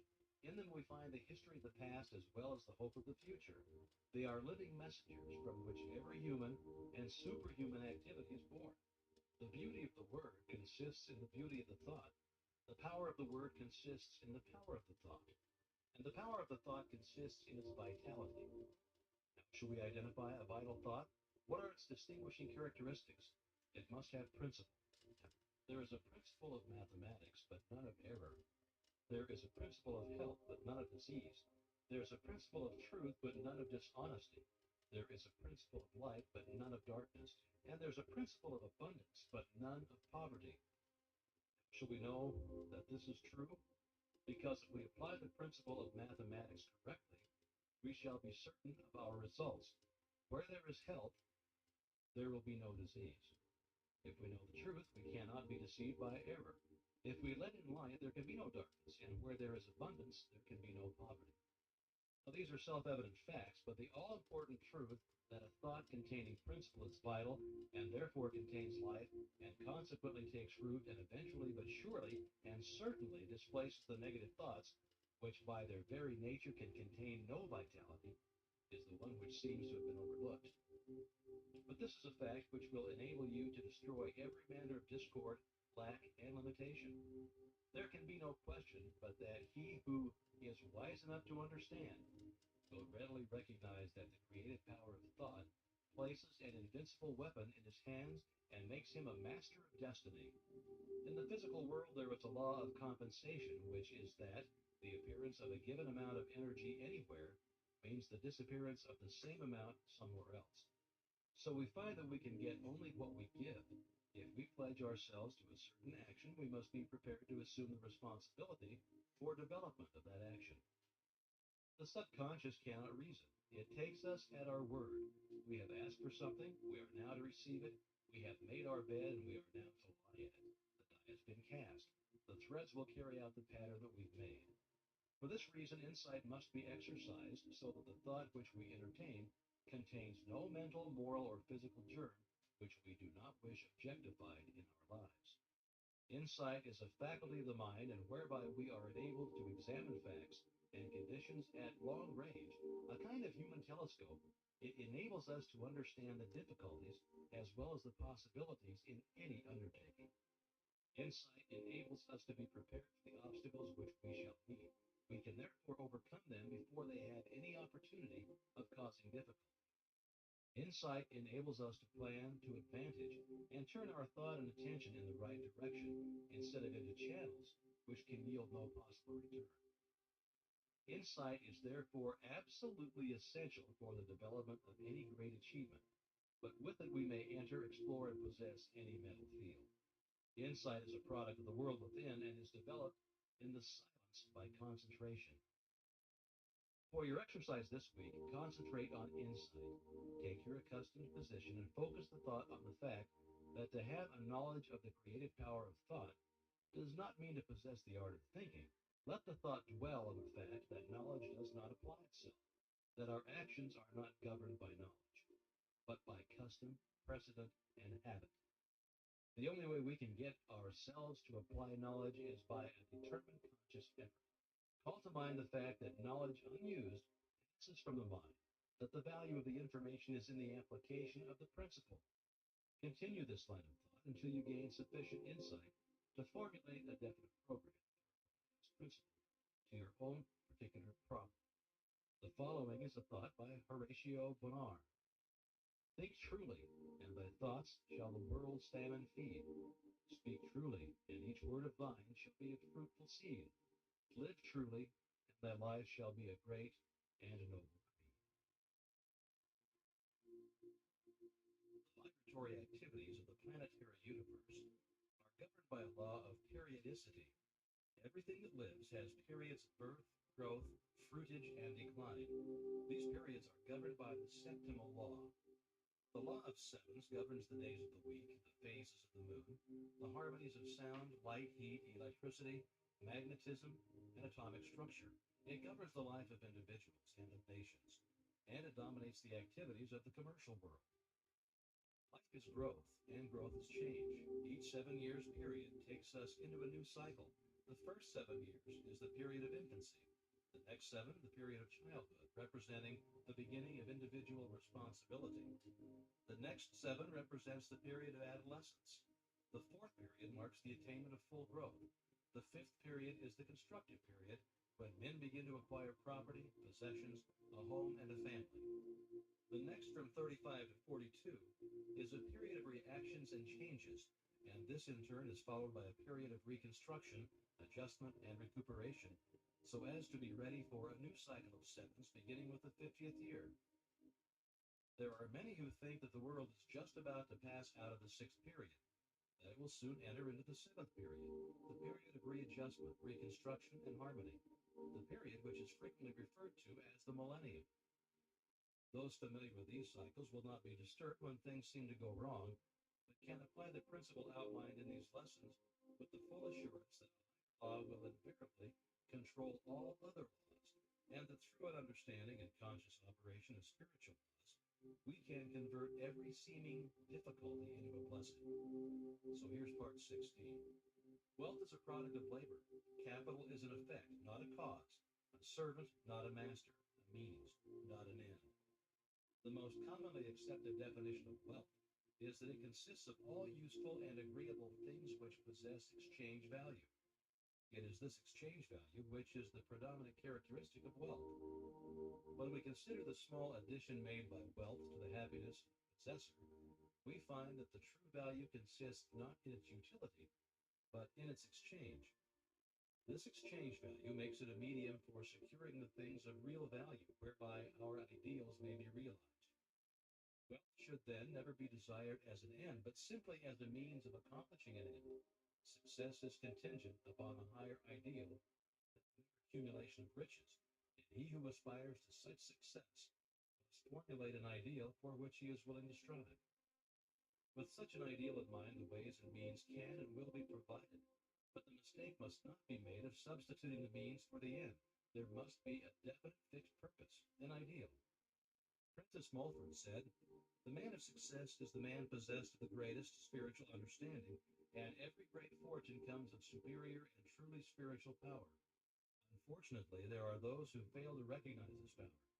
They forget that Andrew Carnegie's mother had to help support the family when they came to America, that Harriman's father was a poor clergyman with a salary of only $200 a year, that Sir Thomas Lipton started with only 25 cents. These men had no other power to depend upon, but still did not fail them. The power to create depends entirely upon spiritual power. 3 steps: idealization, visualization, and materialization. Every captain of industry depends upon this power exclusively. In an article in Everybody's Magazine, Henry M. Flagler, the Standard Oil multimillionaire, admitted that the secret of his success was his power to see a thing in its completeness. The following conversation with the reporter shows his power of idealization, concentration, and visualization, all of which are spiritual powers. Did you actually vision to yourself the whole thing? I mean, did you or could you really close your eyes and see the tracks and the trains running and hear the whistles? Did you go as far as that? Yes. How clearly? Very clearly. Here we have a vision of the law. We see cause and effect. We see that thought necessarily precedes and determines action.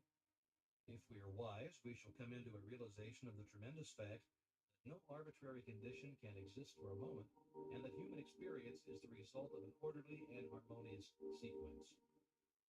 The successful businessman is far more often than not an idealist and is ever striving for higher and higher standards. The subtle forces of thought as they crystallize in our daily movements is what constitutes life.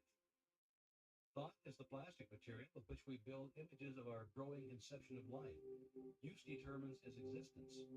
As in all other things, our ability to recognize it and use it properly is the necessary condition for attainment. Premature wealth is but the forerunner of humiliation and disaster, because we can't permanently retain anything which we do not merit or which we have not earned. The conditions with which we meet in the world without correspond to the conditions which we find in the world within. This is brought about by the law of attraction. How then shall we determine what it is to enter into the world within? Whatever enters the mind through the senses or the objective mind will impress the mind and result in a mental image which will become a pattern for the creative energies. These experiences are largely the result of environment, chance, past thinking, and other forms of negative thought, and they must be subjected to careful analysis before being entertained.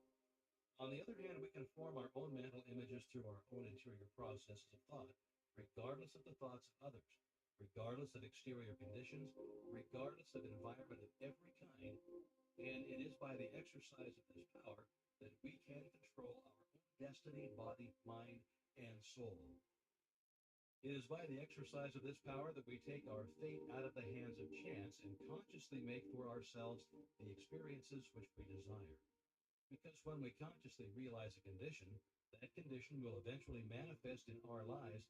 It is therefore evident that in the last analysis, thinking is the one great cause in life. Therefore, to control thought is to control circumstances, conditions, environment, and destiny. How then are we to control thought? What's the process? To think is to create a thought, but the result of the thought will depend upon its form, its quality, and its vitality. The form will depend upon the mental images from which it emanates. This will depend upon the depth of the impression, the predominance of the idea, and the clarity of the vision, plus the boldness of the image. The quality depends upon its substance, and this depends upon the material of which the mind is composed. If this material has been woven from thoughts of vigor, strength, courage, and determination, the thought will possess these qualities. And finally, the vitality depends upon the feeling with which the thought is impregnated. If the thought is constructive, it will possess vitality. It will have life. It will grow, develop, expand. It will be creative. It will attract to itself everything necessary for its complete development.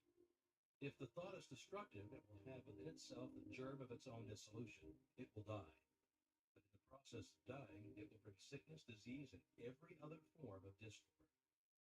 This we call evil, and when we bring it upon ourselves, some of us are disposed to attribute our differences to a supreme being. But this supreme being is simply mind in equilibrium. It is neither good nor bad. It simply is. Our ability to differentiate it into form is our ability to manifest good or evil. Good and evil, therefore, are not entities, simply words which we use to indicate the result of our actions.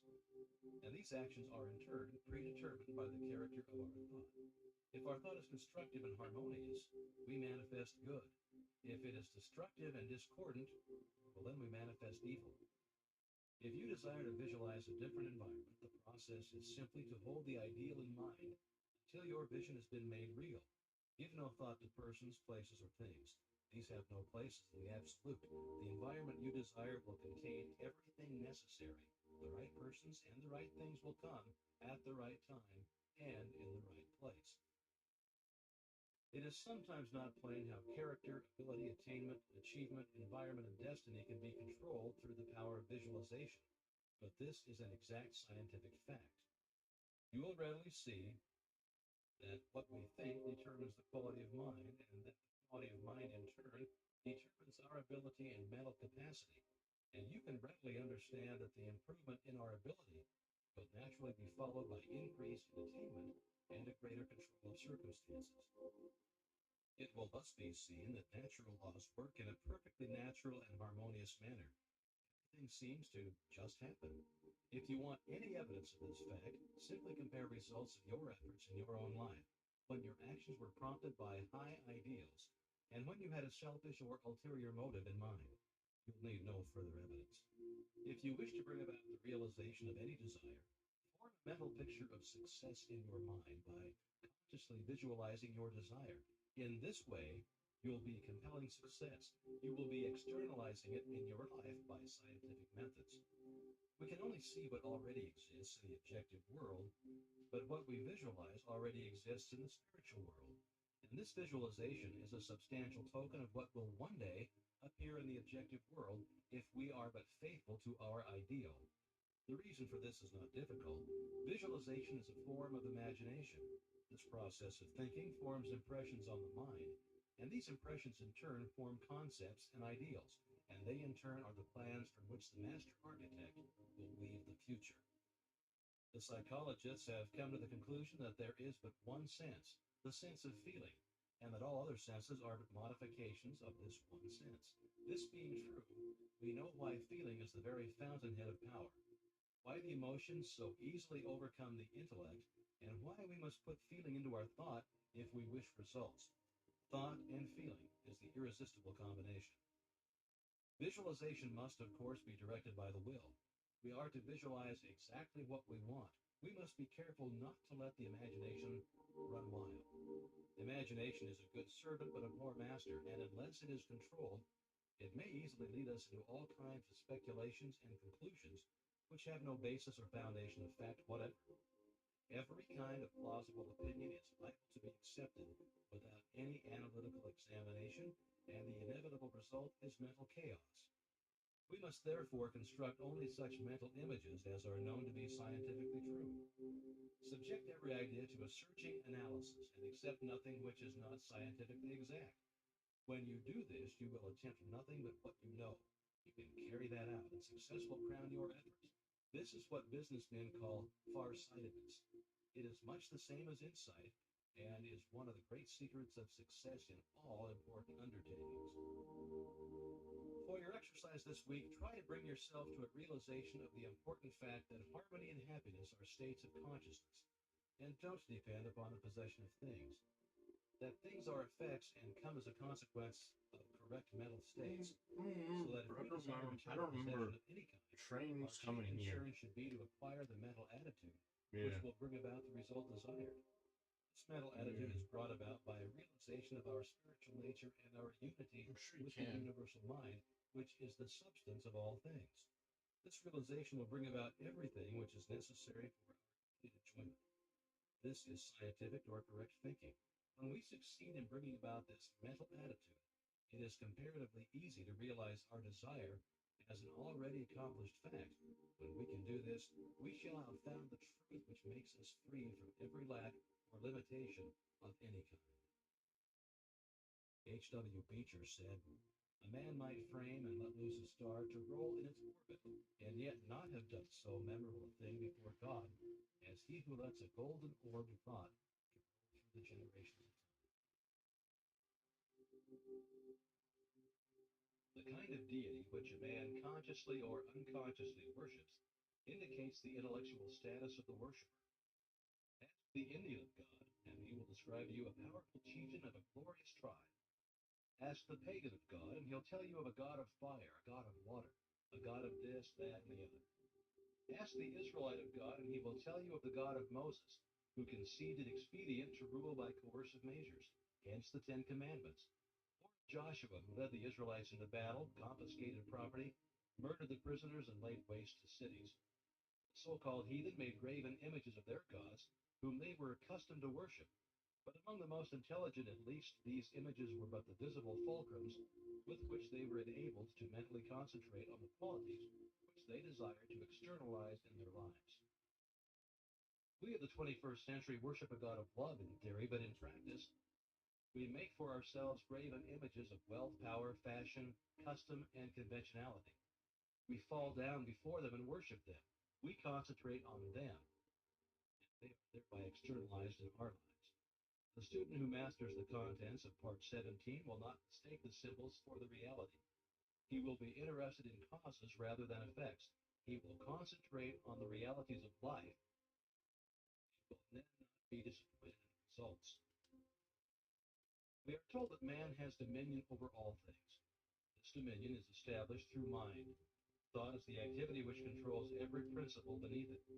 The highest principle, by reason of its superior essence and qualities, necessarily determines the circumstances, aspects, and relation of everything with which it comes in contact. The vibrations of mental forces are the finest and consequently the most powerful in existence.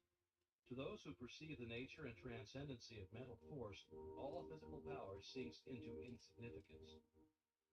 Accustomed to look upon the universe with a lens of five senses, and from these experiences our anthropomorphic conceptions originate. But true conceptions are only secured by spiritual insight. This insight requires a quickening of the vibrations of the mind, and is only secured when the mind is continuously concentrated in a given direction. Continuous concentration means an even, unbroken flow of thought, and is the result of patient, persistent, persevering, and well-regulated systems.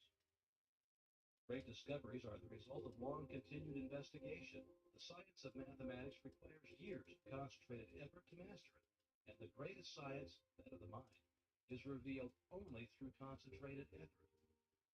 Concentration is much misunderstood. There seems to be an idea of effort or activity associated with it, when just the contrary is necessary.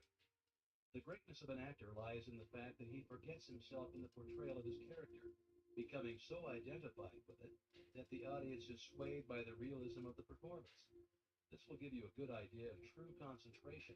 You should be so interested in your thought, so engrossed in your subject as to be conscious of nothing else. Such concentration leads to intuitive perception and immediate insight into the nature of all knowledge is the result of concentration of this kind. It is thus that the secrets of heaven and earth have been wrested. It is thus that the mind becomes a magnet, and the desire to know draws the knowledge, irresistibly attracts it, and makes it your own. Desire is largely subconscious. Conscious desire rarely realizes its object when the latter is out of immediate reach. Subconscious desire arouses the latent faculties of the mind, and difficult problems seem to solve themselves. The subconscious mind may be aroused and brought into action in any direction, and made to serve us for any purpose by concentration. The practice of concentration requires the control of the physical, mental, and physical being. All modes of consciousness, whether physical, mental, or physical, must be under control. Spiritual truth is therefore the controlling factor. It is this which will enable you to grow out of limited attainment and reach a point where you will be able to translate modes of thought into character and consciousness. Concentration does not mean mere thinking of thoughts, but the transmutation of these thoughts into practical values. The average person has no conception of the meaning of concentration. There is always the cry to have, but never the cry to be. They fail to understand that they cannot have one without the other, that they must first find the kingdom before they can have the things added. Momentary enthusiasm is of no value. It is only with unbounded self-confidence that the goal is reached. The mind may place the ideal a little too high and fall short of the mark. It may attempt to soar on untrained wings, and instead of flying, fall to earth. But that is not a reason for making another attempt. Weakness is the only barrier to mental attainment. Attribute your weakness to physical limitations or mental uncertainties and try again. Ease and perfection are gained by repetition. The astronomer centers his mind on the stars and they give forth their secrets. The geologist centers his mind on the construction of the earth, and we have geology. So with all things, men center their minds on the problems of life, and the result is apparent in the vast and complex social order of the day. All mental discovery and attainment are the result of desire plus concentration. Desire is the strongest mode of action. The more persistent the desire, the more authoritative the revelation. Desire added to concentration will wrench any secret from nature. In realizing great thoughts, in experiencing great emotions that correspond with great thoughts, the mind is in a state where it appreciates the value of higher things. The intensity of one moment's earnest concentration and the intense longing to become and to attain may take you further than years of slow, normal, and forced effort. It will unfasten the prison bars of unbelief, weakness, impotence, and self-belittlement, and you will come into a realization of the joy of overcoming. The spirit of initiative and originality is developed through persistence and continuity of mental effort. Business teaches the value of concentration and encourages decision of character. It develops practical insight and quickness of conclusion. The mental element in every commercial pursuit is dominant as the controlling factor, and desire is the predominating force. All commercial relations are the externalization of desire. Many of the sturdy and substantial virtues are developed in commercial employment. The mind is steadied and directed. It becomes efficient. The principal necessity is the strengthening of the mind so that it rises superior to the distractions and wayward impulses of instinctive life and thus successfully overcomes in the conflict between the higher and lower self. All of us are dynamos, but the dynamo of itself is nothing. The mind must work the dynamo. Then it is useful and its energy can be definitely concentrated. The mind is an engine whose power is undreamed. Thought is an omni-working power. It's the ruler and creator of all form and all events occurring in form. Physical energy is nothing in comparison with the omnipotence of thought because thought enables man to harness all other natural power. Vibration is the action of thought. It is vibration which reaches out and attracts the material necessary to construct and build. There is nothing mysterious concerning the power of thought. Concentration simply implies that consciousness can be focalized to the point where it becomes identified with the object of its attention. As food absorbed is the essence of the body, so the mind absorbs the object of its attention, gives it life and being. If you concentrate on some matter of importance, the intuitive power will be set in operation, and help will come in the nature of information, which will lead to success. Intuition arrives at conclusions without the aid of experience or memory. Intuition often solves problems that are beyond the grasp of the reasoning power. Intuition often comes with a suddenness that is startling. It reveals the truth for which we are searching so directly that it seems to come from a higher power. Intuition can be cultivated and developed. In order to do this, it must be recognized and appreciated. If the intuitive visitor is given a royal welcome when he comes, he'll come back again. The more cordial the welcome, the more frequent his visits will become. But if he is ignored or neglected, he will make his visits few and far apart. Intuition usually comes in the silence. Great minds seek solitude frequently. It is here that all the larger problems of life are worked out. For this reason, every businessman who can afford it has a private office.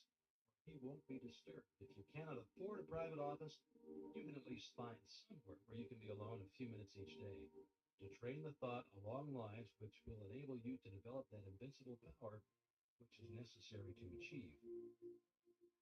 Remember that fundamentally the subconscious is omnipotent. There is no limit to the things that can be done when it is given the power to act. Your degree of success is determined by the nature of your desire.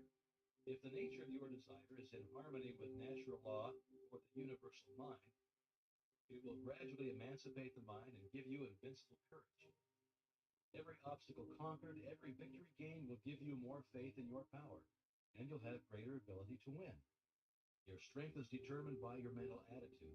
If this attitude is one of success and is permanently held with an unswerving purpose, you will attract to you from the invisible domain the things that you silently demand. By keeping the thought in mind, it will gradually take tangible form. A definite purpose sets causes in motion. which go out in the invisible world and find the material necessary to serve your purpose. You may be pursuing the symbols of power instead of power itself. You may be pursuing fame instead of honor, riches instead of wealth, position instead of servitude. In either event, you will find that they turn to ashes just as you overtake them. Premature wealth or position cannot be retained because it has not been earned. We get only what we give, and those who try to get without giving always find that the law of compensation is relentlessly bringing about an exact equilibrium. The race has usually been for money and other mere symbols of power, but with an understanding of the true source of power, we can afford to ignore the symbols. The man with a large bank account finds it unnecessary to load his pockets down with gold. So with the man who has found the true source of power, he is no longer interested in its shams or its pretensions. Thought ordinarily leads outwardly in evolutionary directions, but it can be turned within where it will take hold of the basic principles of things, the heart of things, the spirit of things. When you get to the heart of things, it is comparatively easy to understand and command them. This is because the spirit of a thing is the thing itself, the vital part of it, the real substance. The form is simply the outward manifestation of the spiritual activity within. For your exercise this week, concentrate as nearly as possible in accordance with the method outlined in this lesson. Let there be no conscious effort or activity associated with your purpose. Relax completely. Avoid any thought of anxiety as to results.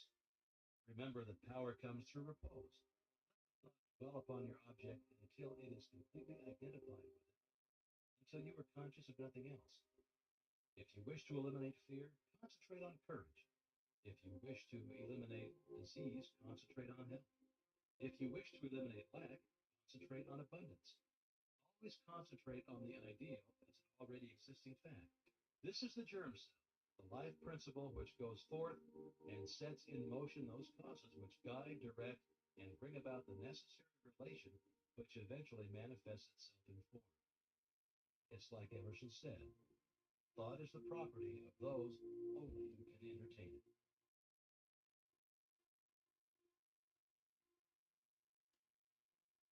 In order to grow, we must obtain what is necessary for our growth.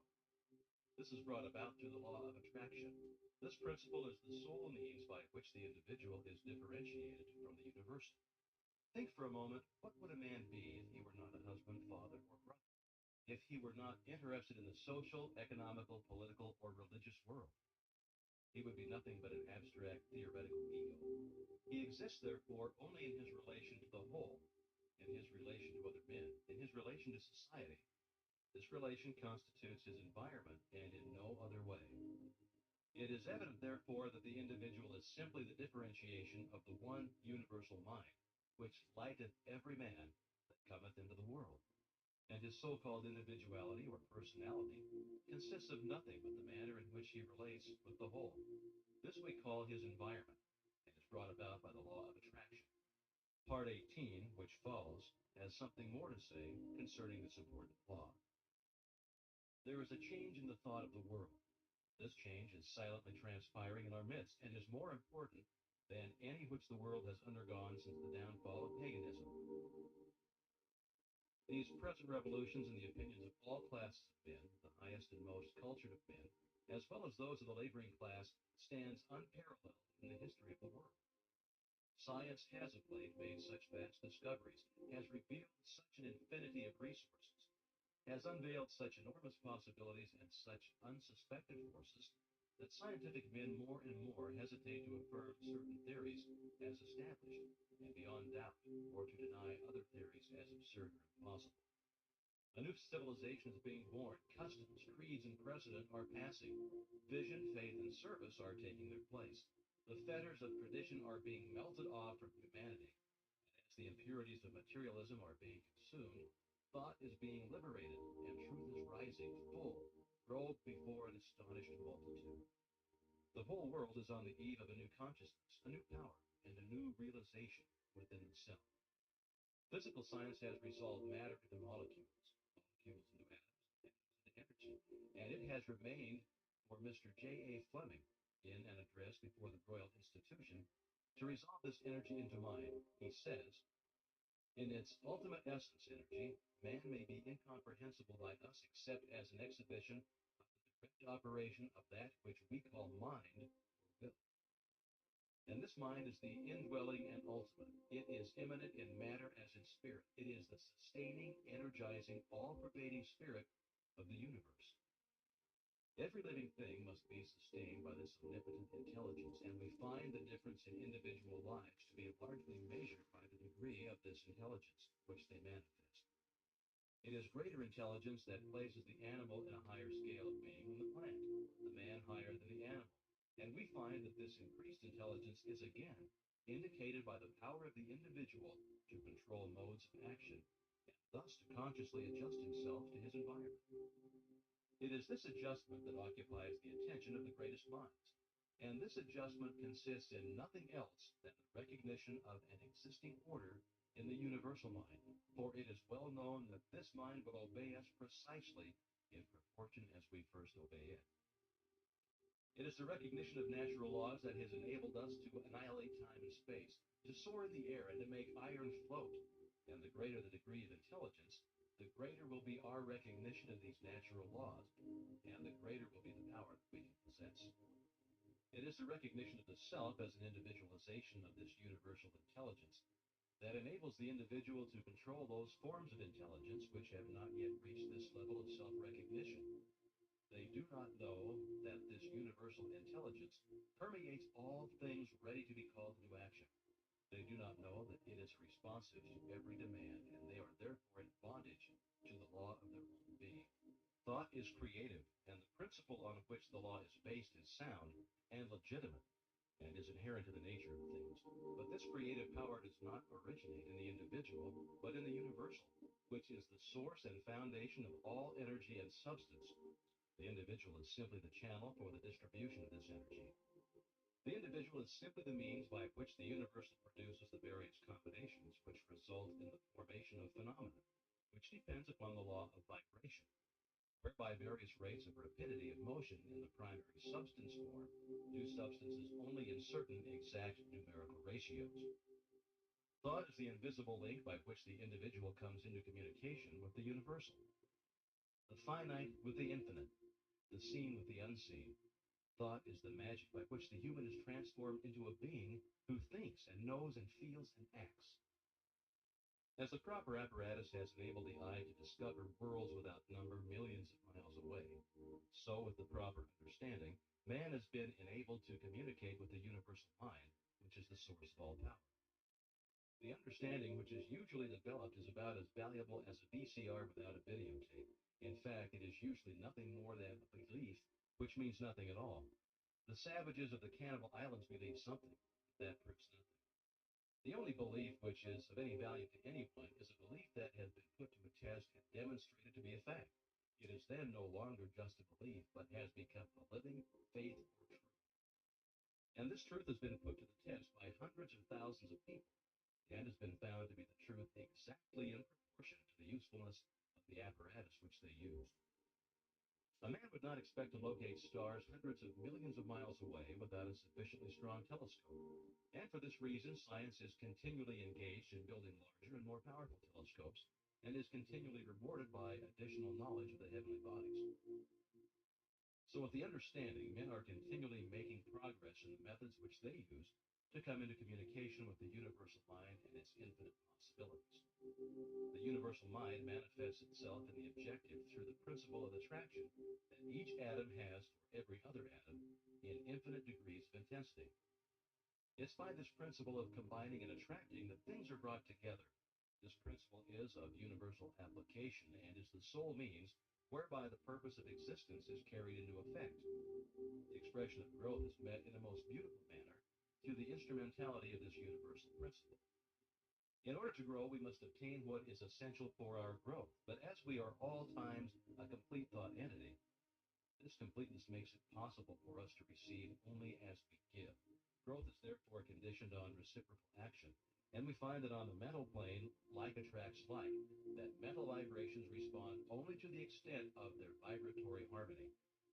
It's clear, therefore, that thoughts of abundance will respond only to similar thoughts. The wealth of the individual is seen to be what he inherently is. Affluence within is found to be the secret of attraction for affluence without.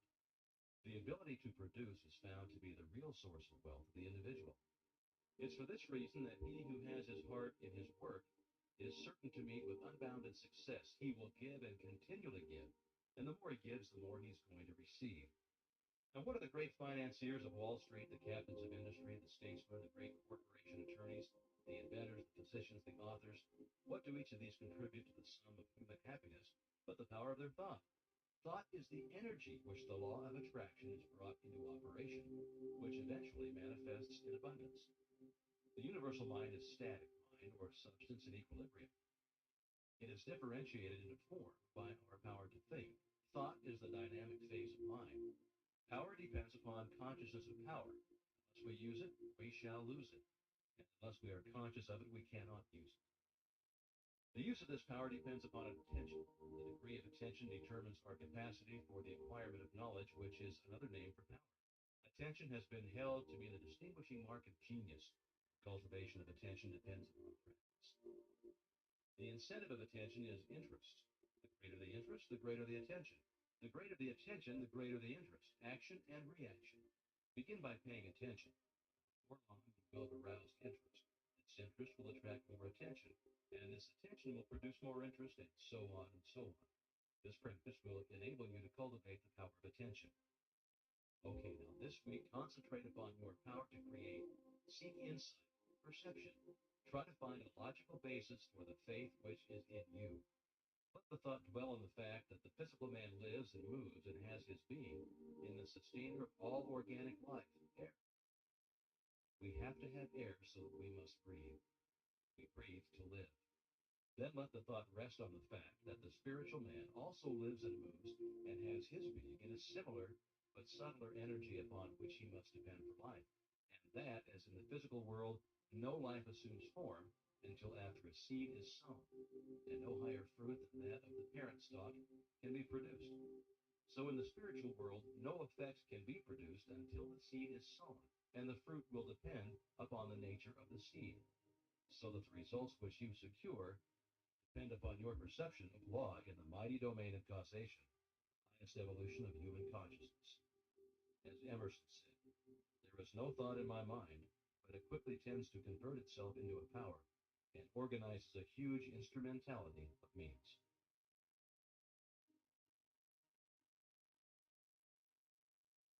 Fear is a powerful form of thought. It paralyzes the nerve centers, thus affecting the circulation of the blood. This in turn paralyzes the muscular system so that fear affects the entire being, body, brain, and nerve, physical, mental, and muscular systems. Of course, the way to overcome fear is to become conscious of power. What is this mysterious vital force which we call power? We don't really know, but then neither do we know what electricity is. But we do know that by conforming to the requirements of the law by which electricity is governed, it will be our obedient servant, that it will light our homes, our cities, run our machinery, and serve us in many useful capacities. And so it is with vital force. Although we don't know what it is, and possibly may never know, we do know that it is a primary force which manifests through living bodies, and that by complying with the laws and principles by which it is governed, we can open ourselves to a more abundant inflow of this vital energy, and thus express the highest possible degree of mental, moral, and spiritual efficiency. This part tells of a very simple way of developing this vital force. If you put into practice the information outlined in this lesson, you will soon develop the sense of power which has been the distinguishing mark of genius. And now, part 19.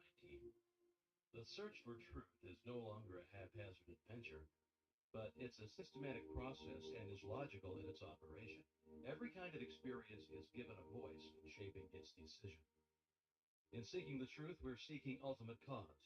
We know that every human experience is an effect. Then if we may ascertain the cause, and if we shall find that this cause is one which we can consciously control, the effect or the experience will be within our control also. Human experience will then no longer be the football of fate. A man will not be the child of fortune, but destiny. Fate and fortune will be controlled as readily as a captain controls his ship, or as an engineer controls his train. All things are finally resolvable into the same element, and as they are thus translatable one into the other, they must ever be in relation and may never be in opposition to one another. In the physical world, there are innumerable contrasts, and these may, for convenience sake, be designated by distinctive names. There are sizes, colors, shades, or ends to all things. There's a North Pole and a South Pole, an inside and an outside, a seen and an unseen. But these expressions merely serve to place extremes in contrast. They are names given to two different parts of one quantity. Two extremes are relative. They are not separate entities, but are two parts or aspects of the whole. In the mental world, we find the same law. We speak of knowledge and ignorance, but ignorance is but a lack of knowledge and is therefore found to be simply a word to express the absence of knowledge. It has no principle in itself. In the moral world, we again find the same law. We speak of good and evil, but good is a reality, it's something tangible, while evil is found to be simply a negative condition, the absence of good. Evil is sometimes thought to be a very real condition, but it has no principle, no vitality, no life. We know this because it can always be destroyed by good, just as truth destroys error and light destroys darkness. So evil vanishes when good appears. There is therefore but one principle in the moral world. We find exactly the same law obtaining in the spiritual world.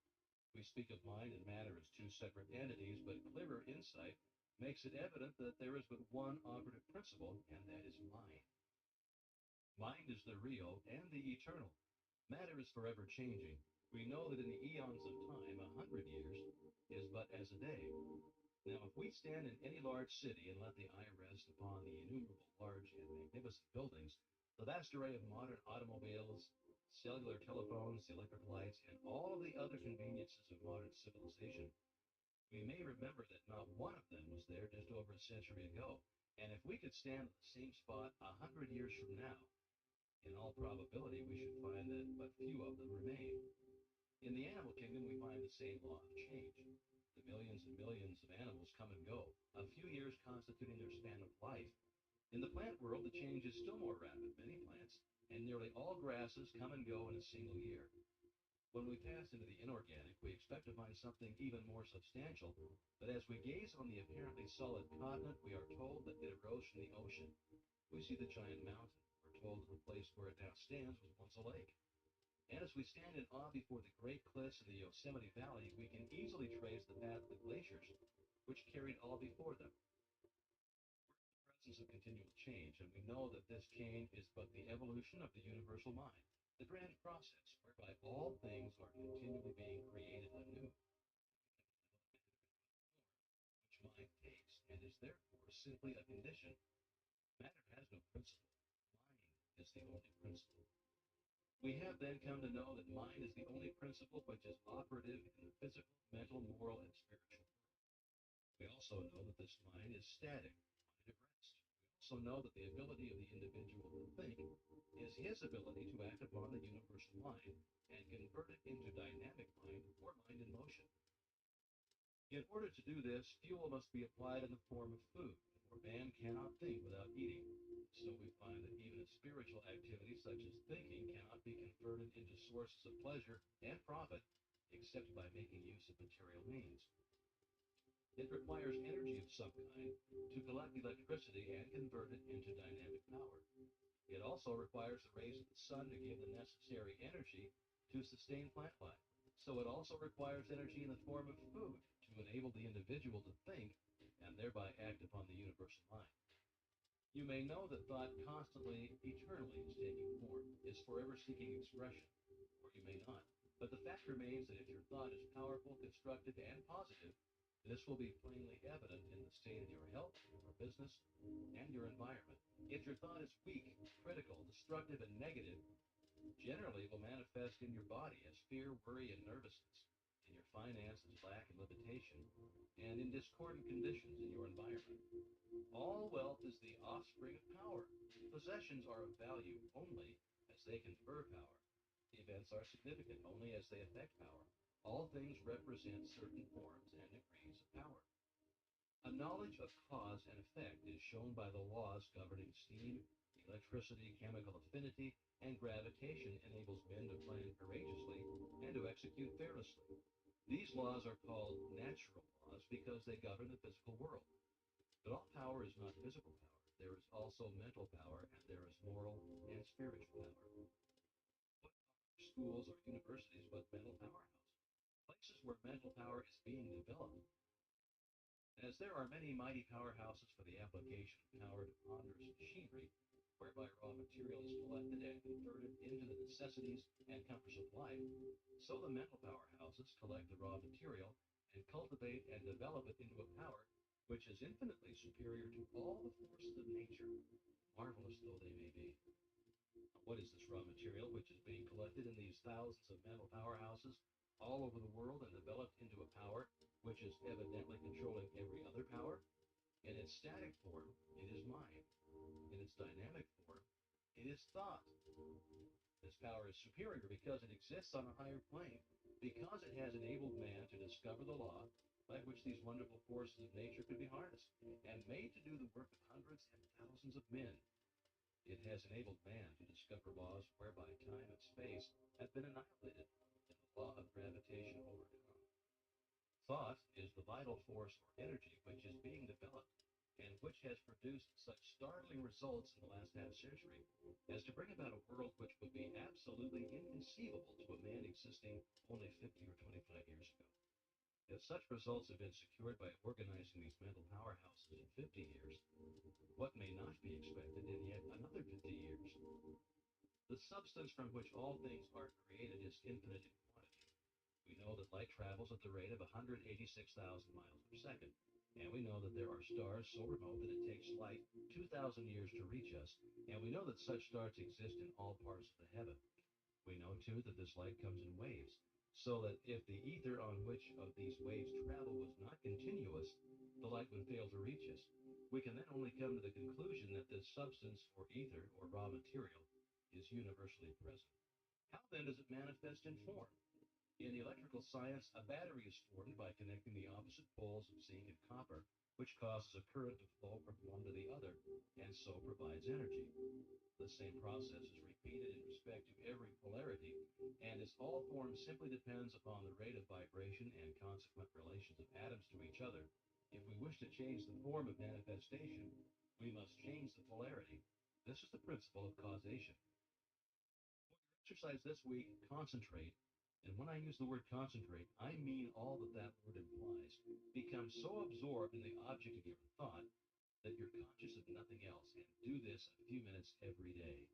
You take the necessary time to eat in order that the body may be nourished. Why not take the time to assimilate your mental food?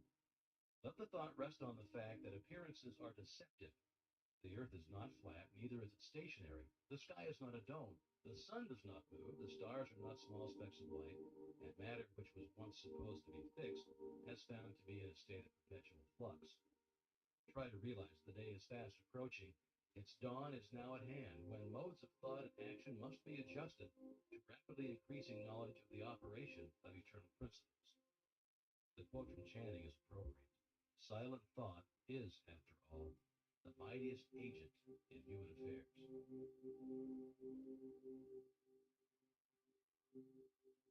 For many years, there's been an endless discussion as to the origin of evil.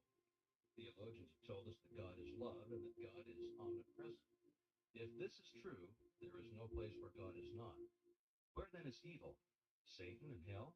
Well, let us see. God is spirit. Spirit is the creative principle of the universe. Man is made in the image and likeness of God. Man is therefore a spiritual being. The only activity which spirit possesses is the power to think. Thinking is therefore a creative process. All form is therefore the result of the thinking process. The destruction of form must also be a result of the thinking process. Fictitious representations of form are the result of the creative power of thought. That's in hypnotism. Apparent representations of form are the result of the creative power of thought. That's in spiritualism. Invention, organization, and constructive work of all kinds are the result of the creative power of thought. That's in concentration. When the creative power of thought is manifested for the benefit of humanity, we call the result good. When the creative power of thought is manifested in a destructive or evil manner, we call the result evil. This indicates the origin of both good and evil. They are simply words which have been coined in order to indicate the nature of the result of the thinking with the creative process. Thought necessarily precedes and predetermines action. Action precedes and predetermines conditions. Part 20 will throw more light on this important subject. The spirit of a thing is that thing. It is necessarily fixed, changeless, and eternal. The spirit of you is you. Without the spirit, you be nothing. It becomes active through your recognition of it and its possibilities. You may have all of the wealth in Christendom, but unless you recognize it and make use of it, you will have no value. So with your spiritual wealth, unless you recognize it and use it, it will have no value. The one and only condition of spiritual power is use or recognition. All great things come through recognition. The scepter of power is consciousness, and thought is its messenger. And this messenger is constantly molding the realities of the invisible world into the conditions and environments of your objective world. Thinking is the true business of life. Power is the result. You are at times dealing with the magical power of thought and consciousness. What results can you expect so long as you remain oblivious to the power which has been placed within your control? So long as you do, you will limit yourself to superficial conditions and make of yourself a beast of burden for those who think, those who recognize their power, and those who know that unless we're willing to think, we shall have to work. And the less we think, the more we shall have to work, and the less we shall get for our work. The secret of power is a perfect understanding of the principles, forces, methods, and combinations of mind, and a perfect understanding of our relationship to the universal mind. It is well to remember that this principle is unchangeable. If this were not so, it would not be reliable. All principles are changeless. This stability is your opportunity. You are its active attribute, the channel for its activity. The universal can act only through the individual. When you begin to perceive that the essence of the universal is within yourself, is you, you begin to do things. You begin to feel your power. It's the fuel which fires the imagination, which lights the torch of inspiration, which gives vitality to thought, which enables you to connect with all the invisible forces of the universe. It is this power which will enable you to plan fearlessly and to execute masterfully. But perception will come only in the silence. This seems to be the condition required for all great purposes. You are a visualizing entity. Imagination is your workshop. It's here that your ideal is to be visualized. As a perfect understanding of the nature of this power is a primary condition for its manifestation, visualize the entire method over and over and over again so that you may use it when application requires. The infinity of wisdom is to follow the method whereby we may have the inspiration of the omnipotent universal mind on demand at any time. We can fail to recognize the world within and so exclude it from our consciousness, but it will still be the basic fact of all existence. And when we learn to recognize it, not only in ourselves, but in all persons, events, things, and circumstances, we shall have found the kingdom of heaven, which we are told is within us. Our failures are a result of the operation of exactly the same principle. The principle is unchangeable. Its operation is exact. There is no deviation. If we think lack, limitation, discord, we shall find their fruits on every hand. If we think poverty, unhappiness, or disease, thought messengers will carry this summons as readily as any other kind of thought, and the result is going to be just as certain. If we fear a coming calamity, we shall be able to say with Job, "The thing I feared has come upon me." If we think unkindly or ignorantly, we shall thus attract to ourselves the results of our ignorance.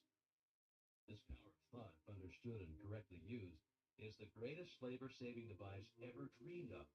But if not understood or improperly used, the result will in all probability be disastrous, as we've already seen. By the help of this power, you can confidently undertake things that are seemingly impossible, because this power is the secret of all inspiration, and it's the secret of all genius. To become inspired means to get out of the beaten path, out of the rut, because extraordinary results require extraordinary means. When we come into a recognition of the unity of all things, and that the source of all power is within, we tap the source of inspiration. Inspiration is the art of imbibing, the art of self-realization, the art of adjusting the individual mind to that of the universal mind, the art of attaching the proper mechanism to the source of all power, and it's the art of differentiating the formless into form, the art of becoming a channel for the flow of infinite wisdom. the art of visualizing perfection, the art of realizing the omnipresence of omnipotence. An understanding and appreciation of the fact that the infinite power is omnipresent and is therefore in the infinitely small as well as the infinitely large will enable us to absorb its essence. A further understanding of the fact that this power is spirit and therefore indivisible will enable us to appreciate its presence at all points. An understanding of these facts, first intellectually and then emotionally, will enable us to drink deeply from this ocean of infinite power. An intellectual understanding will be of no assistance. The emotions must be brought into action. Thought without feeling is cold. The required combination is thought and feeling. Inspiration is from within. Silence is necessary. The senses must be stilled, the muscles relaxed. Repose must be cultivated.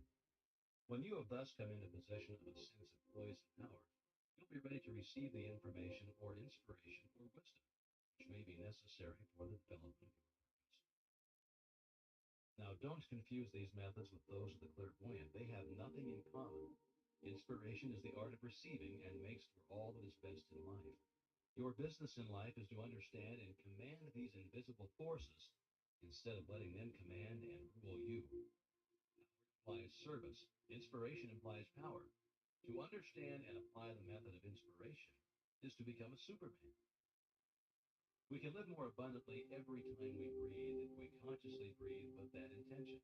The if is a very important condition in this case, as the intention governs the attention, and without the attention you can secure only the results which everyone else secures. That is, a supply equal to the demand.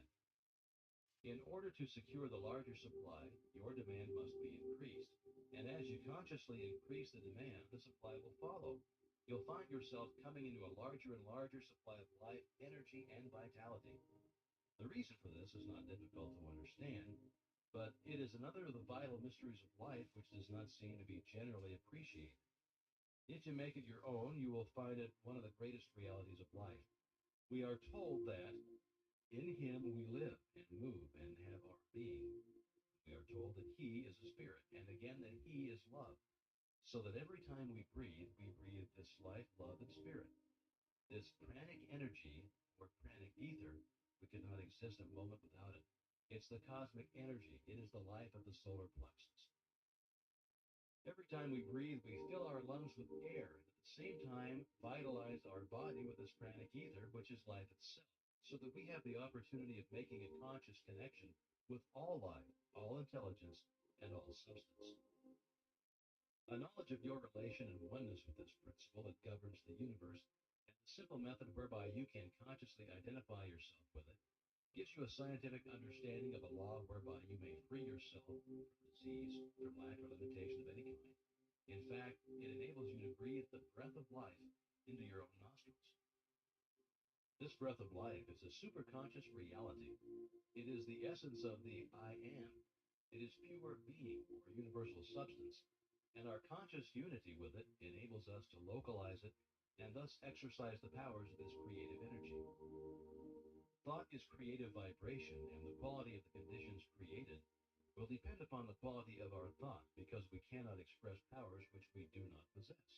We must be before we can, and we can do only to the extent to which we are. And so what we do will necessarily coincide with what we are, and what we are depends upon what we think. You think you start a train of causation, which will create a condition in strict accordance with the quality of the thought which originated it. Thought which is in harmony with the universal mind will result in corresponding conditions. Thought which is destructive or discordant will produce corresponding results. You may use thought constructively or destructively, but the immutable law will not allow you to plant a thought of one kind and reap the fruit of another. You are free to use this marvelous creative power as you will, but you must take the consequences. This is the danger from what is called willpower. There are those who seem to think that by force of will they can coerce this law, but they can sow seed of one kind and by willpower make it bear fruit of another. But the fundamental principle of creative power is in the universal, and therefore the idea of forcing a compliance with our wishes by the power of the individual will is an inverted conception which may appear to succeed for a while, but is eventually doomed to failure because it antagonizes the very power which it is seeking to use. It is the individual attempting to coerce the universal, the finite, in conflict with the infinite. Our permanent well-being will be best conserved by a conscious cooperation with the continuous forward movement of the great whole. Now, for your exercise this week, go into the silence and concentrate on the fact that in Him we live and move and have our being is literally and scientifically exact. That you are because He is. That if He is omnipresent, He must be in you. That if He is all in all, you must be in Him. That He is spirit and you are made in His image and likeness. And that the only difference between His spirit and your spirit is one of degree. That the part must be the same in kind and quality as the whole. When you can realize this clearly, you will have found the secret of the creative power of thought. You will have found the origin of both good and evil. You will have found the secret of the wonderful power of concentration. You will have found the key to the solution of every problem, physical, financial. The power to think consecutively and deeply and clearly is an avowed and deadly enemy to mistakes and blunders, superstitions, unscientific theories, irrational beliefs, unbridled enthusiasm, and fanaticism. Attic.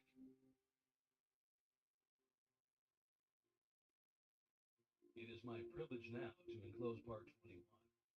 In paragraph 7, you'll find that one of the secrets of success, one of the methods of organizing victory, one of the accomplishments of the master mind is to think big thoughts. In paragraph 8, you'll find that everything which we hold in our consciousness for any length of time becomes impressed upon our subconsciousness, and so becomes a pattern which the creative energy will wave into our life and environment. This is the secret of the wonderful power of prayer. We know that the universe is governed by law. Every effect there must be a cause, and that the same cause, under the same conditions, will invariably produce the same effect. Consequently, if prayer has ever been answered, it will always be answered if the proper conditions are complied. This must necessarily be true, otherwise the universe would be a chaos instead of a cosmos. The answer to prayer is therefore subject to law, and this law is definite, exact, and scientific, just as are the laws governing gravitation and electricity. An understanding of this law takes the foundation of Christianity out of the realm of superstition and credulity and places it upon the firm rock of scientific understanding. But unfortunately, there are comparatively few persons who know how to pray. They understand that there are laws governing electricity, mathematics, and chemistry, but for some inexplicable reason, it never seems to occur to them that there also are spiritual laws, and that these laws are also definite, scientific, exact, and they operate with immutable precision. So here's part 21. The real secret of power is consciousness power. The universal mind is unconditional. Therefore, the more conscious we become of our unity with this mind, the less conscious we shall become of conditions and limitations. And as we become emancipated or freed from conditions, we come into a realization of the unconditional that we have become free. As soon as we become conscious of the inexhaustible power in the world within, we begin to draw on this power and apply and develop the greater possibilities which this discernment has realized. Because whatever we become conscious of is invariably manifested in the objective world, is brought forth into tangible expression. This is because the infinite mind, which is the source from which all things proceed, is one and indivisible, and each individual is a channel whereby this energy that is eternal is being manifested. Our ability to think is our ability to act upon this universal substance, and what we think is what is created or produced in the objective world. The result of this discovery is nothing less than marvelous. It means that mind is extraordinary in quality, limitless in quantity, and it contains possibilities without number. To become conscious of this power is to become a live wire. It has the same effect as placing an ordinary wire in contact with a wire that is charged.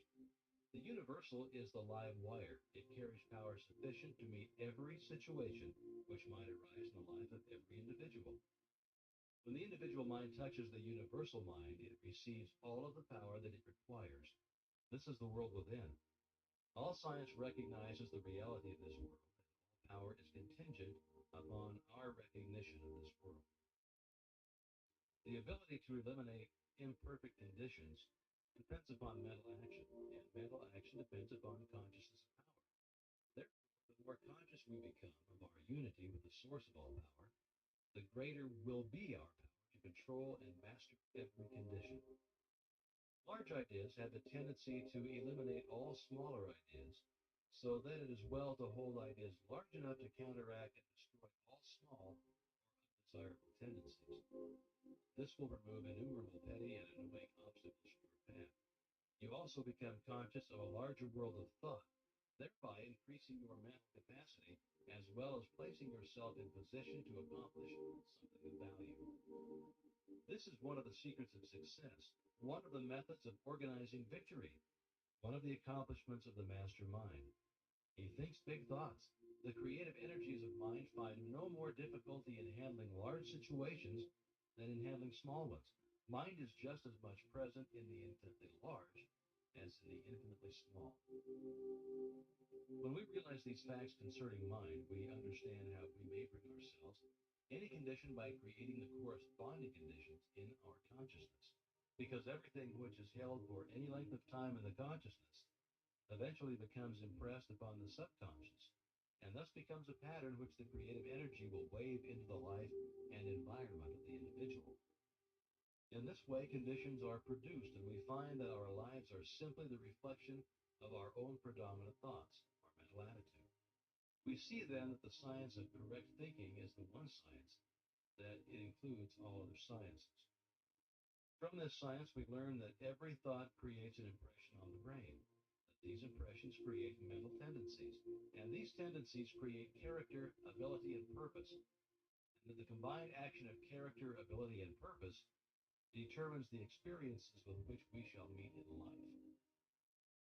These experiences come to us through the law of attraction.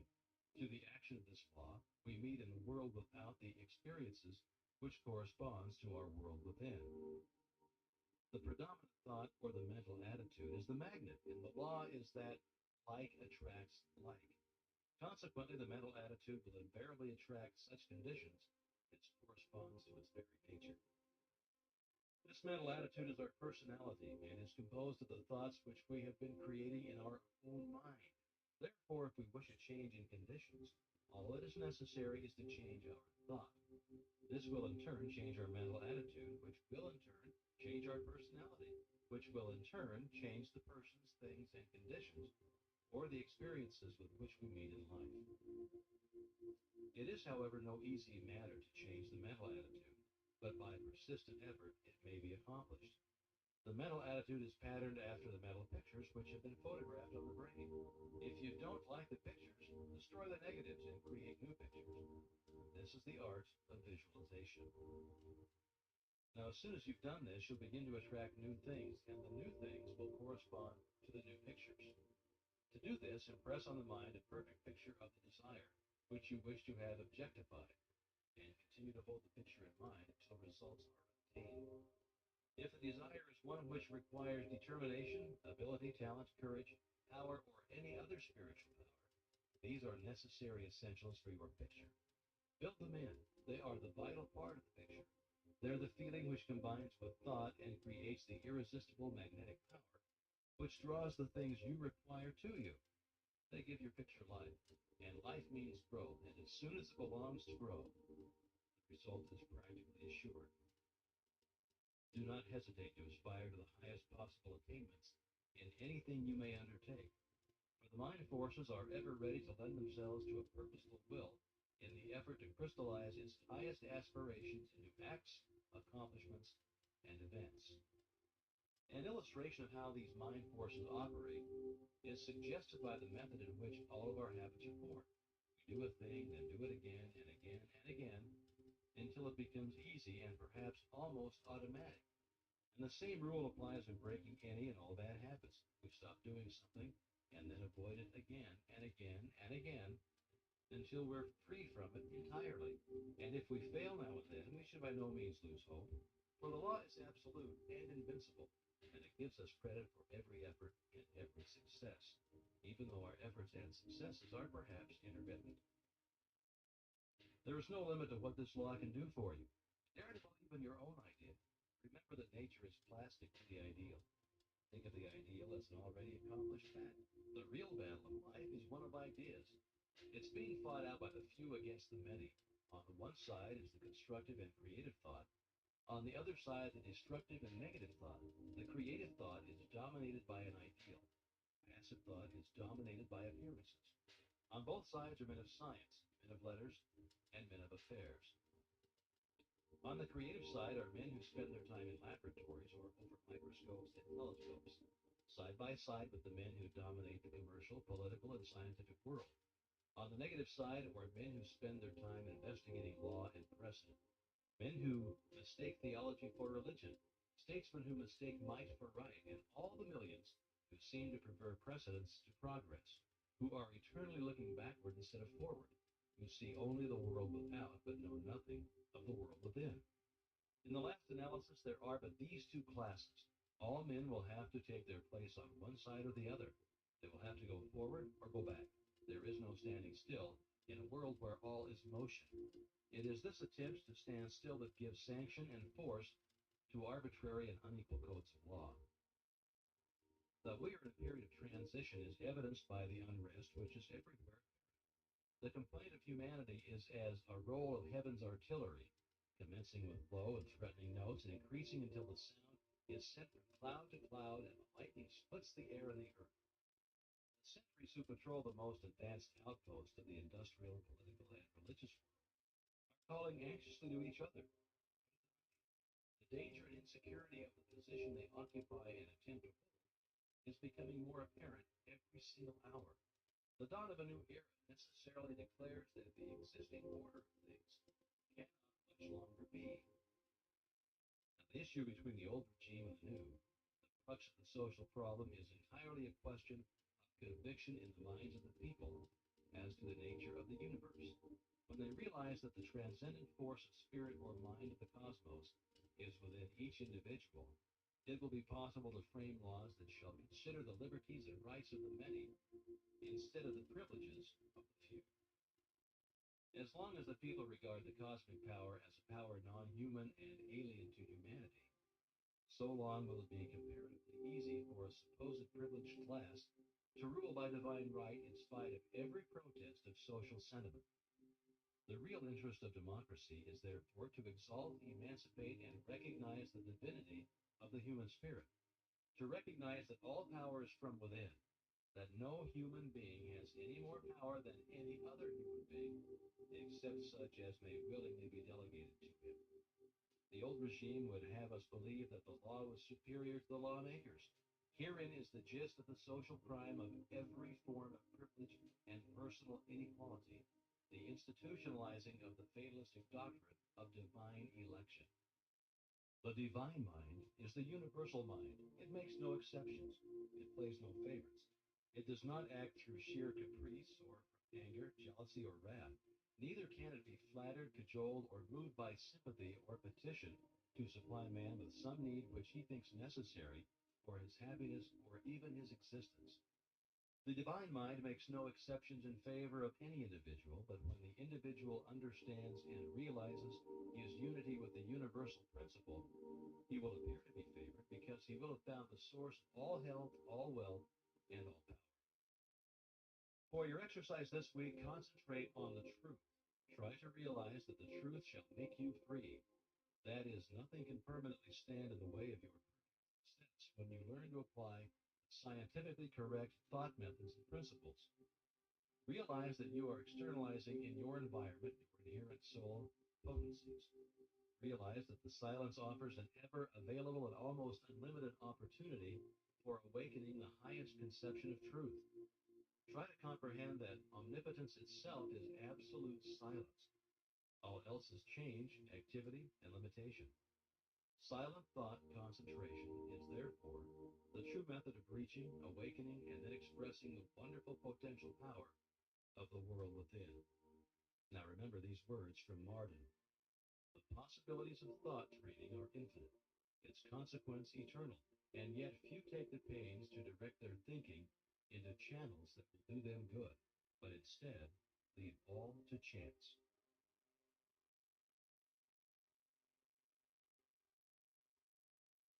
In part 22, you'll find that thoughts are spiritual seeds, which, when planted in the subconscious mind, have a tendency to sprout and grow.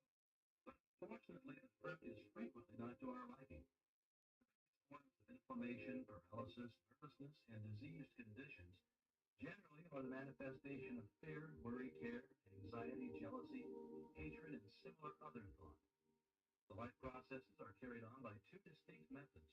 First, taking up and making use of nutritive material, which is necessary for constructing cells. Secondly, breaking down and excreting the waste material. All life is based upon these constructive and destructive activities. As food and water and air are the only requisites necessary for the construction of cells, it would seem that the problem of prolonging life indefinitely would not be a very difficult one. However strange it may seem, it's the second or destructive activity that is, with rare exception, the cause of all disease. The waste material accumulates and saturates the tissues, which causes autointoxication. This may be partial or general. In the first case, the disturbance will be local. In the second place, it will affect the whole system. The problem then before us is in the healing of disease is to increase the inflow and distribution of vital energy throughout the system. And this can only be done by eliminating thoughts of fear, worry, care, anxiety, jealousy, hatred, and every other destructive thought which tend to tear down and destroy the nerves and glands, which control the excretion and elimination of poisonous and waste matter. Nourishing foods and strengthening tonics can't bestow life because these are but secondary manifestations to life. The primary manifestation of life and how you may get in touch with it is explained in the part which I have the privilege of enclosing here with. 22. Knowledge is of priceless value because by applying knowledge we can make our future what we wish it to be. When we realize that our present character, our present physical condition are all the result of past methods of thinking, then we shall begin to have some conception of the value of knowledge. If the state of our health is not all that could be desired, let's examine our method of thinking. Let's remember that every thought produces an impression of the mind. Every impression is a seed which will seek into the subconscious and form a tendency. The tendency will be to attract other similar thoughts. And before we know it, we shall have a crop which then must be harvested. If these thoughts contain disease, germs, the harvest will be sickness, decay, weakness, and failure. The question is, what are we thinking? What are we creating? What is the harvest to be? If there is any physical condition which it makes necessary to change, the law governing visualization will be found effective. Make a mental image of physical perfection. Hold it in the mind until it is absorbed by the consciousness.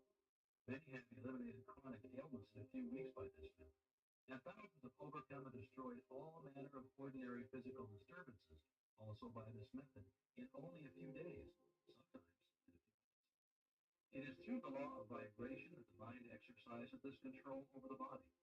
We know that every mental action is a vibration, and we know that all form is simply a mode of motion, a rate of vibration. Therefore, any given vibration immediately modifies every atom in the body. Every life cell is affected, and an entire chemical change is made in every group of life cells. Everything in the universe is what it is by virtue of its rate of vibration. Change the rate of vibration, and you change the nature, quality, and form. The vast panorama of nature, both visible and invisible, is being constantly changed by simply changing the rate of vibration. And as thought is a vibration, we can also exercise this power. We can change the vibration and thus produce any condition which we desire to manifest in our bodies. We're using this power every minute. The trouble is, most of us are using it unconsciously and thus producing undesirable results. The problem is to use it intelligently and produce only desirable results. This should not be difficult because we all have had sufficient experience to know what produces pleasant vibration in the body, and we also know the causes which produce the unpleasant and disagreeable sensations. necessary is to consult our own experience. When our thought has been uplifted, progressive, constructive, courageous, noble, kind, or in any other way desirable, we have set in motion vibrations which brought about certain results. When our thought has been filled with envy, hatred, jealousy, criticism, or any of the other 1,001 forms of discord, certain vibrations were set in motion which brought about certain other results of a different nature, and each of these rates of vibration, if kept up, crystallized in form. In the first case, the result was mental, moral, and physical health, and in the second case, discord, inharmony, and disease. We can understand then something of the power which the mind possesses. The objective mind has certain effects on the body which are readily recognized. Someone says something to you which strikes you as ludicrous, and you laugh, possibly until your whole body shakes, which shows that thought has control over the muscles of your body. Or someone says something which excites your sympathy, and your eyes fill with tears, which shows that thought controls the glands of your body. Or someone says something which makes you angry, and the blood mounts to your cheek, which shows that thought controls the circulation of your blood. But as these experiences are all the results of the action of your objective mind over the body, the results are of a temporary nature. They soon pass away, and they leave the situation just as it was before. Let's see how the action of the subconscious mind over the body differs.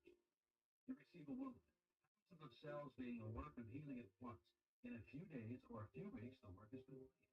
You may even break a bone. No surgeon on earth will push together. I'm not referring to the insertion of rods or other devices to strengthen or replace bones.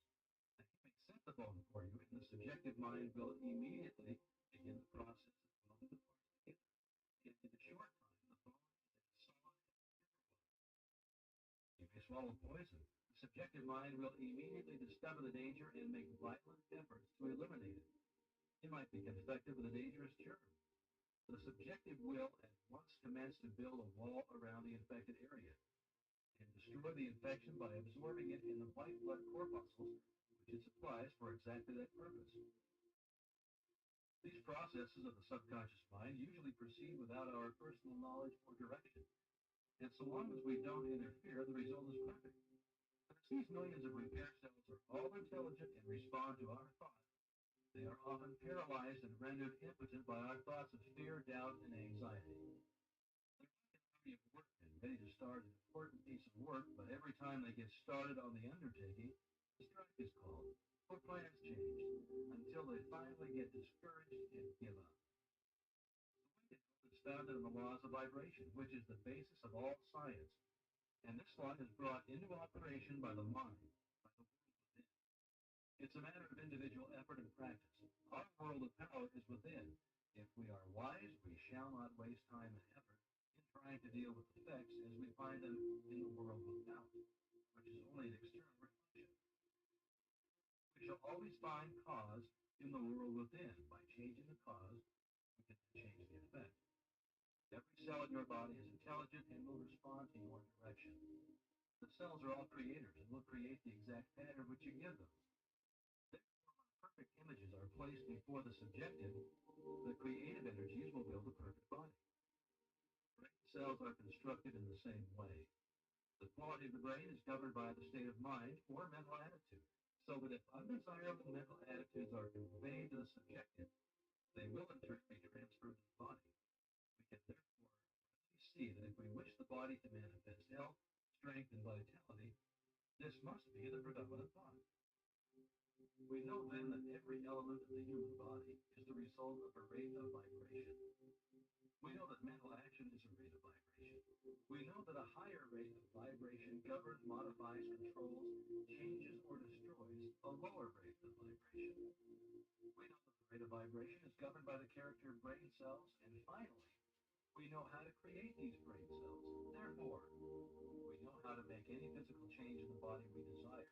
And having secured a working knowledge of the power of the mind to this extent, we've come to know that there's practically no limitation which can be placed upon our ability to place ourselves in harmony with natural law, which is omnipotent. This influence or control of the body by mind is coming to be more and more generally understood. Many physicians are now giving the matter their earnest attention. P. Schofield, who has written several important books on the subject, says the subject of mental therapeutics is still ignored in medical works generally. In our physiologies, no reference is made to the central controlling power that rules the body for its good. The mind over the body is seldom spoken. In the part which I have the honor to transmit herewith, you'll find that money weaves itself into the entire fabric of our very existence. That the law of success is service, that we get what we give, and for this reason, we should consider it a great privilege to be able to give. We have found that thought is the creative activity behind every constructive enterprise. We can therefore give nothing of more practical value than our thought. Creative thought requires attention, and the power of attention is, as we have found, the weapon of the Superman. Attention develops concentration, concentration develops spiritual power, and spiritual power is the mightiest force in existence. This is the science which embraces all sciences. It is the art which, above all arts, is relevant to human life. In the mastery of this science and this art, there is opportunity for unending progression. Perfection in this is not acquired in 6 days, nor in 6 weeks, nor in 6 months. It's the labor of life. Not to go forward is to go backward. It is inevitable that the entertainment of positive, constructive, and unselfish thoughts should have a far-reaching effect for good. Compensation is the keynote of the universe. Nature is constantly seeking to strike an equilibrium. Where something is sent out, something must be received, else there should be a vacuum formed. By observance of this rule, you cannot fail to profit in such measure as to amplify justly your effort along this line. Part 23. The money consciousness is an attitude of mind. It is the open door to the arteries of commerce. It is the receptive attitude. Desire is the attractive force which sets the current in motion, and fear is the great obstacle by which the current is stopped or completely reversed or turned away from us. Fear is just the opposite from money consciousness. It is poverty consciousness. And as the law is unchangeable, we get exactly what we give. If we fear, we get what we feared. Money weaves itself into the entire fabric of our very existence. It engages the best thoughts of the best minds. We make money by making friends, and we enlarge our circle of friends by making money for them, by helping them, by being of service to them. The first law of success then is service, and this in turn is built on integrity and justice. The man who at least is not fair in his intention is simply ignorant. He has missed the fundamental law of all exchange. He's impossible. He will lose surely and certainly. He may not know it, but he may think he's winning, but he's doomed to certain defeat. He cannot cheat the infinite. The law of compensation will demand of him an eye for an eye, a tooth for a tooth. The forces of life are volatile, composed of our thought and ideals, and these in turn are molded into form. Our problem is to keep an open mind, to constantly reach out for the new, to recognize opportunity, to be interested in the race rather than the goal. For the pleasure is in the pursuit rather than the possession. You can make money a magnet of yourself, but to do so, you must first consider how you can make money for other people. If you have the necessary insight to perceive and utilize opportunities and favorable conditions and recognize values, you can put yourself in position to take advantage of them. But your greatest success will come as you are enabled to assist others. What benefits one must benefit all. Generous thought is filled with strength and vitality. But selfish thought contains the germs of dissolution. It will disintegrate and then pass away. Great financiers like Turner, Gates, Trump, and others are simply channels for the distribution of wealth. Enormous amounts come and go, but it would be as dangerous to stop the outgo as the income. Both ends must remain open, and so our greatest success will come as we recognize that it is just as essential to give as to get. If we recognize the omnipotent power that is the source of all supply, we will adjust our consciousness to this supply in such a way that it will constantly attract all that is necessary to itself. And we shall find that the more we give, the more we get. Giving in this sense implies service. The banker gives his money, the merchant gives his goods, the author gives his thought, the workman gives his skill. All have something to give, but the more they give, the more they get. And the more they get, the more they are enabled to give. Financier gets much because he gives much. He thinks. He is seldom a man that lets anyone else do his thinking for him. He wants to know results and how they are to be secured. You must show him. When you can do this, he will furnish the means by which hundreds or thousands may profit. And in proportion as they are successful, he be successful. Morgan, Rockefeller, Carnegie, and others did not get rich because they lost money for other people. On the contrary, it's because they made money for other people that they became the wealthiest men in the wealthiest country on the globe. The average person is entirely innocent of any deep thinking. He accepts the ideas of others and repeats them in very much the same way as a parent repeats things. This is readily seen when we understand the method which is used to form public opinion. And this docile attitude on the part of a large majority who seem perfectly willing to let a few persons do all of their thinking for them is what enables a few men in a great many countries to usurp all the avenues of power and hold the millions in subjugation. The power of attention is called concentration. This power is directed by the will. For this reason, we must refuse to concentrate or think of anything except the things we desire. Many are constantly concentrating upon sorrow, loss, and discord of every kind. This thought is creative. It necessarily follows that this concentration inevitably leads to more loss, more sorrow, and more discord. How could it be otherwise? On the other hand, when we meet with success, gain, or any other desirable condition, we naturally concentrate upon the effects of these things and thereby create more. And so it follows that much leads to more. How an understanding of this principle can be utilized in the business world is well told by an associate of mine. Spirit, whatever else it may or may not be, must be considered as the essence of consciousness, the substance of mind, the reality underlying thought. And as all ideas are phases of the activity of consciousness, mind, or thought, it follows that in spirit and in it alone is to be found the ultimate fact, the real thing, or the idea. This being admitted, does it not seem reasonable to hold that a true understanding of spirit and its laws of manifestation would be about the most practical thing that a practical person can hope to find? Does it not seem certain that if the practical men of the world could but realize this fact, they would fall all over themselves in getting to the place in which they might obtain such knowledge of spiritual things and laws? These men are not fools. They need only to grasp the fundamental fact in order to move in the direction of that which is the essence of all achievement. Let me give you a concrete example. I know a man in Chicago whom I had always considered to be quite materialistic. He had made several successes in life and also several failures. The last time I had a talk with him, he was practically down and out as compared with his former business condition. It looked as if he had indeed reached the end of his rope, for he was well advanced into the stage of middle age, and new ideas came more slowly and less frequently to him than in former years. He said to me in substance, I know that all things that work out in business are the result of thought. Any fool knows that. Just now I seem to be short on thoughts and good ideas. But if this all mind teaching is correct, it should be possible for the individual to attain a direct connection with infinite mind, and in infinite mind, there must be the possibility of all kinds of good ideas, which a man of my courage and experience can put to practical use in the business world. Not only that, but make a big success of it. It looks good to me, and I'm going to look into it. That was several years ago. The other day I heard of this man again. Talking to a friend, I said, what has become of our old friend, Mr. X? Has he ever gotten on his feet again?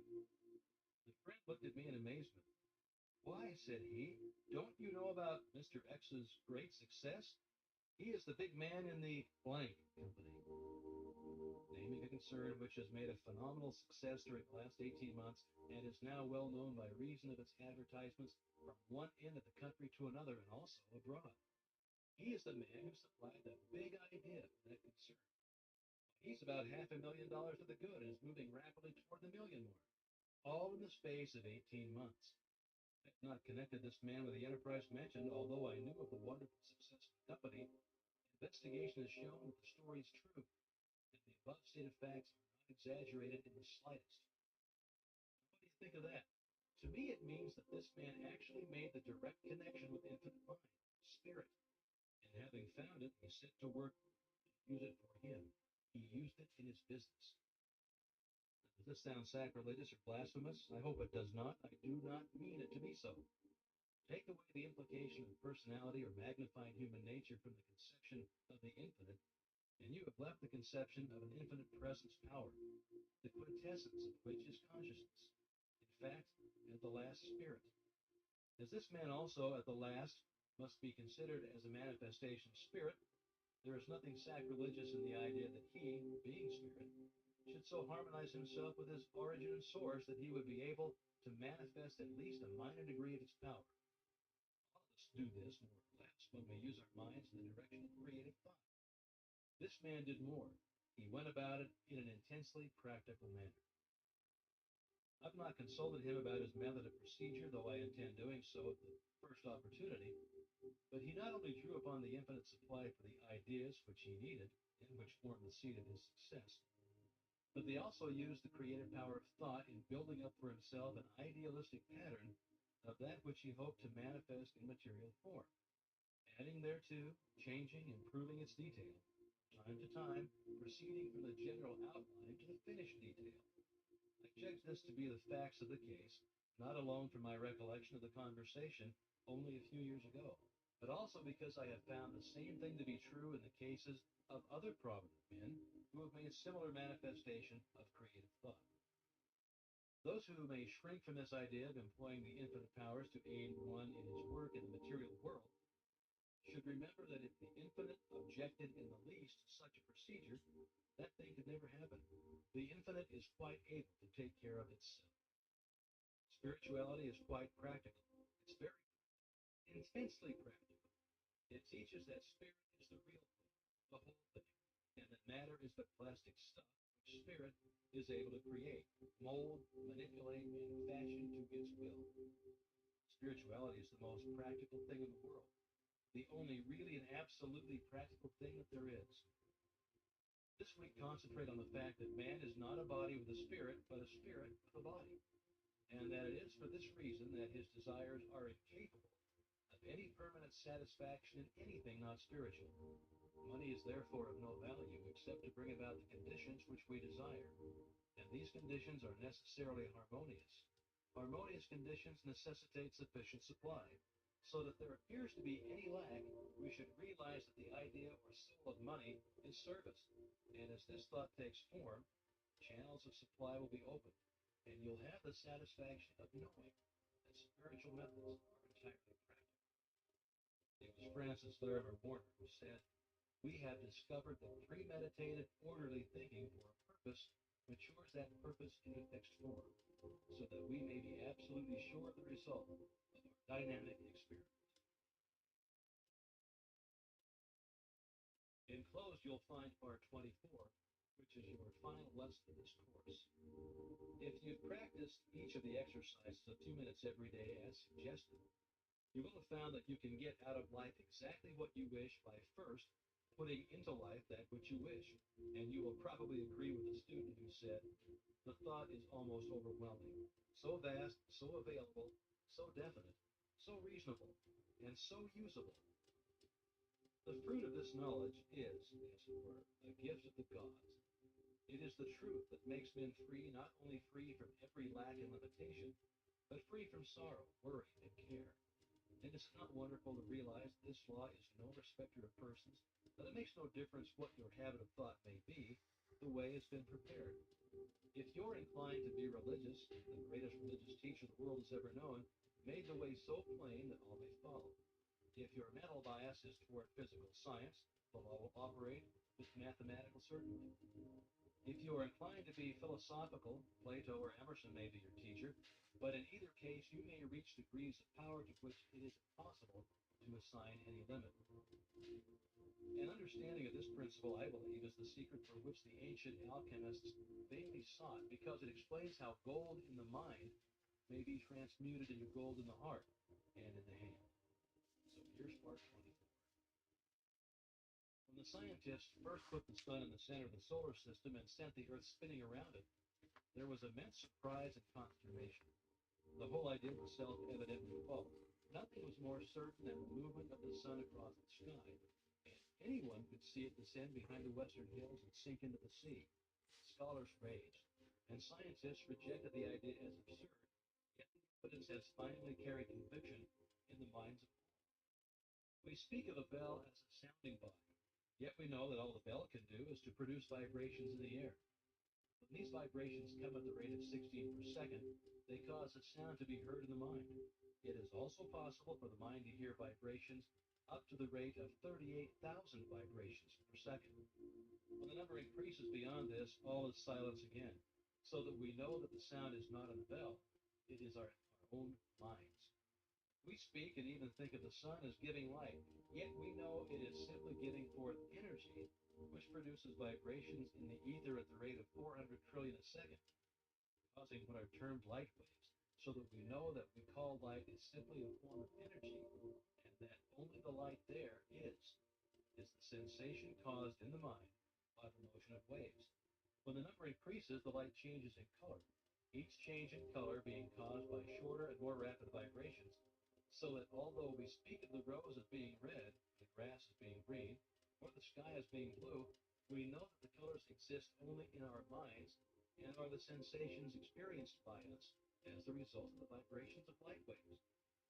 When the vibrations are reduced below 400 trillion a second, they no longer affect us as light, but we experience the sensation of heat. It's evident, therefore, that we cannot depend upon the evidence of the senses for our information concerning the realities of things. If we did, we should believe that the sun moved, that the world was flat instead of round, and that the stars were bits of light instead of vast suns. The whole range, then, of the theory and practice of any system of metaphysics consists in knowing the truth concerning yourself and the world in which you live, in knowing that in order to express harmony, you must think harmony. In order to express health, you must think health. And in order to express abundance, you must think abundance. To do this, you must reverse the evidence of the senses. When you come to know that every form of disease, sickness, lack, and limitation are simply the result of wrong thinking, you will have come to know the truth which shall make you free. You will see how mountains may be removed. If these mountains consist only of doubt, fear, distrust, or other forms of discouragement, they are nonetheless real, and they need not only to be removed, but to be cast out into the sea. Your real work consists in convincing yourself of the truth of these statements. When you have succeeded in doing this, you will have no difficulty in thinking the truth, and as has been shown, the truth contains a vital principle and will manifest itself. Those who heal diseases by mental methods have come to know this truth. They demonstrate it in their lives and in the lives of others daily. They know that life, health, and abundance are omnipresent, filling all space. And they know that those who allow disease or lack of any kind to manifest have as yet not come into an understanding of this great law. As all conditions are thought creations and therefore entirely mental, disease and lack are simply mental conditions in which the person fails to perceive the truth. As soon as the error is removed, that condition is removed. The method for removing this error is to go into the silence and know the truth. As all mind is one mind, you can do this for yourself or anyone else. If you've learned to form mental images of the conditions desired, this will be the easiest and quickest way to secure results. If not, results can be accomplished by argument, by the process of convincing yourself absolutely of the truth of your statement.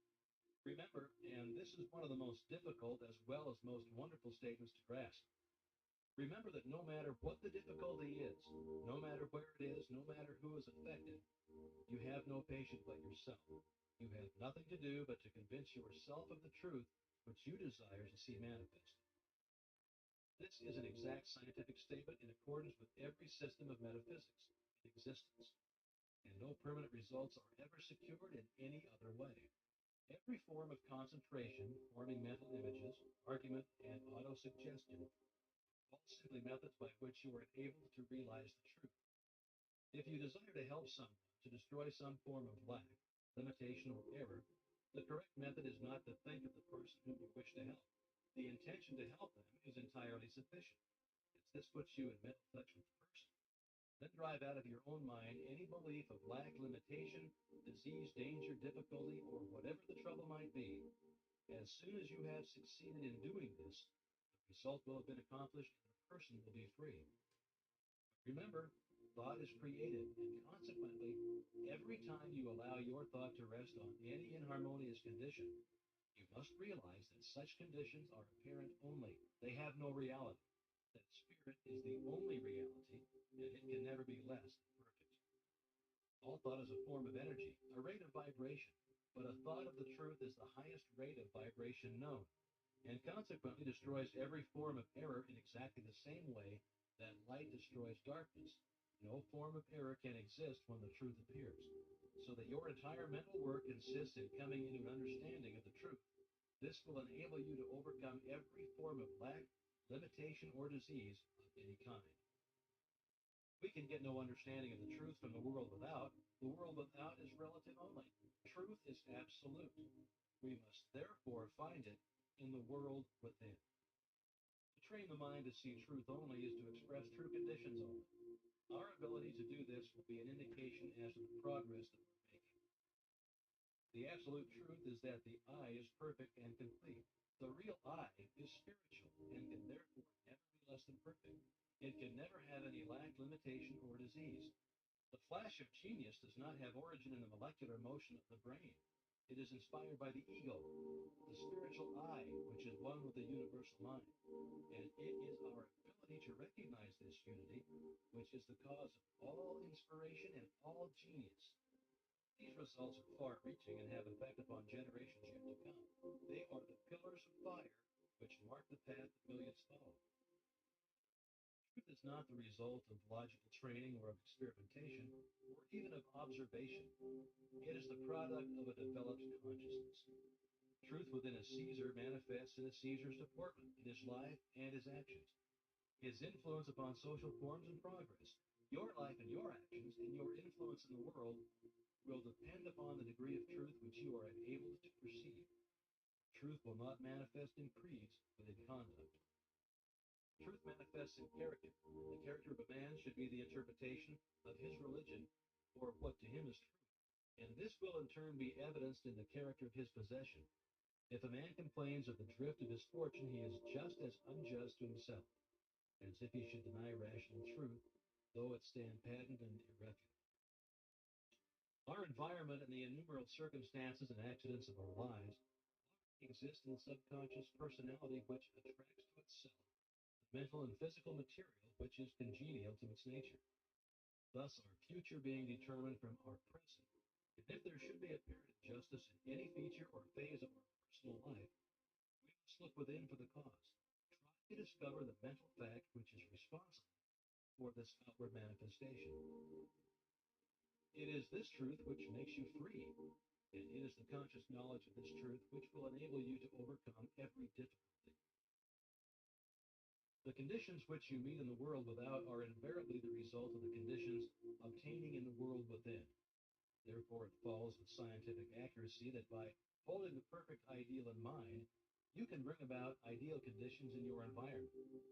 If you see only the incomplete, the imperfect, the relative, the limited, these conditions will manifest in your life.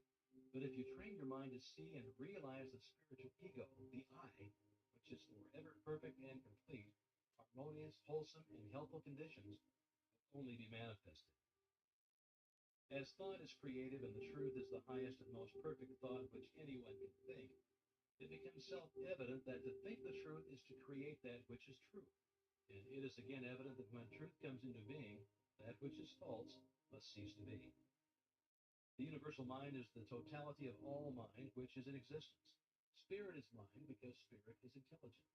The words are therefore synonymous. The difficulty with which you have to contend is to realize that mind is not individual. It is omnipresent. It exists everywhere. In other words, there is no place where it is not. It is therefore universal. Men have heretofore generally used the word God to indicate this universal creative principle. But the word God does not convey the right meaning. Most people understand this word to mean something outside of themselves, while exactly the contrary is the fact. It is our very life. Without it, we would be dead. We would cease to exist. The minute the spirit leaves the body, we are as nothing. For spirit is not the only activity which the spirit possesses, is the power to think. Therefore, thought must be creative because spirit is creative. This creative power is impersonal, and your ability to think is your ability to control it and make use of it for the benefit of yourself and others. When the truth of this statement is realized, understood, and appreciated, you will have come into possession of the master key. But remember that only those who are wise enough to understand, broad enough to weigh the evidence, firm enough to follow their own judgment, and strong enough to make the sacrifice exacted may enter and partake. This week, try to realize that this is truly a wonderful world in which we live, that you are a wonderful being, that many are awakening to a knowledge of the truth, and as fast as they awake and come into knowledge of the things which have been prepared for them, they too realize that eye hath not seen, nor ear heard, neither hath it entered into the heart of man, the splendors which exist for those who find themselves in the promised land. They have crossed the river of judgment and have arrived at the point of discrimination between the true and the false, and have found that all they ever willed or dreamed was but a faint concept of the dazzling reality. Remember these words by S. Lewis. Though an inheritance of acres may be bequeathed, an inheritance of knowledge and wisdom cannot. The wealthy man may pay others for doing his work for him, but it is impossible to get his thinking done for him by another or to purchase any kind of self-culture.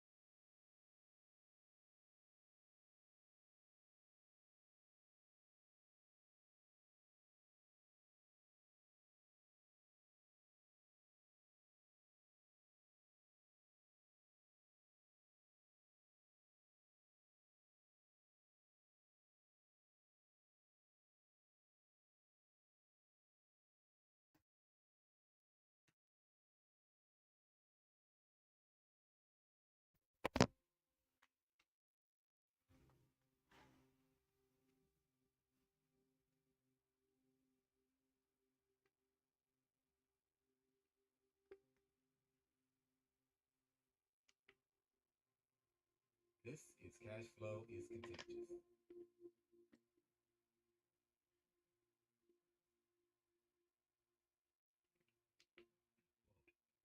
If your thought has been critical or destructive and has resulted in any condition of discord or inharmony in your environment, it may be necessary for you to cultivate a mental attitude which will be conducive to constructive thought.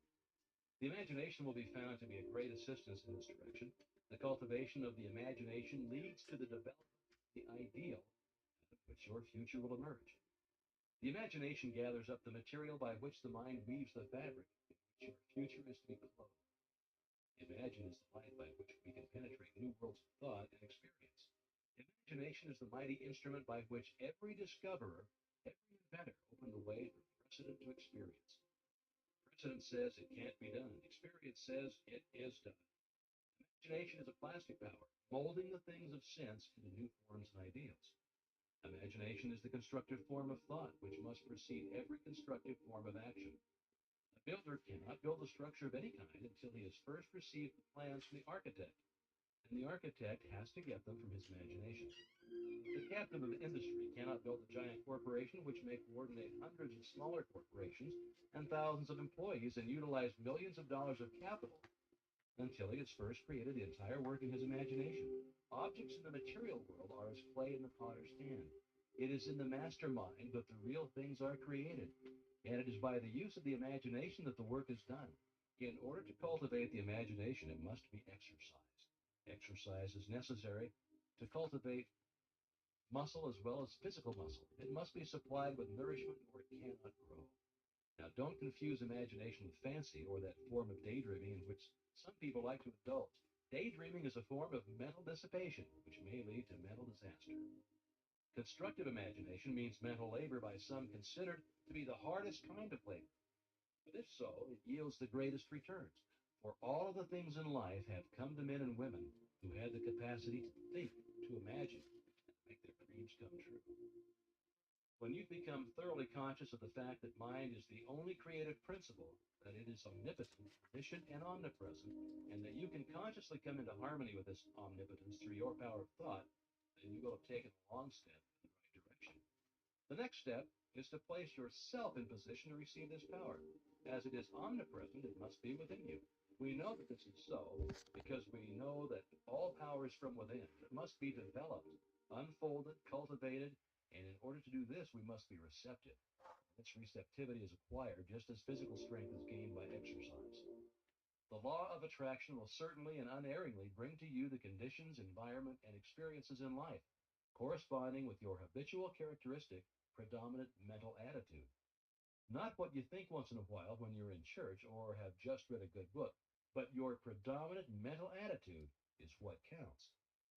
You can't entertain weak, harmful, negative thoughts 10 hours a day and expect to bring about beautiful, strong, and harmonious conditions by 10 minutes of strong, positive, creative thought. Real power comes from within. All power that anybody can possibly use is within man. The only way to be brought to visibility is first recognizing it and then affirming it as his, working it into his consciousness until he becomes. People say they desire abundant life, and so they do. But so many interpret this to mean that if they exercise their muscles or breathe scientifically, eat certain foods in certain ways, drink so many glasses of water every day of just a certain temperature, keep out of dress, they will attain the abundant life they seek. Now, the result of such methods is but indifferent. However, when a man awakens to the truth and affirms his oneness with all life, he finds that he takes on the clear eye, the elastic step, the vigor of youth. He finds that he has discovered the source of all power. All mistakes are but the mistakes of ignorance. Knowledge gaining and consequent power is what determines growth and evolution. The recognition and demonstration of knowledge is what constitutes power. And this power is spiritual power, and this spiritual power is the power which lies at the heart of all things. It is the soul of the universe. This knowledge is the result of man's ability to think. Thought is therefore the germ of man's conscious evolution. When man ceases to advance in his thoughts and ideals, his forces immediately begin to disintegrate, and his countenance gradually registers these changing conditions. Successful men make it their business to hold ideals of the conditions which they wish to realize. They constantly hold in mind the next step necessary to the ideal for which they are striving. Thoughts are the materials with which they build, and the imagination is their mental workshop. Mind is the ever moving force with which they secure the persons and circumstances necessary to build their success structure. And imagination is the matrix in which all great things are fashioned. If you've been faithful to your ideal, you will hear the call when circumstances are ready to materialize your plans, and results will correspond in the exact ratio of the fidelity to your ideal. The ideal steadily held is what predetermines and attracts the necessary conditions for its fulfillment. It is thus that you may weave a garment of spirit and power into the web of your entire existence. It is thus that you may lead a charmed life and be forever protected from all harm. It is thus that you may become a positive force, whereby conditions of opulence and harmony may be attracted to you. This is the leaven which is gradually permeating the general consciousness and is largely responsible for the conditions of unrest which are everywhere evident. In the last part, you created a mental image. You brought it from the invisible into the visible. This week, I want you to take an object and follow it back to its origination. See of what it really consists. If you do this, you will develop imagination, insight, perception, and sagacity. These come not by the superficial observation of the multitude, but by a keen analytical observation which sees below the surface. It is the few who know that the things which they see are only effects and understand the causes by which these effects were brought into existence. Take the same position as heretofore and visualize a battleship. See the grim monster floating on the surface of the water. There appears to be no life anywhere about. All is silence. You know that by far the largest part of the vessel is underwater out of sight. You know that the ship is as large and as heavy as a 20-story skyscraper. You know that there are hundreds of men ready to spring to their appointed task instantly. You know that every department is in charge of able, trained, skilled officials who have proven themselves competent to take charge of this marvelous piece of mechanism. You know that although it lies apparently oblivious to everything else, it has eyes which see everything for miles around, and nothing is permitted to escape its watchful vision. You know that while it appears quiet, submissive, and innocent, it is prepared to hurl a steel projectile weighing thousands of pounds at an enemy many miles away. This and much more you can bring to mind with comparatively no effort whatsoever. But how did the battleship come to be where it is? How did it come into existence in the first place? All of this you want to know if you're a careful observer. Follow the great steel plates through the foundries. See the thousands of men employed in their production. Go still further back and see the ore as it comes from the mine. See it loaded on barges or cars. See it melted and properly treated. Go back still further and see the architect and engineers who planned the vessel. Let the thought carry you back still further in order to determine why they planned the vessel. You'll see that you're now so far back that the vessel is something intangible. It no longer exists. It is now only a thought that exists in the brain of the architect. But from where did the order of plan come? Probably from the Secretary of Defense. But probably this vessel was planned long before the war was thought of, and the Congress had to pass a bill appropriating the money. Possibly there was opposition and speeches for or against the bill. Now, whom do these congressmen represent? Well, they represent you and me, so that our line of thought begins with the battleship and ends with ourselves, and we find in the last analysis that our own thought is responsible for this and many other things of which we seldom think. And a little further reflection will develop the most important fact of all, and that is, if someone had not discovered the law by which this tremendous mass of steel and iron could be made to float upon the water, instead of immediately going to the bottom of the sea, the battleship could not have come into existence at all. This law is that the specific gravity of any substance is the weight of any volume of it, compared with an equal volume of water. The discovery of this law revolutionized every kind of ocean travel, commerce, and warfare, and it made the existence of the battleship, aircraft carriers, and cruise ships possible. You'll find exercises of this kind invaluable. When the thought has been trained to look below the surface, everything takes on a different appearance. The insignificant becomes significant, the uninteresting, interesting. The things which we suppose to be of no importance are seen to be the only really vital things in existence. Here's a message called Look to This Day. For it is life, the very life of life. In its brief course lie all the verities and realities of your existence. The bliss of growth, the glory of action, the splendor of beauty. For yesterday is but a dream, and tomorrow is only a vision. But today well lived makes every yesterday a dream of happiness, and every tomorrow a vision of hope. Look well, therefore, to this day. That's from the Sanskrit.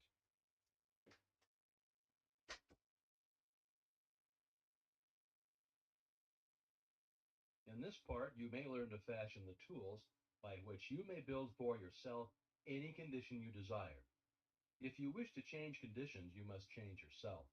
Your whims, your wishes, your fancies, your ambitions may be thwarted at every step, but your inmost thoughts will find expression, just as certainly as the plant springs from seed.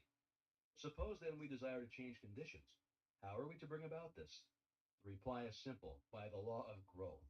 Cause and effect are as absolute and undeviating in the hidden realm of thought as in the world of material things. Hold in mind the condition desired. Affirm it as an already existing fact. This indicates the value of a powerful affirmation. By constant repetition, it becomes a part of ourselves. We are actually changing ourselves. We're making ourselves what we want to be. Character is not a thing of chance, but it is the result of continued effort.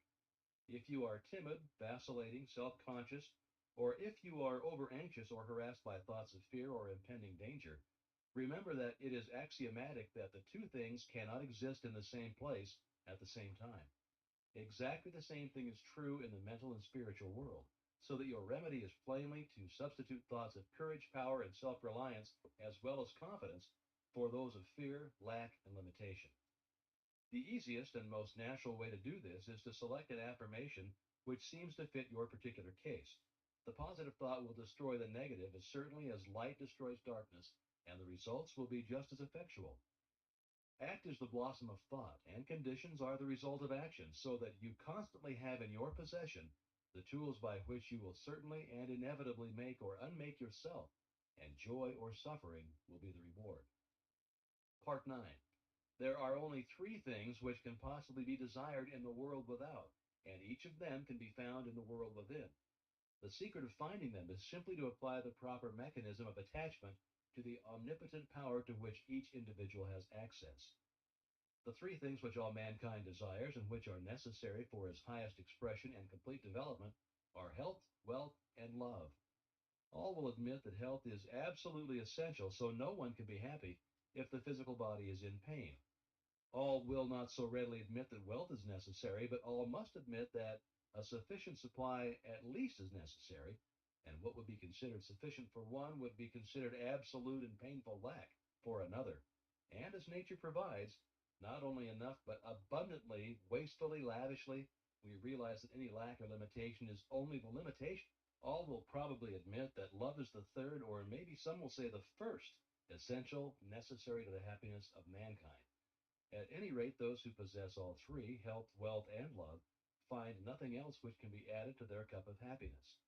We have found that the universal substance is all health, all substance, and all love, and that the mechanism of attachment whereby we can consciously connect with this infinite supply is in our method of thinking. To think correctly is therefore to enter into the secret place of the Most High. Well, what shall we think? If we know this, we shall have found the proper mechanism of attachment which will relate to us. Whatsoever things we desire. This mechanism may seem very simple when I give it to you, but read on. You will find that it is in reality the master key, the Aladdin's lamp, if you please. You'll find that it's the foundation, the imperative condition, the absolute law of well doing, which means well being. To think correctly and accurately, we must know the truth. The truth, then, is the underlying principle in every business or social relation. It's a condition precedent to every right action. To know the truth, to be sure, to be confident, affords a satisfaction beside which no other is at all comparable. It is only the solid ground in a world of doubt, conflict, and danger. To know the truth is to be in harmony with the infinite and omnipotent power. To know the truth is therefore to connect yourself with a power which is irresistible and which will sweep away every kind of discord, inharmony, doubt, or error of any kind, because the truth is mighty and it will prevail.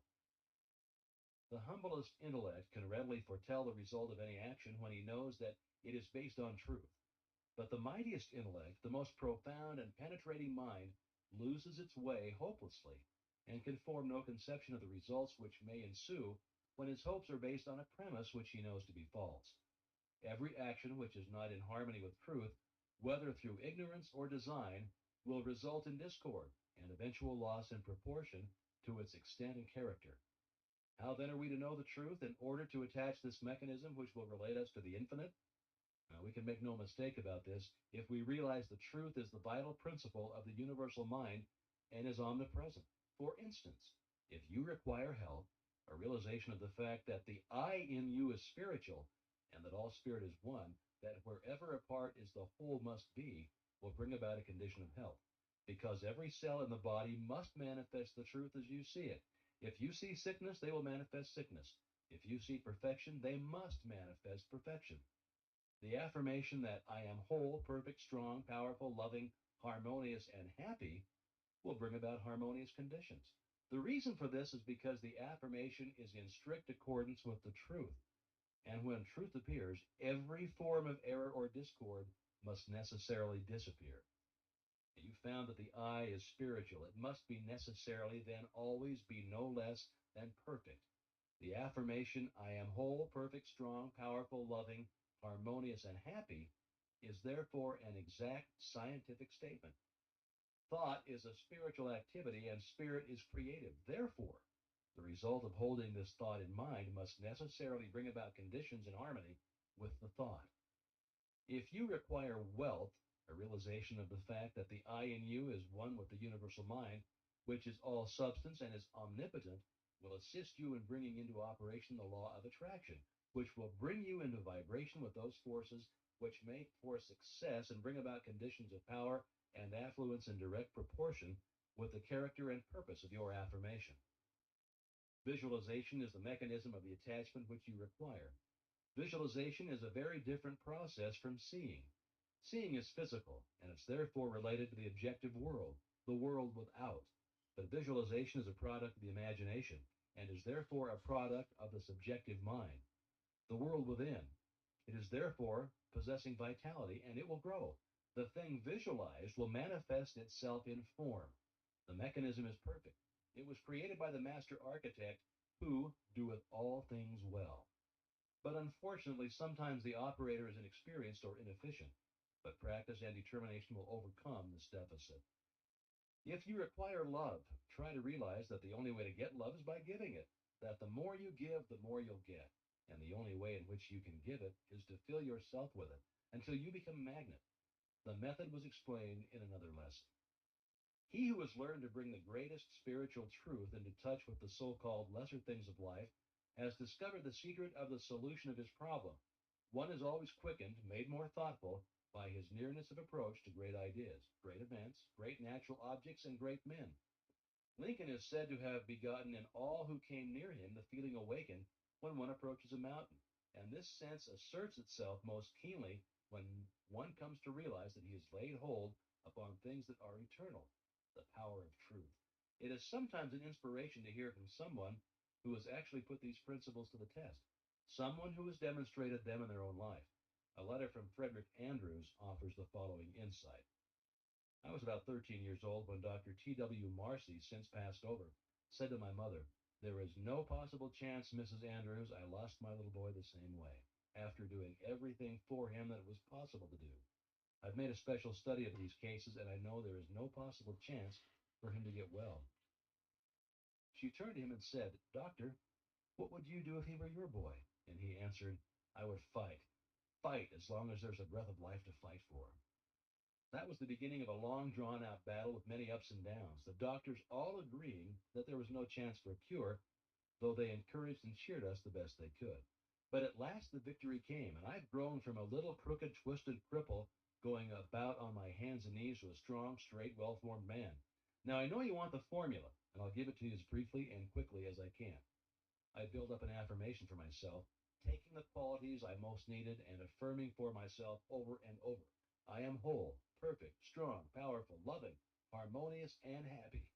I kept up this affirmation always the same, never varying until I could wake up in the night and find myself repeating, I am whole, perfect, strong, powerful, loving, harmonious, and happy. It was the last thing on my lips at night and the first thing in the morning. Not only did I affirm it for myself, but I affirmed it for others that I knew needed it. I want to emphasize this point. Whatever you desire for yourself, affirm it for others, and it will help you both. We reap what we sow. If we send out thoughts of love and help, they return to us like bread cast upon the waters.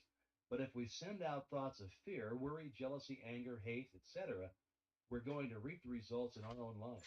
It used to be said that man is completely built over every 7 years, but some scientists now declare that we build ourselves over entirely every 11 months, so we are really only 11 months old.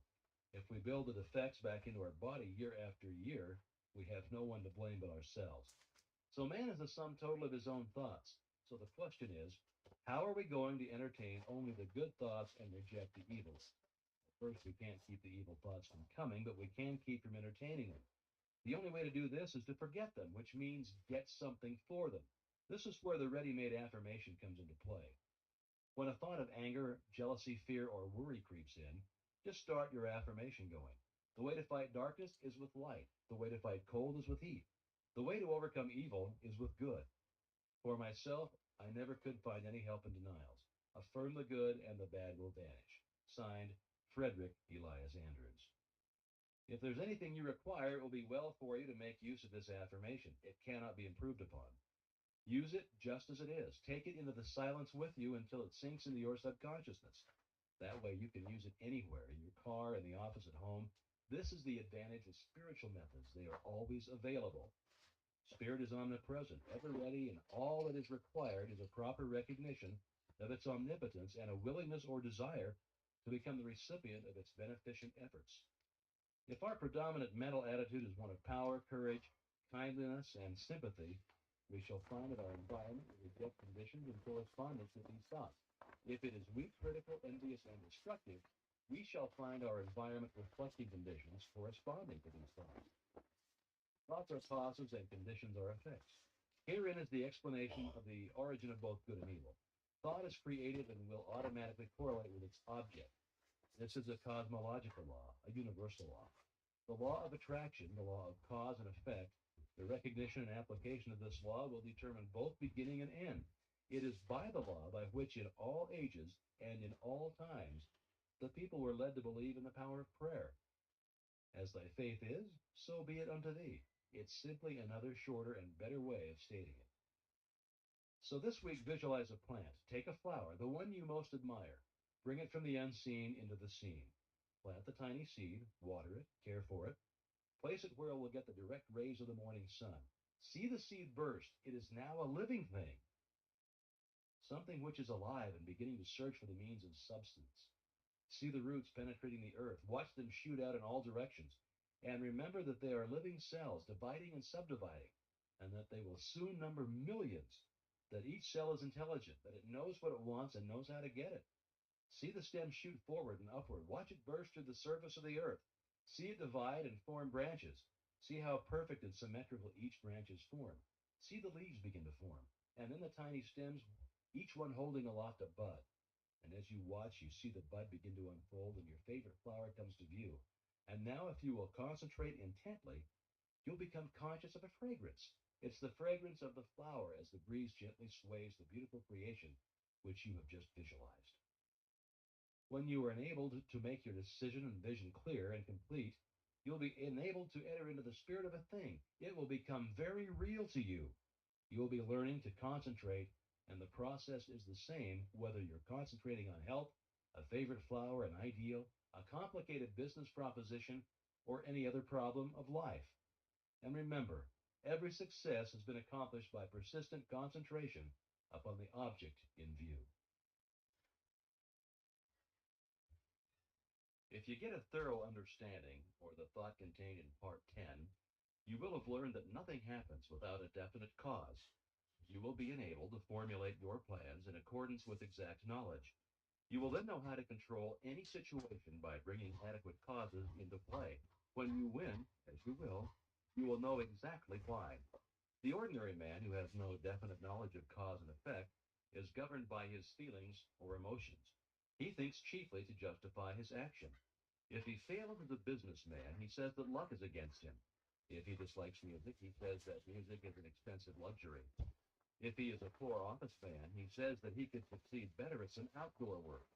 Or if he lacks strength, he says his individuality is too fine to be appreciated. He never thinks his problem through to the end. In short, he does not know that every effect is the result of a certain definite cause, but he seeks to console himself with explanations and excuses. He thinks only in self-defense. On the contrary, the man who understands that there is no effect without an adequate cause thinks impersonally. He gets down to bedrock facts regardless of consequences. He is free to follow the trail of truth wherever it may lead. He sees the issue clear to the end, and he meets the requirements fully and fairly. And the result is that the world gives him all that it has to give in friendship, honor, love, and approval. Part 10. Abundance is a natural law of the universe. The evidence of this law is conclusive. We see it on every hand. Everywhere nature is lavish, wasteful, extravagant. Nowhere is economy observed in any created thing. Profusion is manifested in everything. The millions and millions of trees and flowers and plants and animals and the vast scheme of reproduction, where the process of creating and recreating is forever going on, all indicates the lavishness with which nature has made provision for man. That there is an abundance for everyone is evident, but that many fail to participate in this abundance is also evident. They've not yet come into a realization of the universality of all substance, and that mind is the active principle whereby we are related to the things we desire. All wealth is the offspring of power. Possessions are of value only as they confer power. Events are significant only as they affect power. All things represent certain forms and degrees of power. Knowledge of cause and effect, as shown by the laws governing electricity, chemical affinity, and gravitation, enables man to plan courageously and execute fearlessly. These laws are called natural laws because they govern in the physical world, but all power is not physical power. There is also mental power, and there is moral and spiritual power. Spiritual power is superior because it exists on a higher plane. It has enabled man to discover the law by which these wonderful forces of nature could be harnessed and made to do the work of hundreds and thousands of men. It has enabled man to discover laws whereby time and space have been annihilated and the law of gravitation be overcome. The operation of this law is dependent upon every spiritual contact. As Henry Drummond well says, in the physical world as we know it, there exists the organic and the inorganic.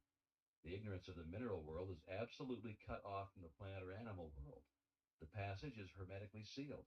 These barriers have never yet been crossed. No change of substance, no modification of environment, no chemistry, no electricity, no form of energy, no evolution of any kind can ever endow a single atom of the mineral world with the attribute of life. Only by the bending down into this dead world of some living form can those dead atoms be gifted with the properties of vitality. Without this contact with life, they remain fixed in the inorganic sphere forever. Huxley goes on to say that the doctrine of biogenesis, or life only from life, is victorious all along the line, and Tyndall is compelled to say, I affirm that no shred of trustworthy evidence exists to prove that life in our day has ever appeared independent of antecedent life. Physical laws may explain the inorganic. Biology explains and accounts for the development of the organic, but of the point of contact, science is silent. A similar passage exists between the natural world and the spiritual world. This passage is hermetically sealed on the natural side. The door is closed. No man can open it. No organic change, no mental energy, no moral effort, no progress of any kind can enable any human being to enter the spiritual world. But as the plant reaches down into the mineral world and touches it with the mystery of life, so the universal mind reaches down into the human mind and endows it with new, strange, wonderful, and even marvelous qualities.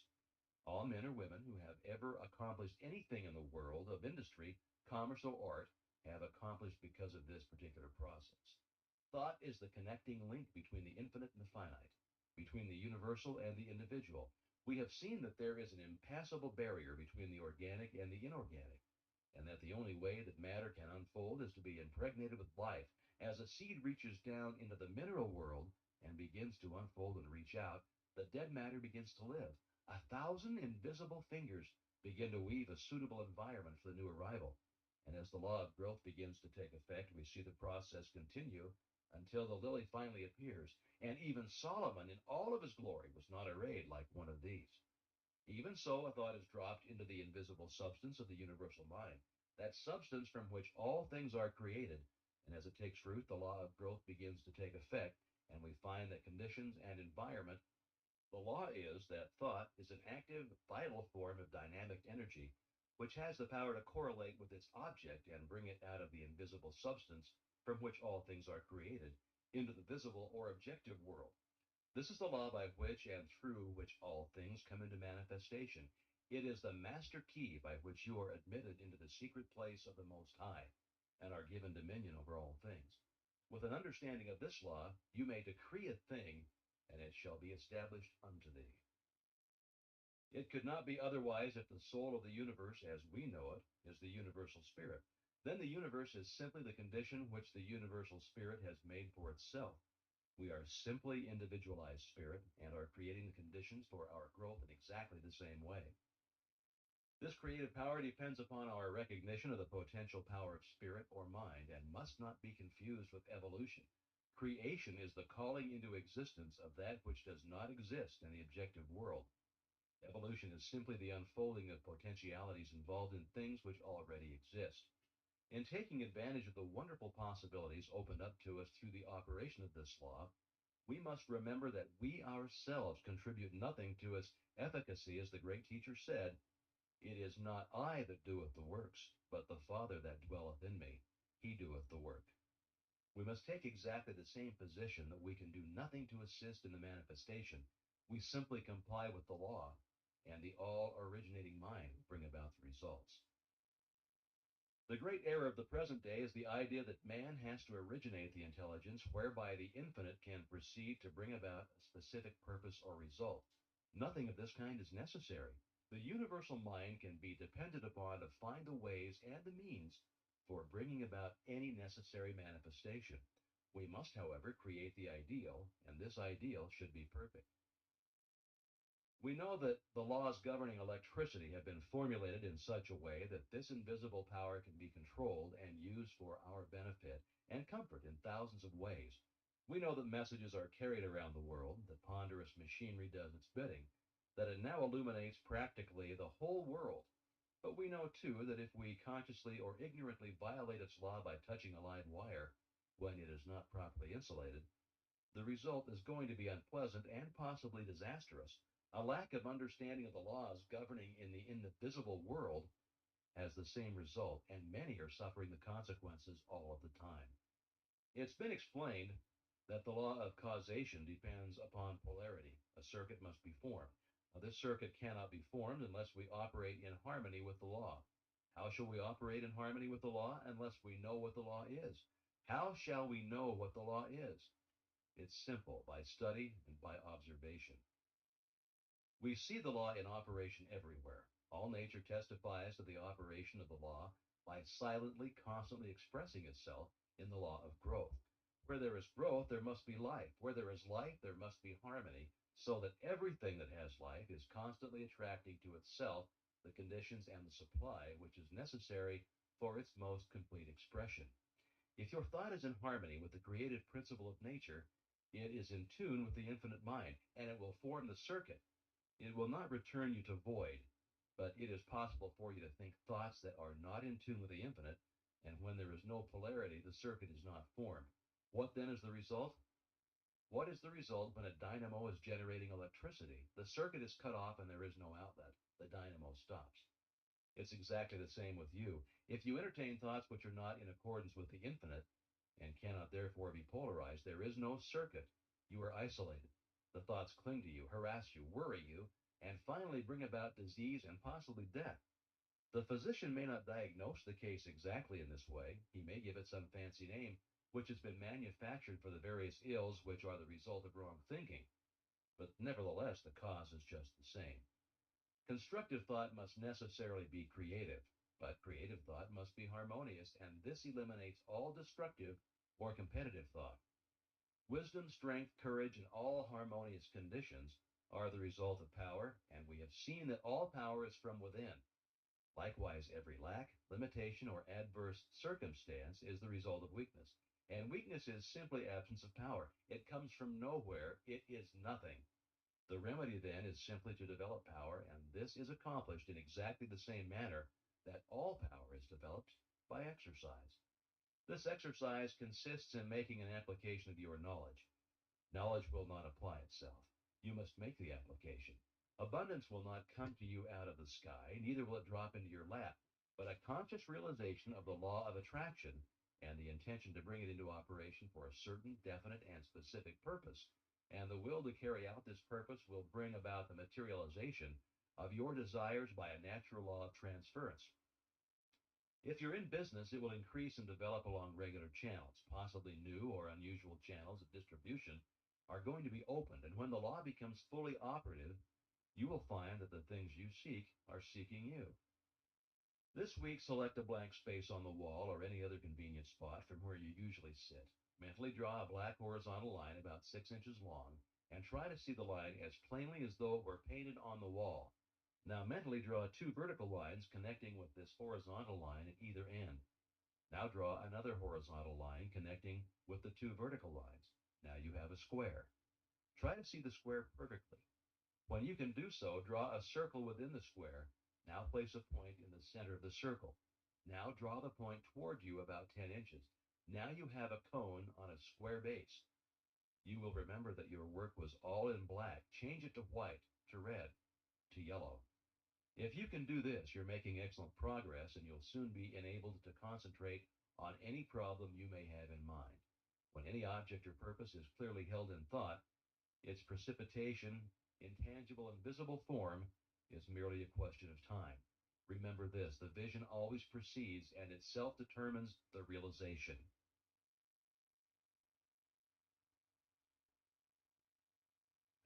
Your life is governed by law, by actual immutable principles that never vary.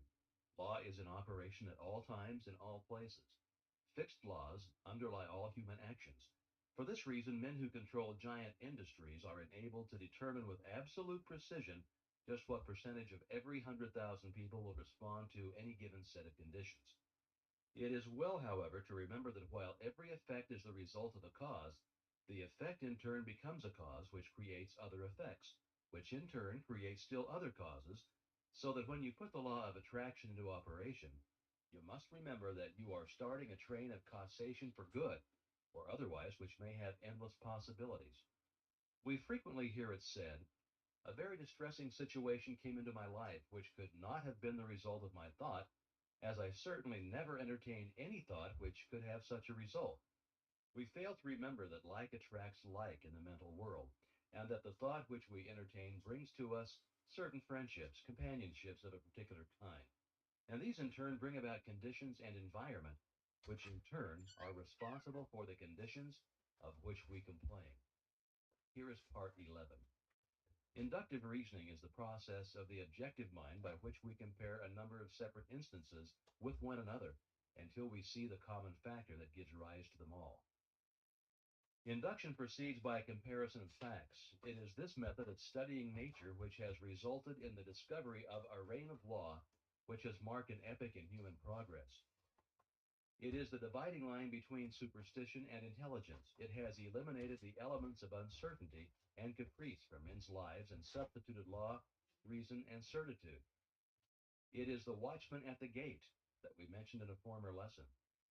When by virtue of this principle the world to which the senses were accustomed had been revolutionized, when the sun had been arrested in his course, the apparently flat earth had been shaped into a ball and set whirling around him, when the inert matter had been resolved into active elements, and the universe presented itself wherever we directed the telescope and microscope, full of force, motion, and life, we are constrained to ask by what possible means the delicate forms of organization in the midst of it are kept in order and repair.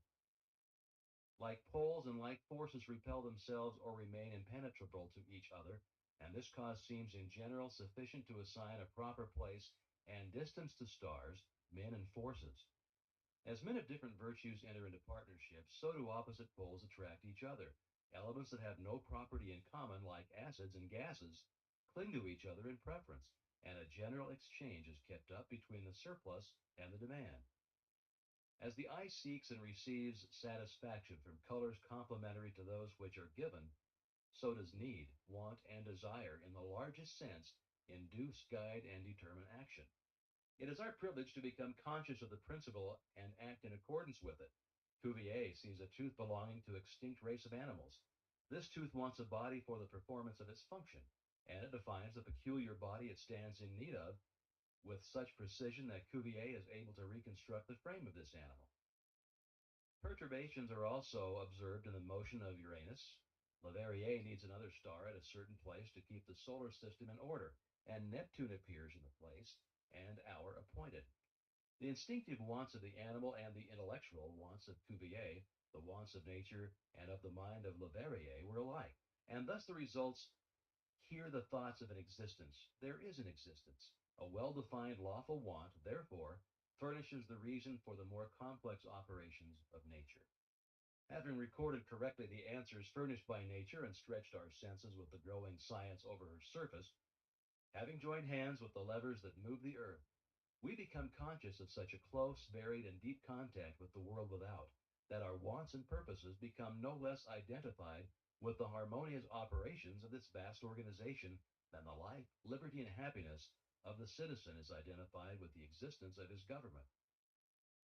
As the interests of the individual are protected by the arms of the country, added to his own, and his needs may depend upon certain supply in the degree that they are felt more universally and steadily, in the same manner does conscious citizenship in the Republic of Nature secure us from the annoyances of subordinate agents by alliance with superior powers and by appeal to the fundamental laws of resistance or inducement offered to mechanical or chemical agents, distribute the labor to be performed between them and man to the best advantage of the inventor.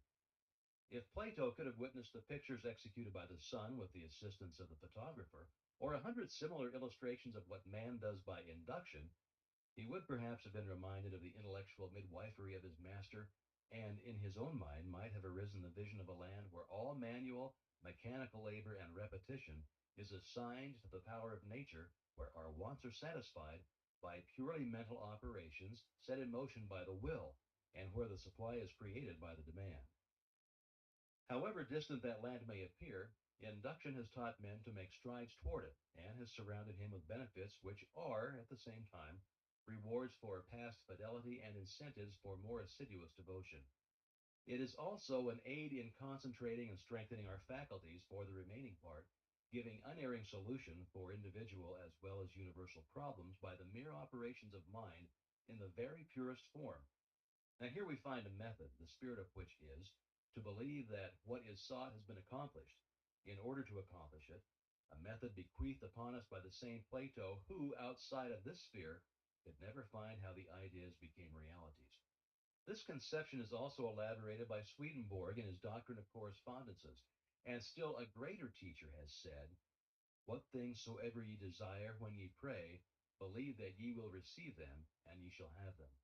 That's from Mark 11, verse 24. The difference of the tenses in this passage is remarkable. We are first to believe that our desire has already been fulfilled. Its accomplishment will then follow. This is a concise direction for making use of the creative power of thought by impressing on the universal subjective mind the particular thing which we desire as an already existing fact. We are thus thinking on the plane of the absolute and eliminating all consideration of conditions or limitations, and are planting a seed which, if left undisturbed, will finally germinate into external fruition. To review, inductive reasoning is the process of the objective mind by which we compare a number of separate instances with one another until we see the common factor that gives rise to them all. We see people in every civilized country on the globe securing results by some process which they do not seem to understand themselves, and to which they usually attach more or less mystery. Our reason is given to us for the purpose of ascertaining the law by which these results are accomplished. The operation of this thought process is seen in those fortunate natures that possess everything that others must acquire by toil, who never have a struggle with conscience because they always act correctly and can never conduct themselves otherwise than with tact, learn everything easily, complete everything they begin with a happy knack, live in eternal harmony with themselves without ever reflecting much what they do or ever experiencing difficulty or toil. The fruit of this thought is, as it were, a gift of the gods, but a gift which few as yet realize, appreciate, or understand. The recognition of the marvelous power which is possessed by the mind under proper conditions, and the fact that this power can be utilized, directed, and made available for the solution of every human problem is of transcendental importance. All truth is the same, whether stated in modern scientific terms or in the language of apostolic times. There are timid souls who fail to realize that the very completeness of truth requires various statement, that no one human formula will show every side of it. Changing emphasis, new language, novel interpretations, unfamiliar perspectives are not, as some people suppose, signs of departure from truth, but on the contrary, they are evidence that the truth is being apprehended in new relations to human needs and is becoming more generally understood. The truth be told to each generation and to every people in new and different terms, so that when the great teacher said, "Believe that ye receive, and ye shall receive," or when Paul said, "Faith is the substance of things hoped for, the evidence of things not seen," or when modern science tells us that the law of attraction is the law by which thought correlates with its object. Each statement, when subjected to analysis, is found to contain exactly the same truth, the only difference being in the form of presentation. We're standing on the threshold of a new era. The time has arrived when man has learned the secrets of mastery, and the way is being prepared for a new social order more wonderful than anything ever heretofore dreamed of. The conflict of modern science with theology, the study of comparative religions, the tremendous power of new social movements, all of these are but clearing the way for the new order. They may have destroyed traditional forms which have become antiquated and impotent, but nothing of value has been lost. A new faith has been born, a faith which demands a new form of expression. And this faith is taking form in a deep consciousness of power, which is being manifested in the present spiritual activity found on every hand. The spirit which sleeps in the mineral breathes in the vegetable, moves in the animal, and reaches its highest development in man. That's the universal mind. And it behooves us to span the gulf between being and doing, theory and practice, by demonstrating our understanding of the dominion which we've been given. By far the greatest discovery of all the centuries is the power of thought. The importance of this discovery has been a little slow in reaching the general consciousness, but now it has arrived and it's already in every field of research. The importance of this greatest of all great discoveries is being demonstrated. You ask, in what does the creative power of thought consist? It consists in creating ideas, and these in turn objectify themselves by appropriating, inventing, observing, discerning, discovering, analyzing, ruling, governing, combining, and applying matter and force. It can do this because it is an intelligent creative power.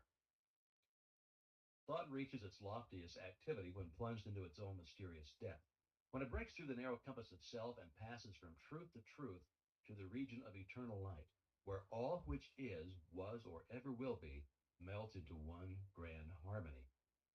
From this process of self contemplation comes inspiration, which is creative intelligence, and which is undeniably superior to every element, force, or law of nature, because it can understand, modify, govern, and apply them to its own ends and purposes, and therefore possess them. Wisdom begins with the dawn of reason, and reason is but an understanding of the knowledge and principles whereby we may know the true meaning of things. Wisdom then is illuminated reason, and this wisdom leads to humility, for humility is a large part of wisdom.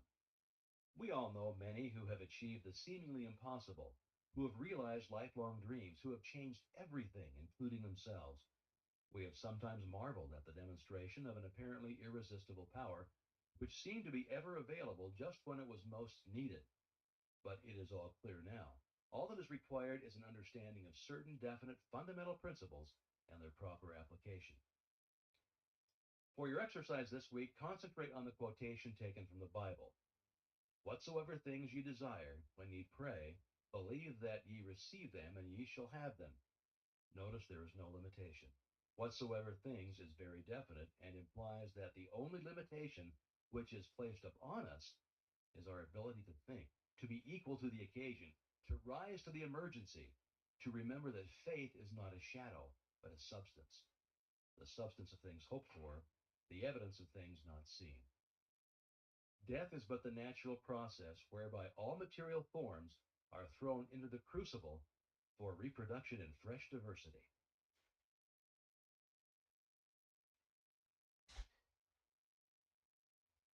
Part 12 is enclosed herewith. In the fourth paragraph, you'll find the following statement.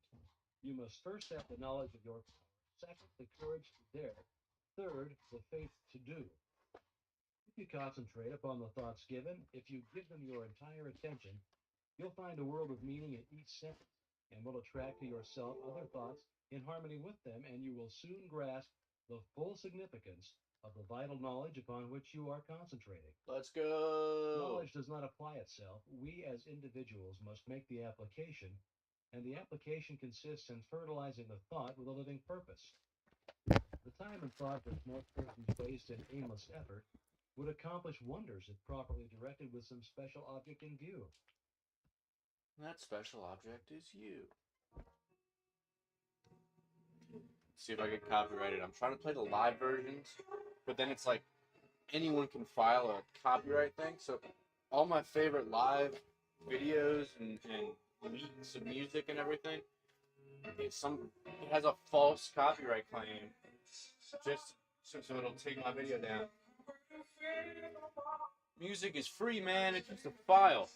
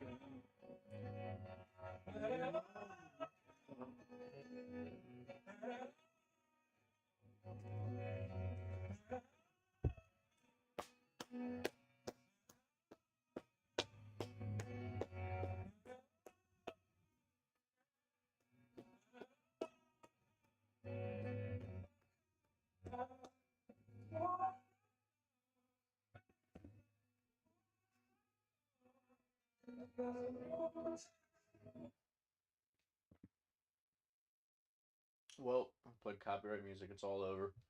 R.I.P. Goodbye, YouTube. I want to end copyright. It's an outdated principle. We need to find better ways to monetize creativity. So right now I have a table that I've made here by flipping a bin upside down. See, it's like with music, you have like a sample flip. You know, you'll take something and then flip it backwards and slow it down and speed it up and add texture to it, and then it becomes something completely different.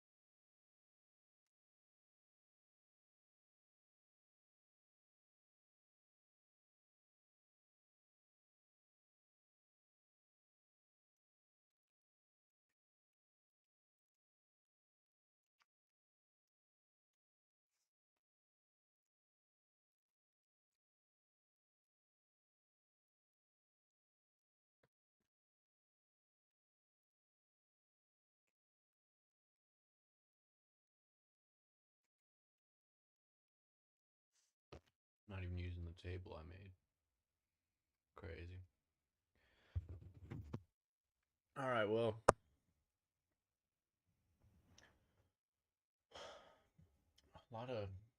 a lot of streams gonna be run over this next month.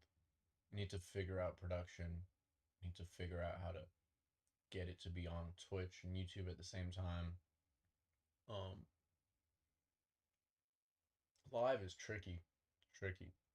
I've been saying like I think the reason it's so popular, a lot of people don't even realize like I think their biggest advantage is just the amount of clips that they're able to make. So if you stream for like 6 hours a day, you can probably get more pieces of short form content than if you were to just like film and plan for 6 hours a day. Um, and it kind of like forces you to not be scripted. Obviously, it like forces you into a more authentic version of yourself. But I didn't anticipate, because we watched clips. Like, not that many people actually sit through a whole live stream.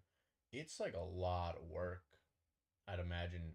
I mean, I haven't even started it yet, but it must be a lot of work to actually keep people engaged and stay active and stay high energy. Um, I'm sure like responding to a chat makes that easier, but still, it's like when you're out with people, like when you're socializing, it's it's very there's multiple ways. You can kind of be silent, be still, and listen for back and forth through conversation, and it's just like one way. You know, that's interesting to think about how like one sided that conversation is.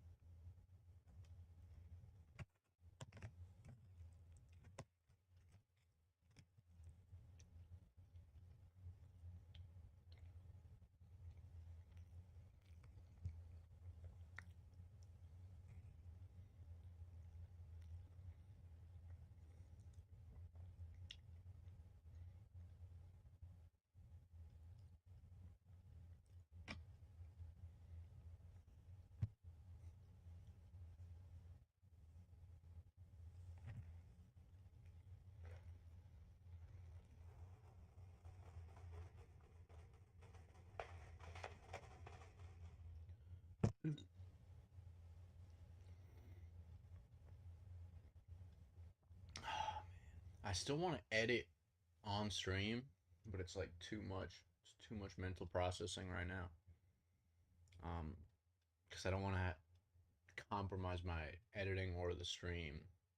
Although I'm still not good at streaming at all. I gotta figure that out. But what I ideally would do is be explaining how I edit on stream while I'm editing.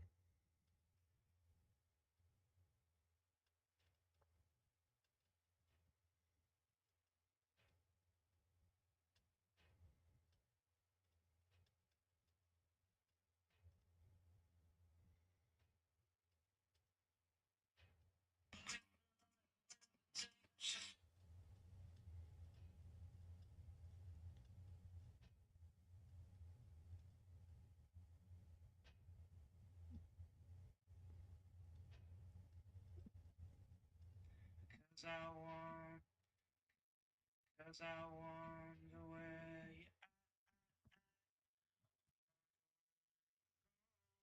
are inside just to get it's hard to find a note. Sometimes life's just a joke. Won't you stay inside the joke? Cause you play it like a show. Oh no, as you see me up and you see me down and you see me rise and come up again. Don't have to watch the world in flames.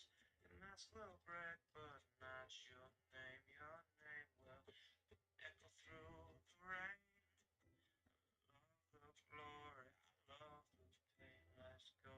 Let's go, let's go. Woo! All right, chat. I'm gonna try to post a bunch of contents, table of contents,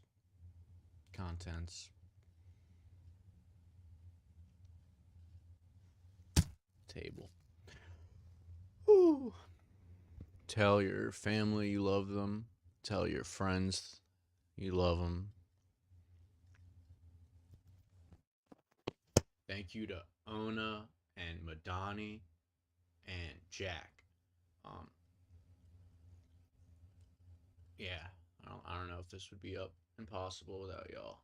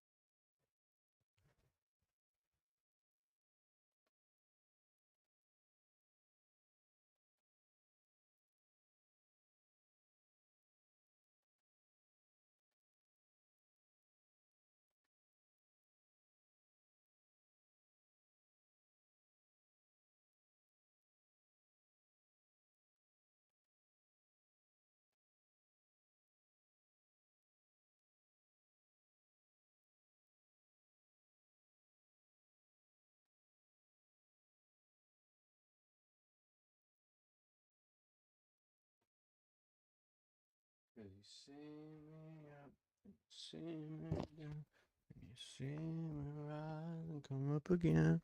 Don't have to watch the world in flame.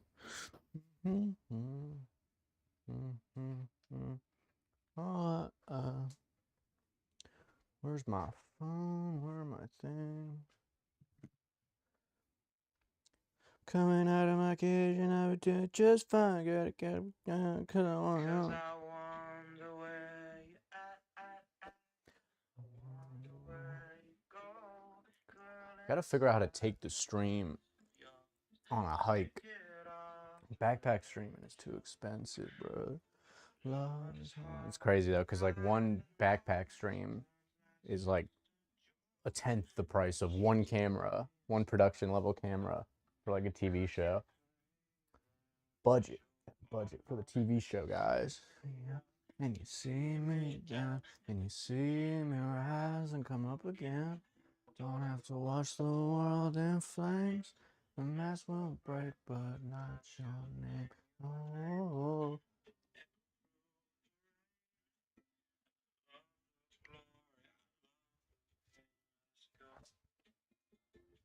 Let's go, let's go. Walk around the matrix. All you talk and say shit.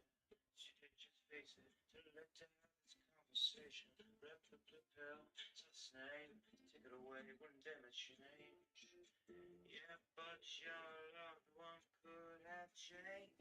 If you leave now, I will stay. I still love it's a lesson right there. I gotta put rounded corners on the bottom of this furniture right here. Let's see if I can sit on this thing and it'll support my weight without surface on top to evenly distribute the weight. Maybe there's a lesson there, you know? We can take a lot of pressure applied when the distribution of it is proper. Balance. Oh, no, no.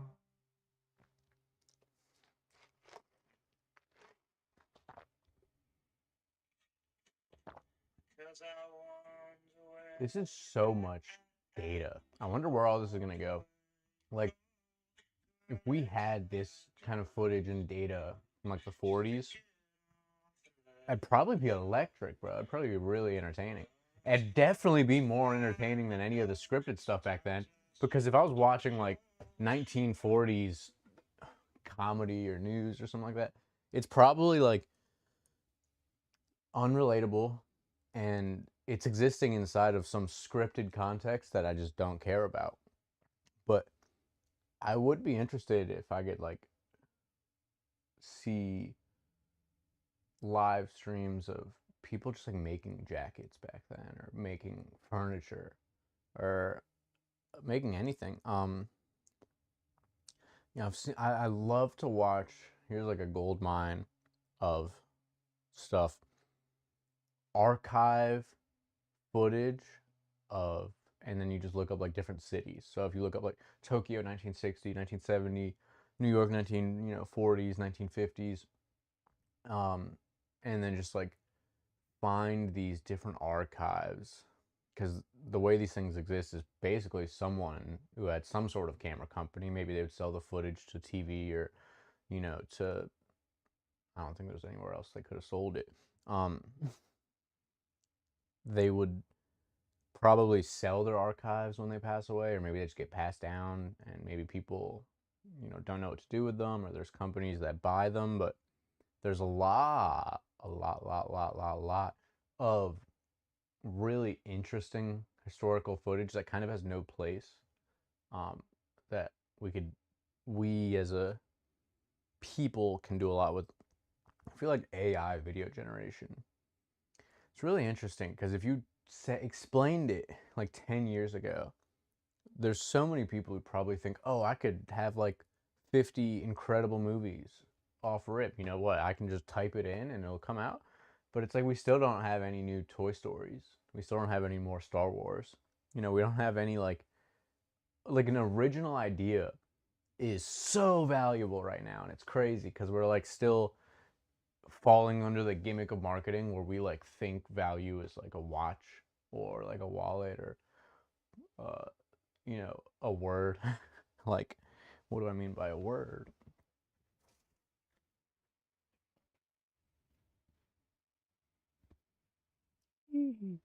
But all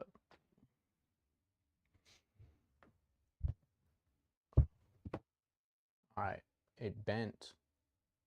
It did not hold my weight, but it's not broken.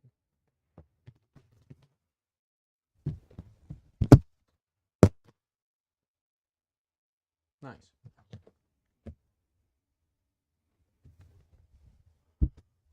Happened again. We're back.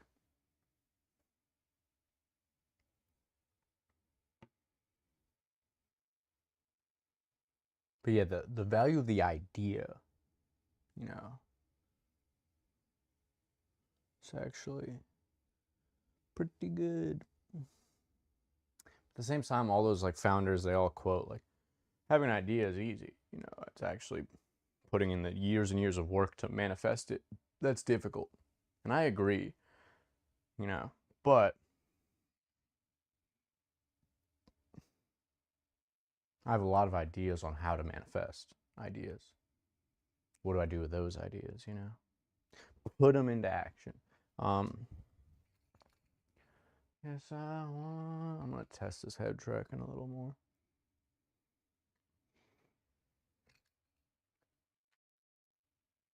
Diet. The content diet. They need like that like food chart where it's like you need 2,000 calories a day and you need to have protein and fat and all that. We need that for content. I'm really on to something with this one. It's like, what are the psychological, long-term, short-term effects of the content we watch? I know I've been seeing articles that short-form content is frying our brain, frying our attention circuit, but I'm skeptical. I love science. I love the scientific method. I'm skeptical of people who, just like religion, use the scientific method to just make claims and then be like, this is anointed by science. It's like, no, the scientific method is a process of deliberation, and any objection is valid until tested against. You know, I absolutely detest the smugness of scientists. It's like, well, it's just the science. Any objection I have is also the science, brother. Welcome to science. You know, the scientific method is a defined thing. It's the process in which you take a hypothesis, you know, a proposition, and then you test it to the best of your ability with the widest range of resources possible. No matter what, it is not an objective truth. It is the reasonable truth. It is within reason, you know. So I'm not going to test it on 8 billion people. That's not possible. But maybe I get 1,000 people and I do what I can to minimize that sample size. That is not objective truth. That is reasonable truth. So what that means is that it is debatable. And more importantly, it historically is always wrong. Every conclusion we have in science and mathematics gets completely blown out of the water and put into an entirely new, bigger, grander context every like year, every few years. We're only like just at the beginning of the medical industry even being like a real scientific thing. Most, like 100 years ago, there was no science involved in these things. It was just people like George Washington, the first president of the United States, died because he had a cold, and back then they were like, okay, it's all in the blood, so we need to take a bunch of leeches and they're gonna suck all your blood out. And then he died from the leeches. It had nothing to do, and that still goes on today, but it had nothing to do with the cold. It wasn't even gonna kill him, but he was so trusting of the experts, you know, so trusting of the reasonable conclusion at the time. That's what's funny is if this is the president of the United States and this is his doctor. So if you were just some regular person, you're like, I don't think leeches work. You know, it kind of seems like a bad idea to take out all your blood. They'd be like, you're a science denier. You don't know, this guy doesn't know what he's talking about. All right? I had leeches suck all of my blood and I was better. And it's like, maybe you would have gotten better anyway. You know? Maybe not, but that's what happens with science a lot. You know, people use it to just proclaim something as true. And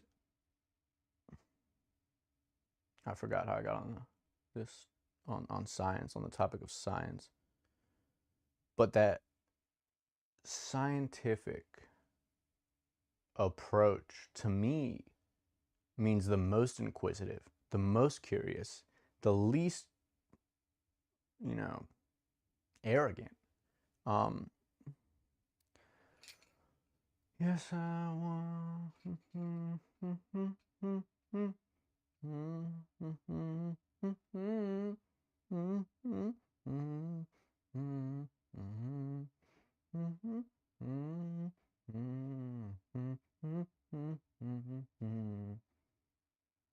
So yeah, we don't know anything. And also, like, we double down into so many things collectively that force us into the idea of other people. Like Frank Ocean said, I'm living in an idea from another man's mind. Like, all the words I'm speaking, someone came up with a feather and ink. They ripped a feather off a chicken and took the ink of a squid, and they made a little shape, and they were like, P, that one's P. And he's like, I thought that one was B. And he's like, no, the line's going down this time. That means P. He's like, why is there? Yeah. So we need to be careful what ideas we adopt from other people's minds and what are their objectives. You know, what makes up the mind that originated the idea or catalyzed the idea into mine, and why? Because openness is always the answer. You know, just if we just look at history, you know, George Washington died from leeches.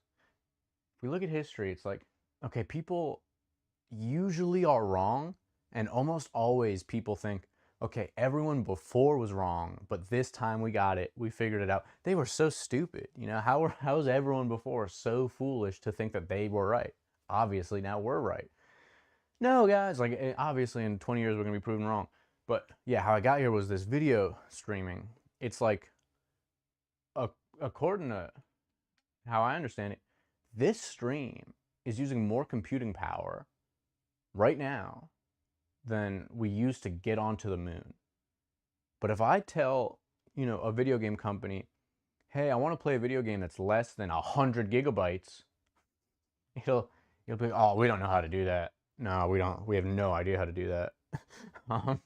And it's funny, I was playing like Call of Duty 2, which I think was the first one publicly available. If I'm not mistaken, I think the first Call of Duty was actually a military exercise. They're like, this is awesome. And we need people to be more comfortable with killing. You know, that's why we started war propaganda, is because we sent a bunch of people over to war and they were just regular people. So they would shoot purposely trying not to kill the other people because we don't want to kill people. So they had to make a bunch of movies and propaganda where the people who killed the most people and were the most evil and racist and bigoted and patriotic, patriotism is just a way to make rich people, a way for rich people to make poor people die for them. And I love America, though, don't get me wrong. But they had to make a bunch of videos where it looked like you get the most girls, you get the most social status, you know, you protect your family and everyone loves you if you kill a bunch of people. And the thing with war propaganda is it's the strongest proof of how malleable our mind is. Because it's like we, the people, didn't want to kill each other. And they had to change our diet of content, change the thing that makes up our mind. Therefore, it changed our action in real time. And how do they do it? Social status. Do this and women will love you, men will love you, blah, blah, blah, blah, blah, blah, blah, blah. We're such like status-oriented creatures, but it's so funny because we don't, like, we want the Ferrari, but then we see the guy with the Ferrari and we're like, oh, that guy sucks. Oh, he's probably a loser. He didn't even donate that money to charity. And it's like, don't make no sense. What do young boys say? Make no sense. So I was playing Call of Duty 2 and it was 5 gigabytes. And it was like, I'm not exaggerating. Like, the graphics weren't really that different. Like, I really didn't notice the graphics difference that much. At all. It didn't take away from the experience at all. And the game I was playing was the storage size of like literally like one single mission, or like not even that. I'm sure there's assets, there's individual assets. Like there's one map in the new Call of Duty that takes up more storage, more processing, more electricity, more physical resources than we used to get on the moon, let alone Call of Duty 2, which was a great game. And the mechanics engine and all of the essential things are lean and efficient.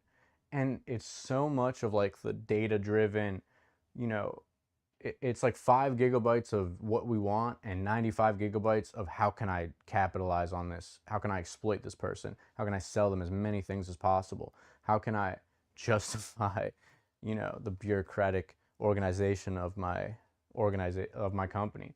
You know, like like sports games.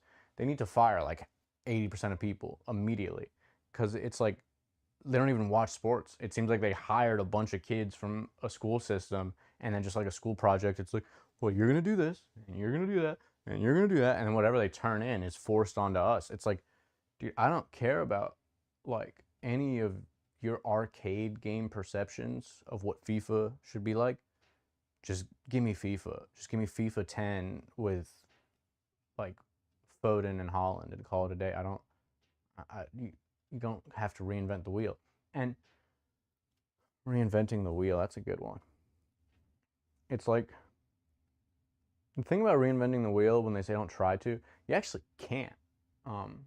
You can update the wheel, but even if you just took any other shape, like a triangle or a square, and then you put it on the tires of your car, the only way it's going to work is if it's spinning fast enough to functionally become a wheel, where it's spinning so fast that its touch points are hitting the ground the same way a wheel would, that circular system. But reinventing the wheel is just spending time rediscovering the wheel. Major key alert. Major key alert right there. I never know if my mic is on.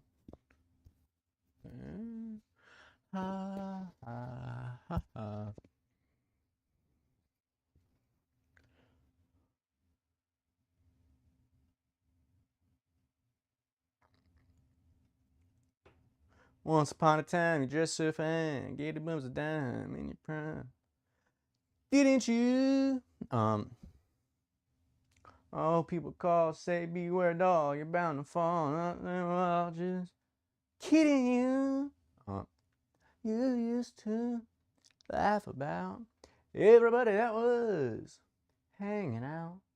Now you don't talk so loud. Now you don't seem so proud.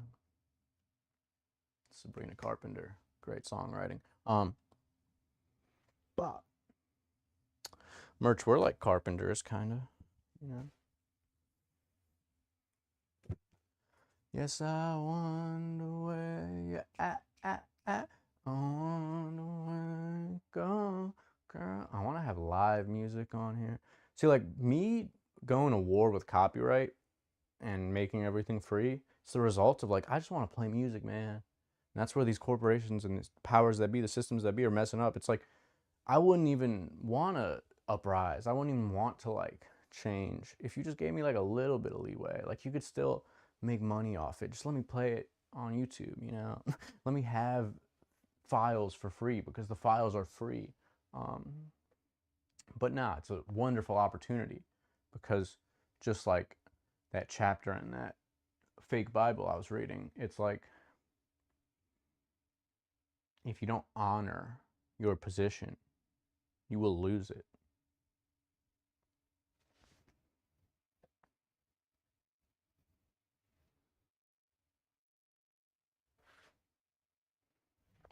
So now I'm gonna put some foam on this couch and see if that evenly distributes my weight. And it's funny because it's merch. No, it's very little weight. The foam itself is like a couple pounds, but see if even just having that big difference. Yeah, I didn't fall through.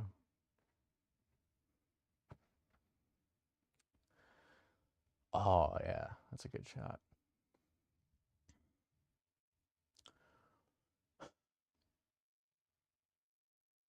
I don't know, merch. Everyone seems really confident. So like the story here, sidebar, me and Merch in this first era of content, our job is to figure out who to be, you know? It's like we got everything else. It's just who should we be?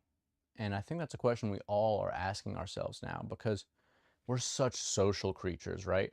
We have less of a connection with nature than ever, and our survival is based on our social ability.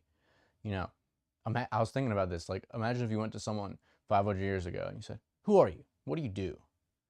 You know, our answers to that now is like my job, my name, you know, and then like some sort of very complex system that you're a part of.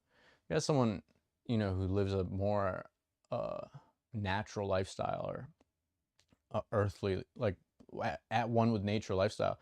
Like, who are you? They'd be like, name. And it's like, what do you do? You know, it's like, I don't know. I live life. It's like, well, what do you do for work? It's like, life is work, man. What do you mean? You survival. What do you do for work? Live. But now we're so deep inside of a social system. It's like, who are you? And then it's like, here's my resume.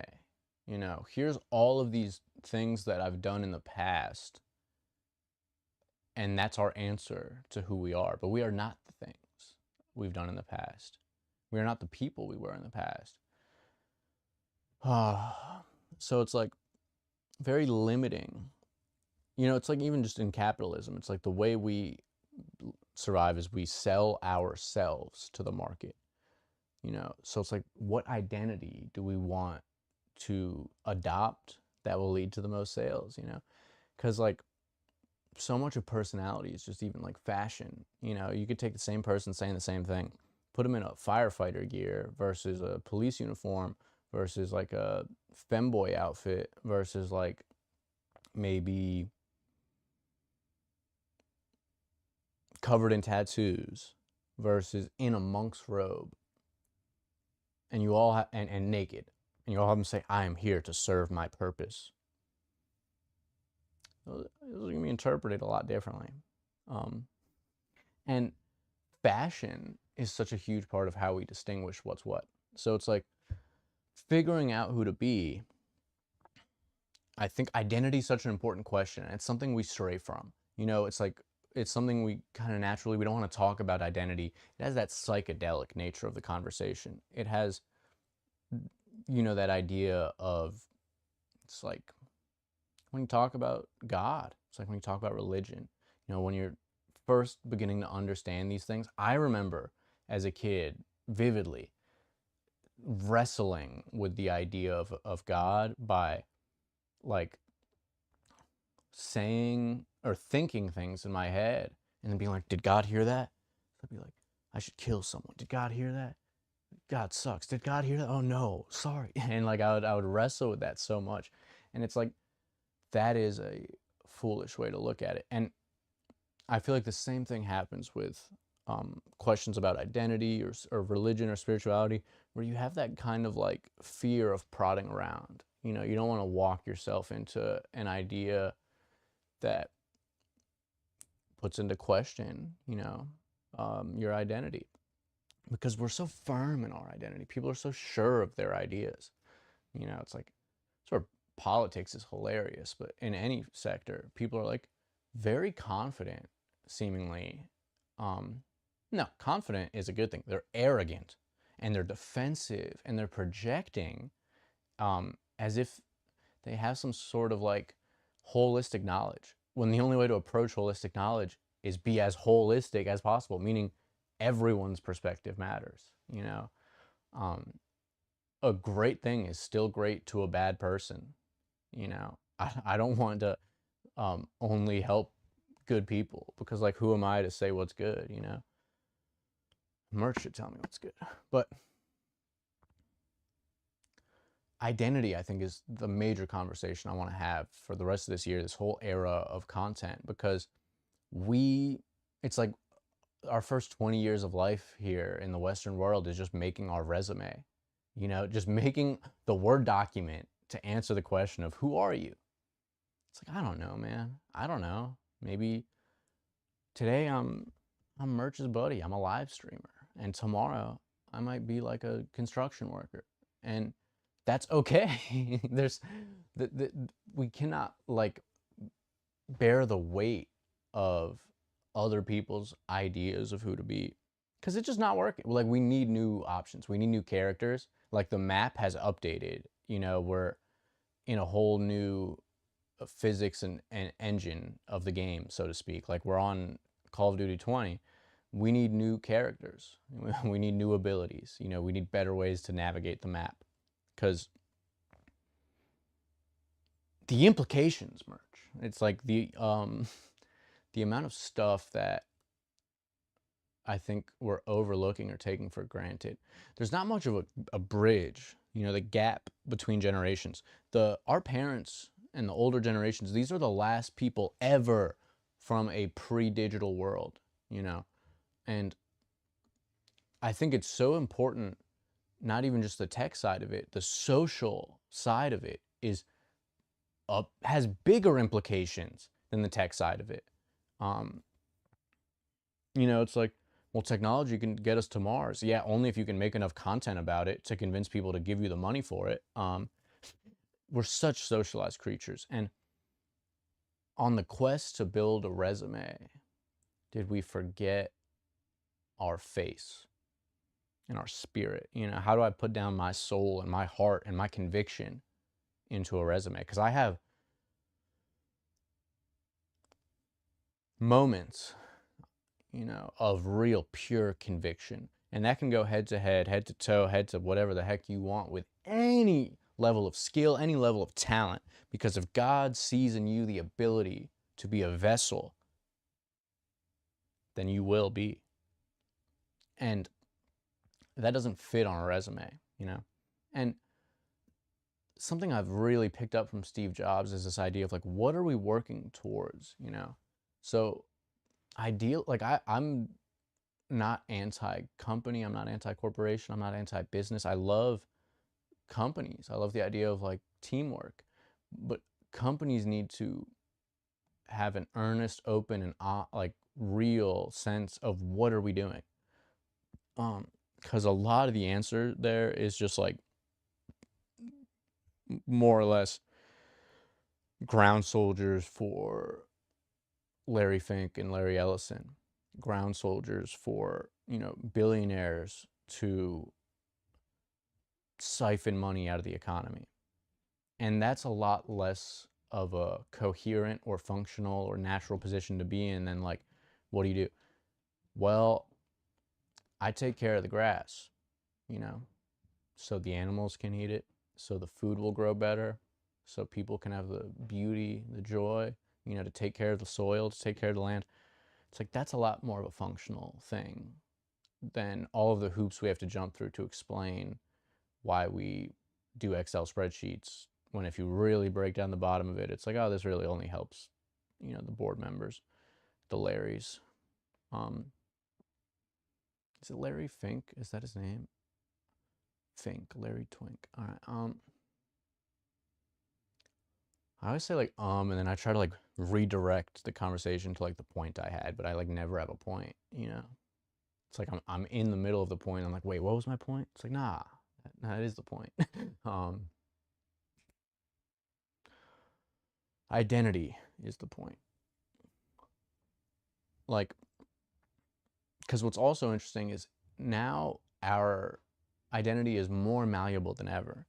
You know, it's like I could go online and probably what if I did 5 of these streams where I just was a different person, that person kind of exists. You know, if I made a new account and I said like, the only thing I care about is green energy, and then I just like went on a tangent about green energy, and then I made a bunch of slideshows, and that person pretty much exists, you know, like functionally, the way that I exist, Sam Tree. I could make Sam B and Sam C and Sam D. So it's where fashion has become so interesting, and we see people really associating with fashion. When I was younger, we really associated with musical artists a lot more than I see now. And I think it's because they were the first people who provided access of new identities. Like Lil Wayne is the real blueprint. Respect to Jay-Z. Lil Wayne is the blueprint of who everyone is, or at least was for Lil. And I think one of the reasons we have posters on our wall and we have, jerseys and we're so passionate about other people is what we see is an identity. We see like something that we don't see directly in front of us. We see a new way of being, a new resume, a new way to sell ourselves to the system, because we literally survive. This is what I mean by we're such social creatures. We literally survive by exchanging our time for money. So we live in a marketplace of people's time. And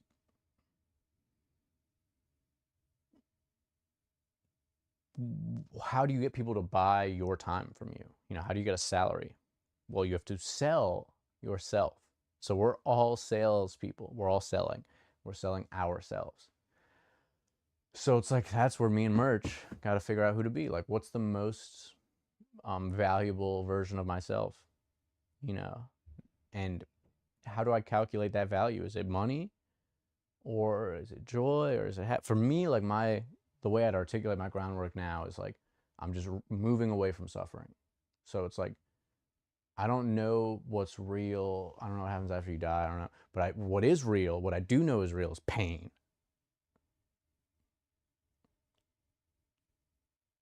Pain is real.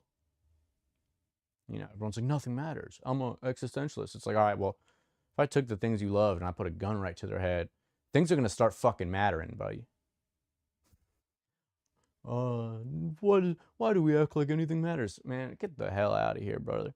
Don't bring me into your mental fairy tale land, philosophers. And I am a philosopher. It's like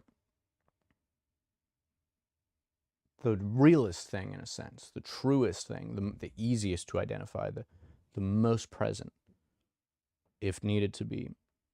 The biggest combatant to nihilism or existentialism is watch what happens when the things that you love are threatened. So in that sense, that's like my basis. That's what I'm doing, is I'm running away from pain. I'm running away from suffering. Not running, actually. No, I'm running towards it. I'm running headfirst into it like a firefighter. It's a much better way to do it. I'm running headfirst into suffering like a firefighter, and I'm going to try to figure out ways to quell it. I don't want to end fire the same way I don't want to end suffering, but we need to control it. The way that we controlled fire was a massive part of evolution. So how do we control the fire of suffering and the fire of pain and transmute, do the alchemical process, magic? How do we take the suffering? How do we take the fire and control it and use it as a tool, harness its power? With great power comes great responsibility. Anything that's painful or negative to us, that means it is powerful. How do we harness that power and move it towards a humanitarian, design-oriented perspective? Yes, I wonder when Young Lean, it's him.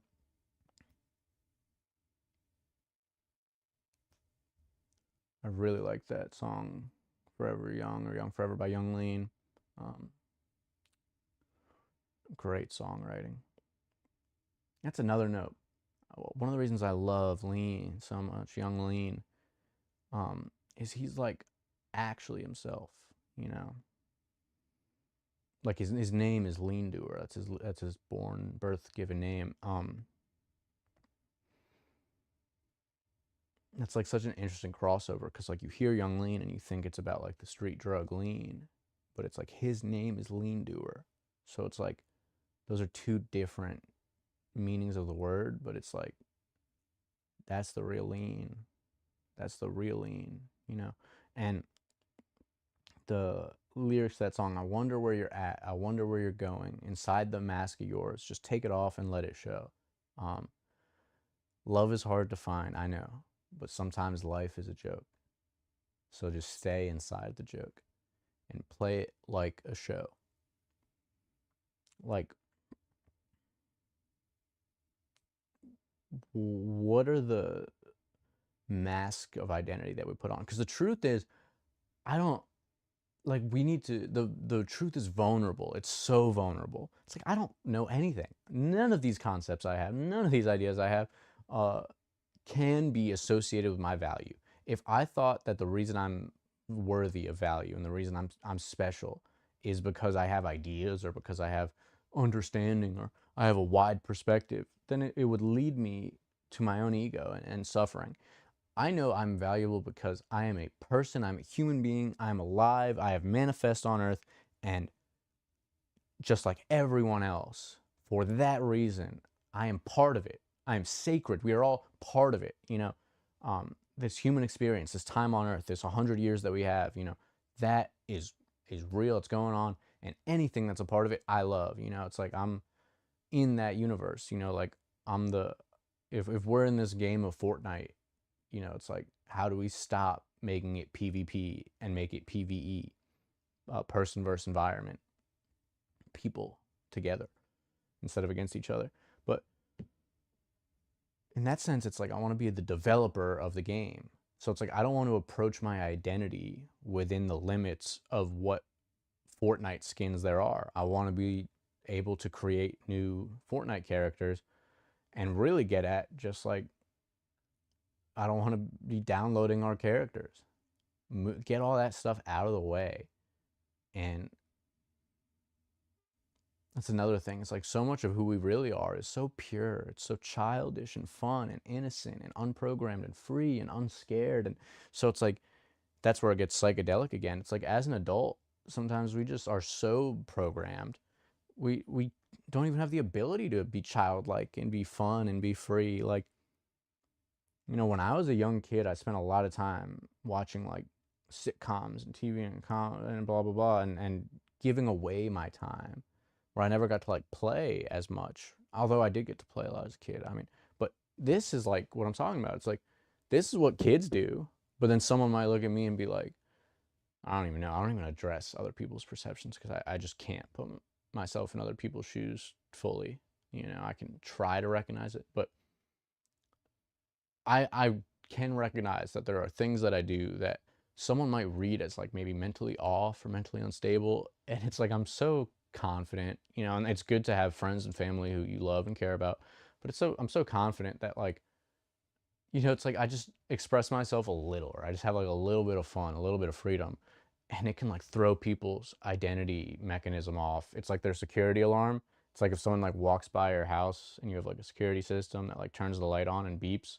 So it's like if you just start acting a little bit different than one of the defined Fortnite characters that we're supposed to be, then the light goes on you, and it's all eyes on me. So it's like it's very easy to comment on someone's outfit on Instagram, but it's like if you stood next to them,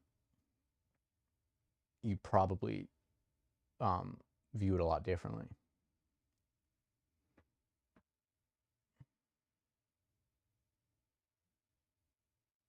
One of the things with all like the negativity online, the way I process it is it's like negative energy and positive energy just can go towards anything. So it's like things aren't even inherently good or bad. You can take the most immaculate conception and filter it through the lens of nihilism and existentialism and negativity. And you can take the most simple of creations and fill it with hope and spirit and life and joy. Merch knows all about that. Life is what you make it. Like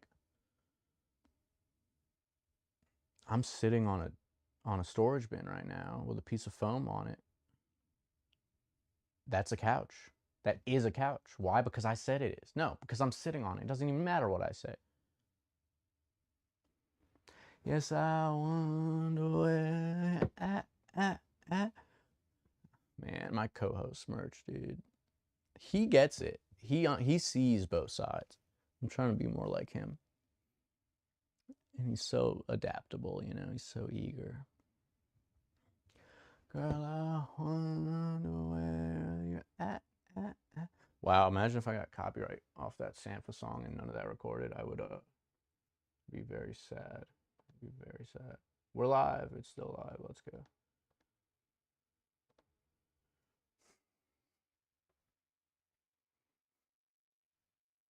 To make sure I don't go over 12 hours.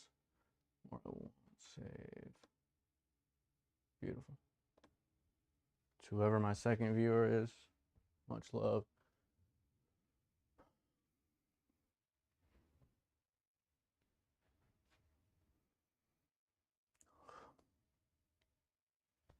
That was a good little spiel I just went on.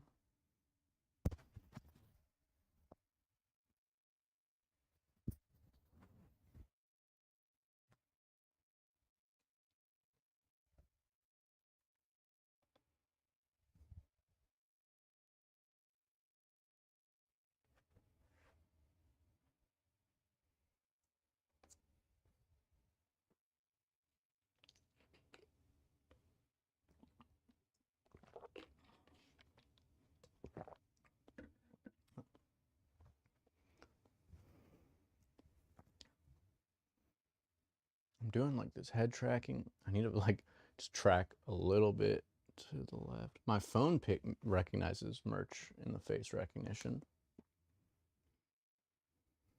I think like some of that art where you just like draw like a line and then like you draw a line and two dots and it turns into a face. It's a great example of how we see the world. You know, we see ourselves in the world. Like two dots and a line is not a face. This is a very complex structure. Like the difference here is pretty drastic. But if I just like put a little smiley face right there, you know, like we can kind of, can I shadow this? But yeah, if you just had a little smile, it's like we see a person, you know, and that's like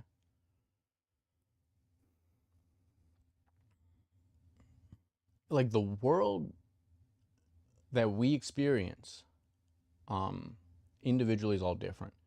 And what I want to like, I'm trying to find the words here to explain that we literally live in whatever world we see. Like,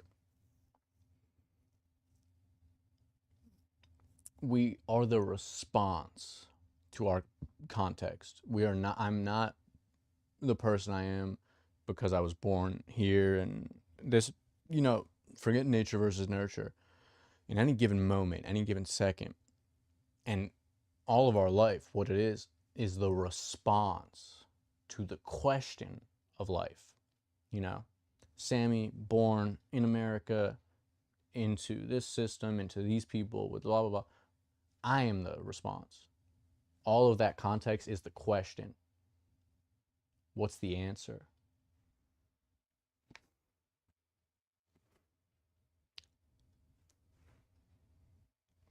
Merch has some pretty radical ideas. I think he's gonna get me banned.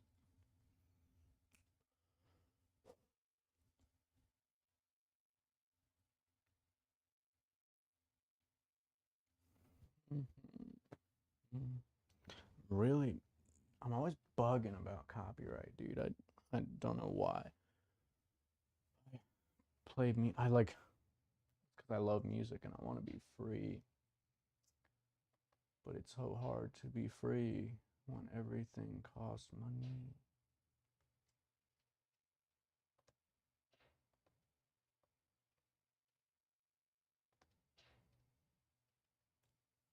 How many hours into the stream are we? 9 hours in. Alright. I'm gonna come up with some closing notes and then end it, I guess. No idea though. I do like waking up on stream and having this like immediate kind of platform. I don't know if it was, I think it was Salvador Dali. I was reading that he like left a pen right by his bed, so as soon as he kind of woke up in like that half dream state, he was able to draw. It's another example, I feel like, of the more pure we are, the closer to our minds we are, the better we are at being a character, you know, a useful character in the video game of life. It's only when we start to let in outside influences in the quest of life, this like video game of life, that we start to be less effective.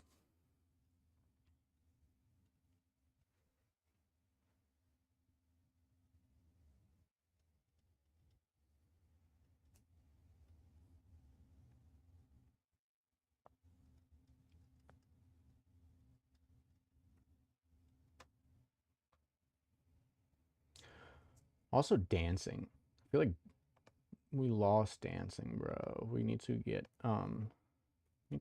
active on that one.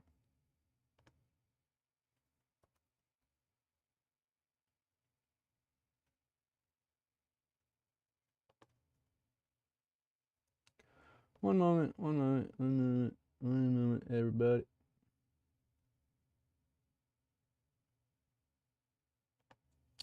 Trying to find some. What's this right here?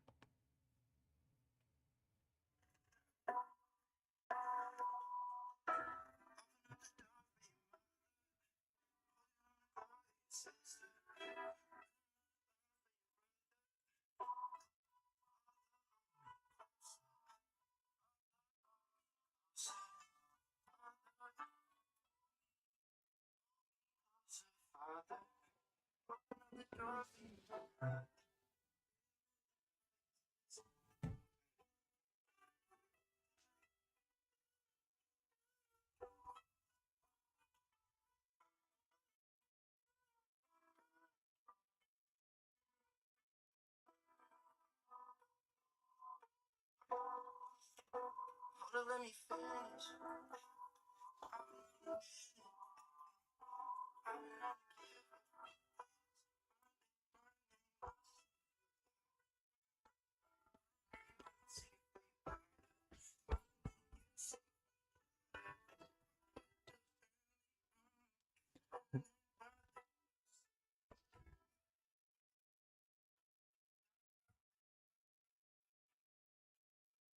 I love this song by my friend Brother. It makes me feel like a champion. And it's like being a champion is not when you get on stage, and it's not when you get all these fans, and it's not when you have a million people. It's being a champion is when you get to tell your mom I love you. Being a champion is when you get to tell your friends I love you. Being a champion is when you get to bring a smile to someone's face, man.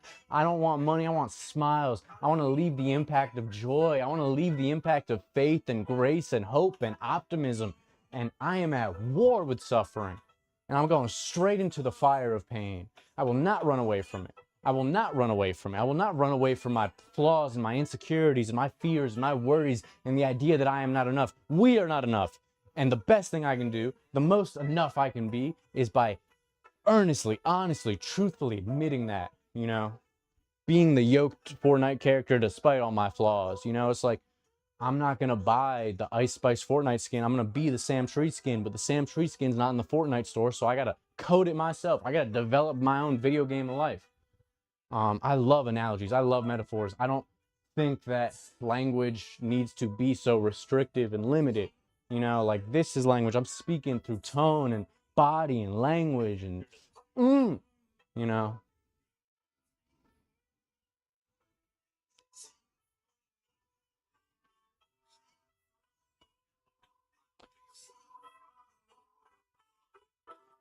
Brother, you tapped into the voice of God on this one.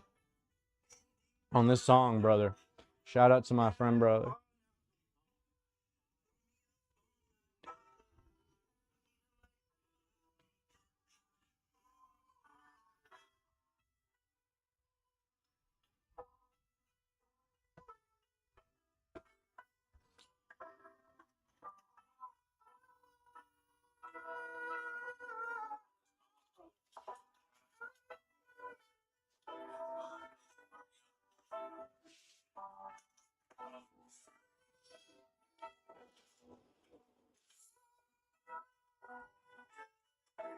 Follow me close, follow me close, follow me close.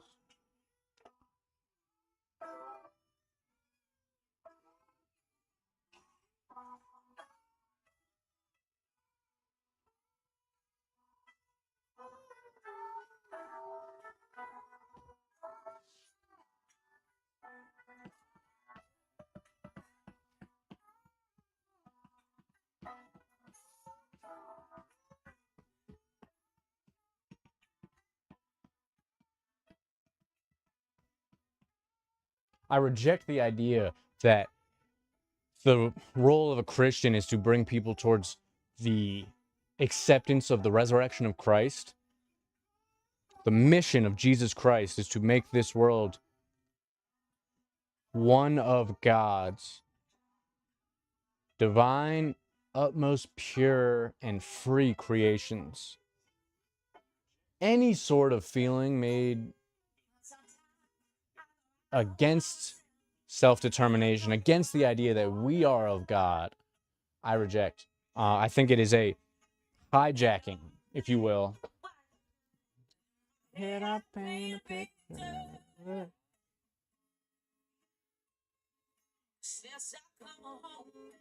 Get copyright strike. It's crazy because Amy Winehouse, was talented, and then she made a bunch of songs, and then they were like, "You got to perform these," and she's like, "I just want to be okay," and they're like, "No, you got to perform these." So she took a bunch of drugs, and then she died at the age of 26, and I can't play her songs because someone wants to make money off them. I don't think Amy cares very much whether I play her song. She's dead. But the people who killed her, her label, her agency, they're going to get mad at me if I play her song.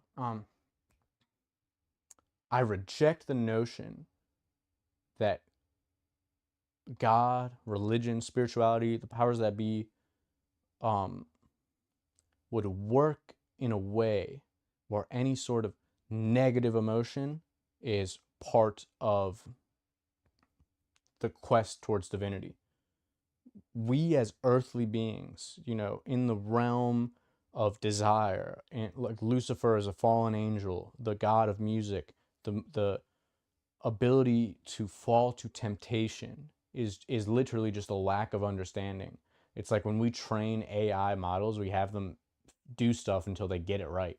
That's what we're doing. We're doing stuff until we get it right. And as long as we fall into hedonistic temptation, we will not break that threshold, that barrier. But to think that the people on the other side of that barrier, not the powers that be, the spirits, the principalities, the abstract laws of the universe, to think that they're in some sort of petty and jealous and earthly and drama, like a high schooler, kind of way, wrestling with us in some sort of battle. No, the higher powers, the powers that be, want what is meant for us, as they are the definers of the meaning, the script writers.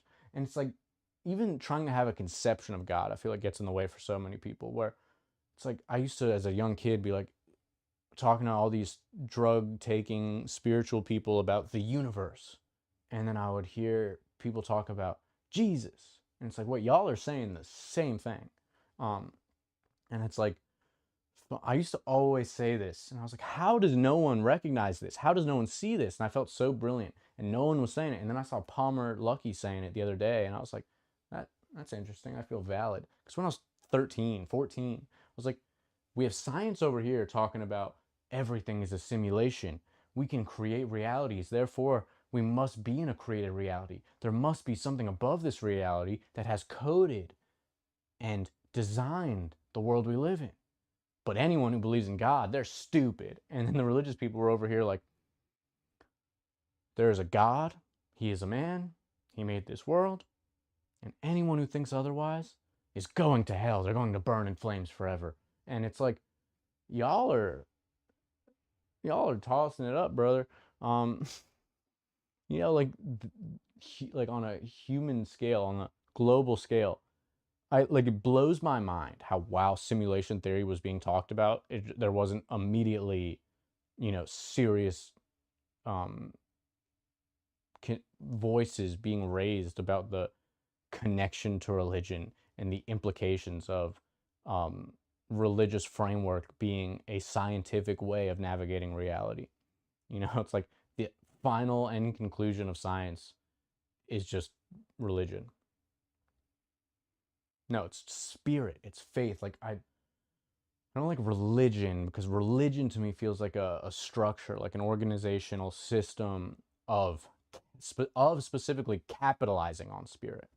Religion is oftentimes just the practice of capitalizing on spirit. spirit is inside, the spirit won't die. Dun, dun.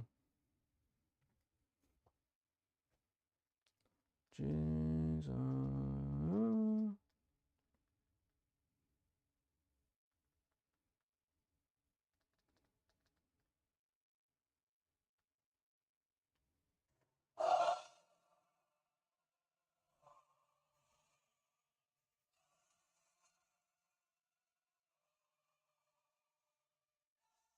All right. I'm going to end stream and hopefully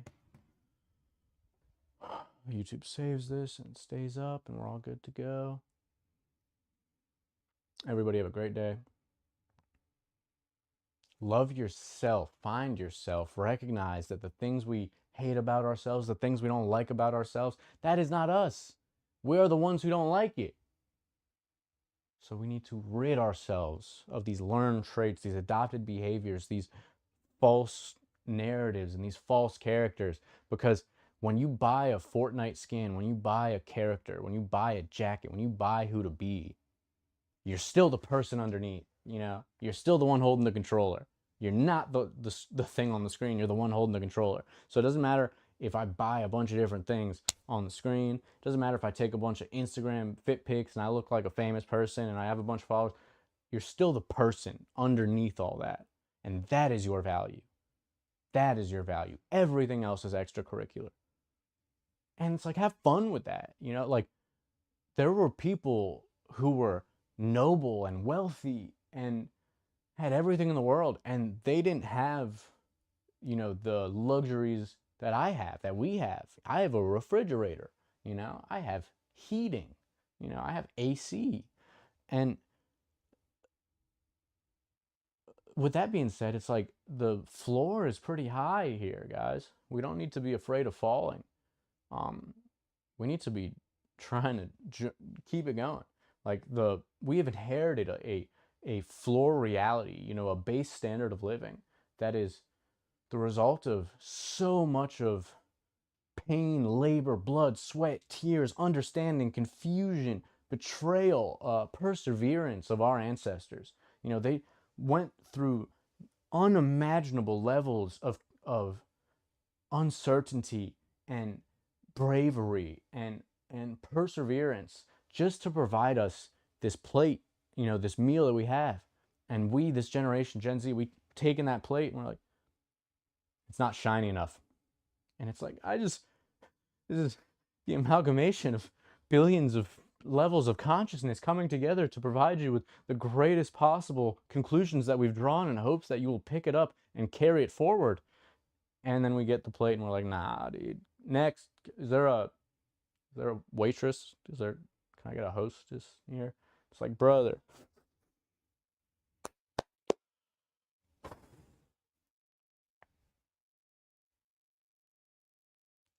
Ba ba ba ba ba ba boop ba ba ba. All right, America and the rest of the world. I love you. God loves you.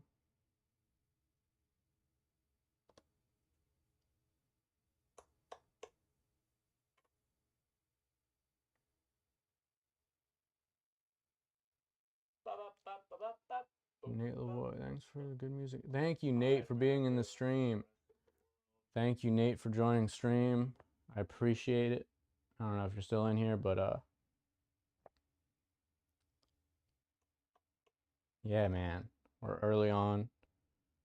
So much love, man. So much love for all my friends. I'm so thankful for all the people I've come to know growing up, and they inspire me so much, and they do such amazing things. And Nate, you're one of them.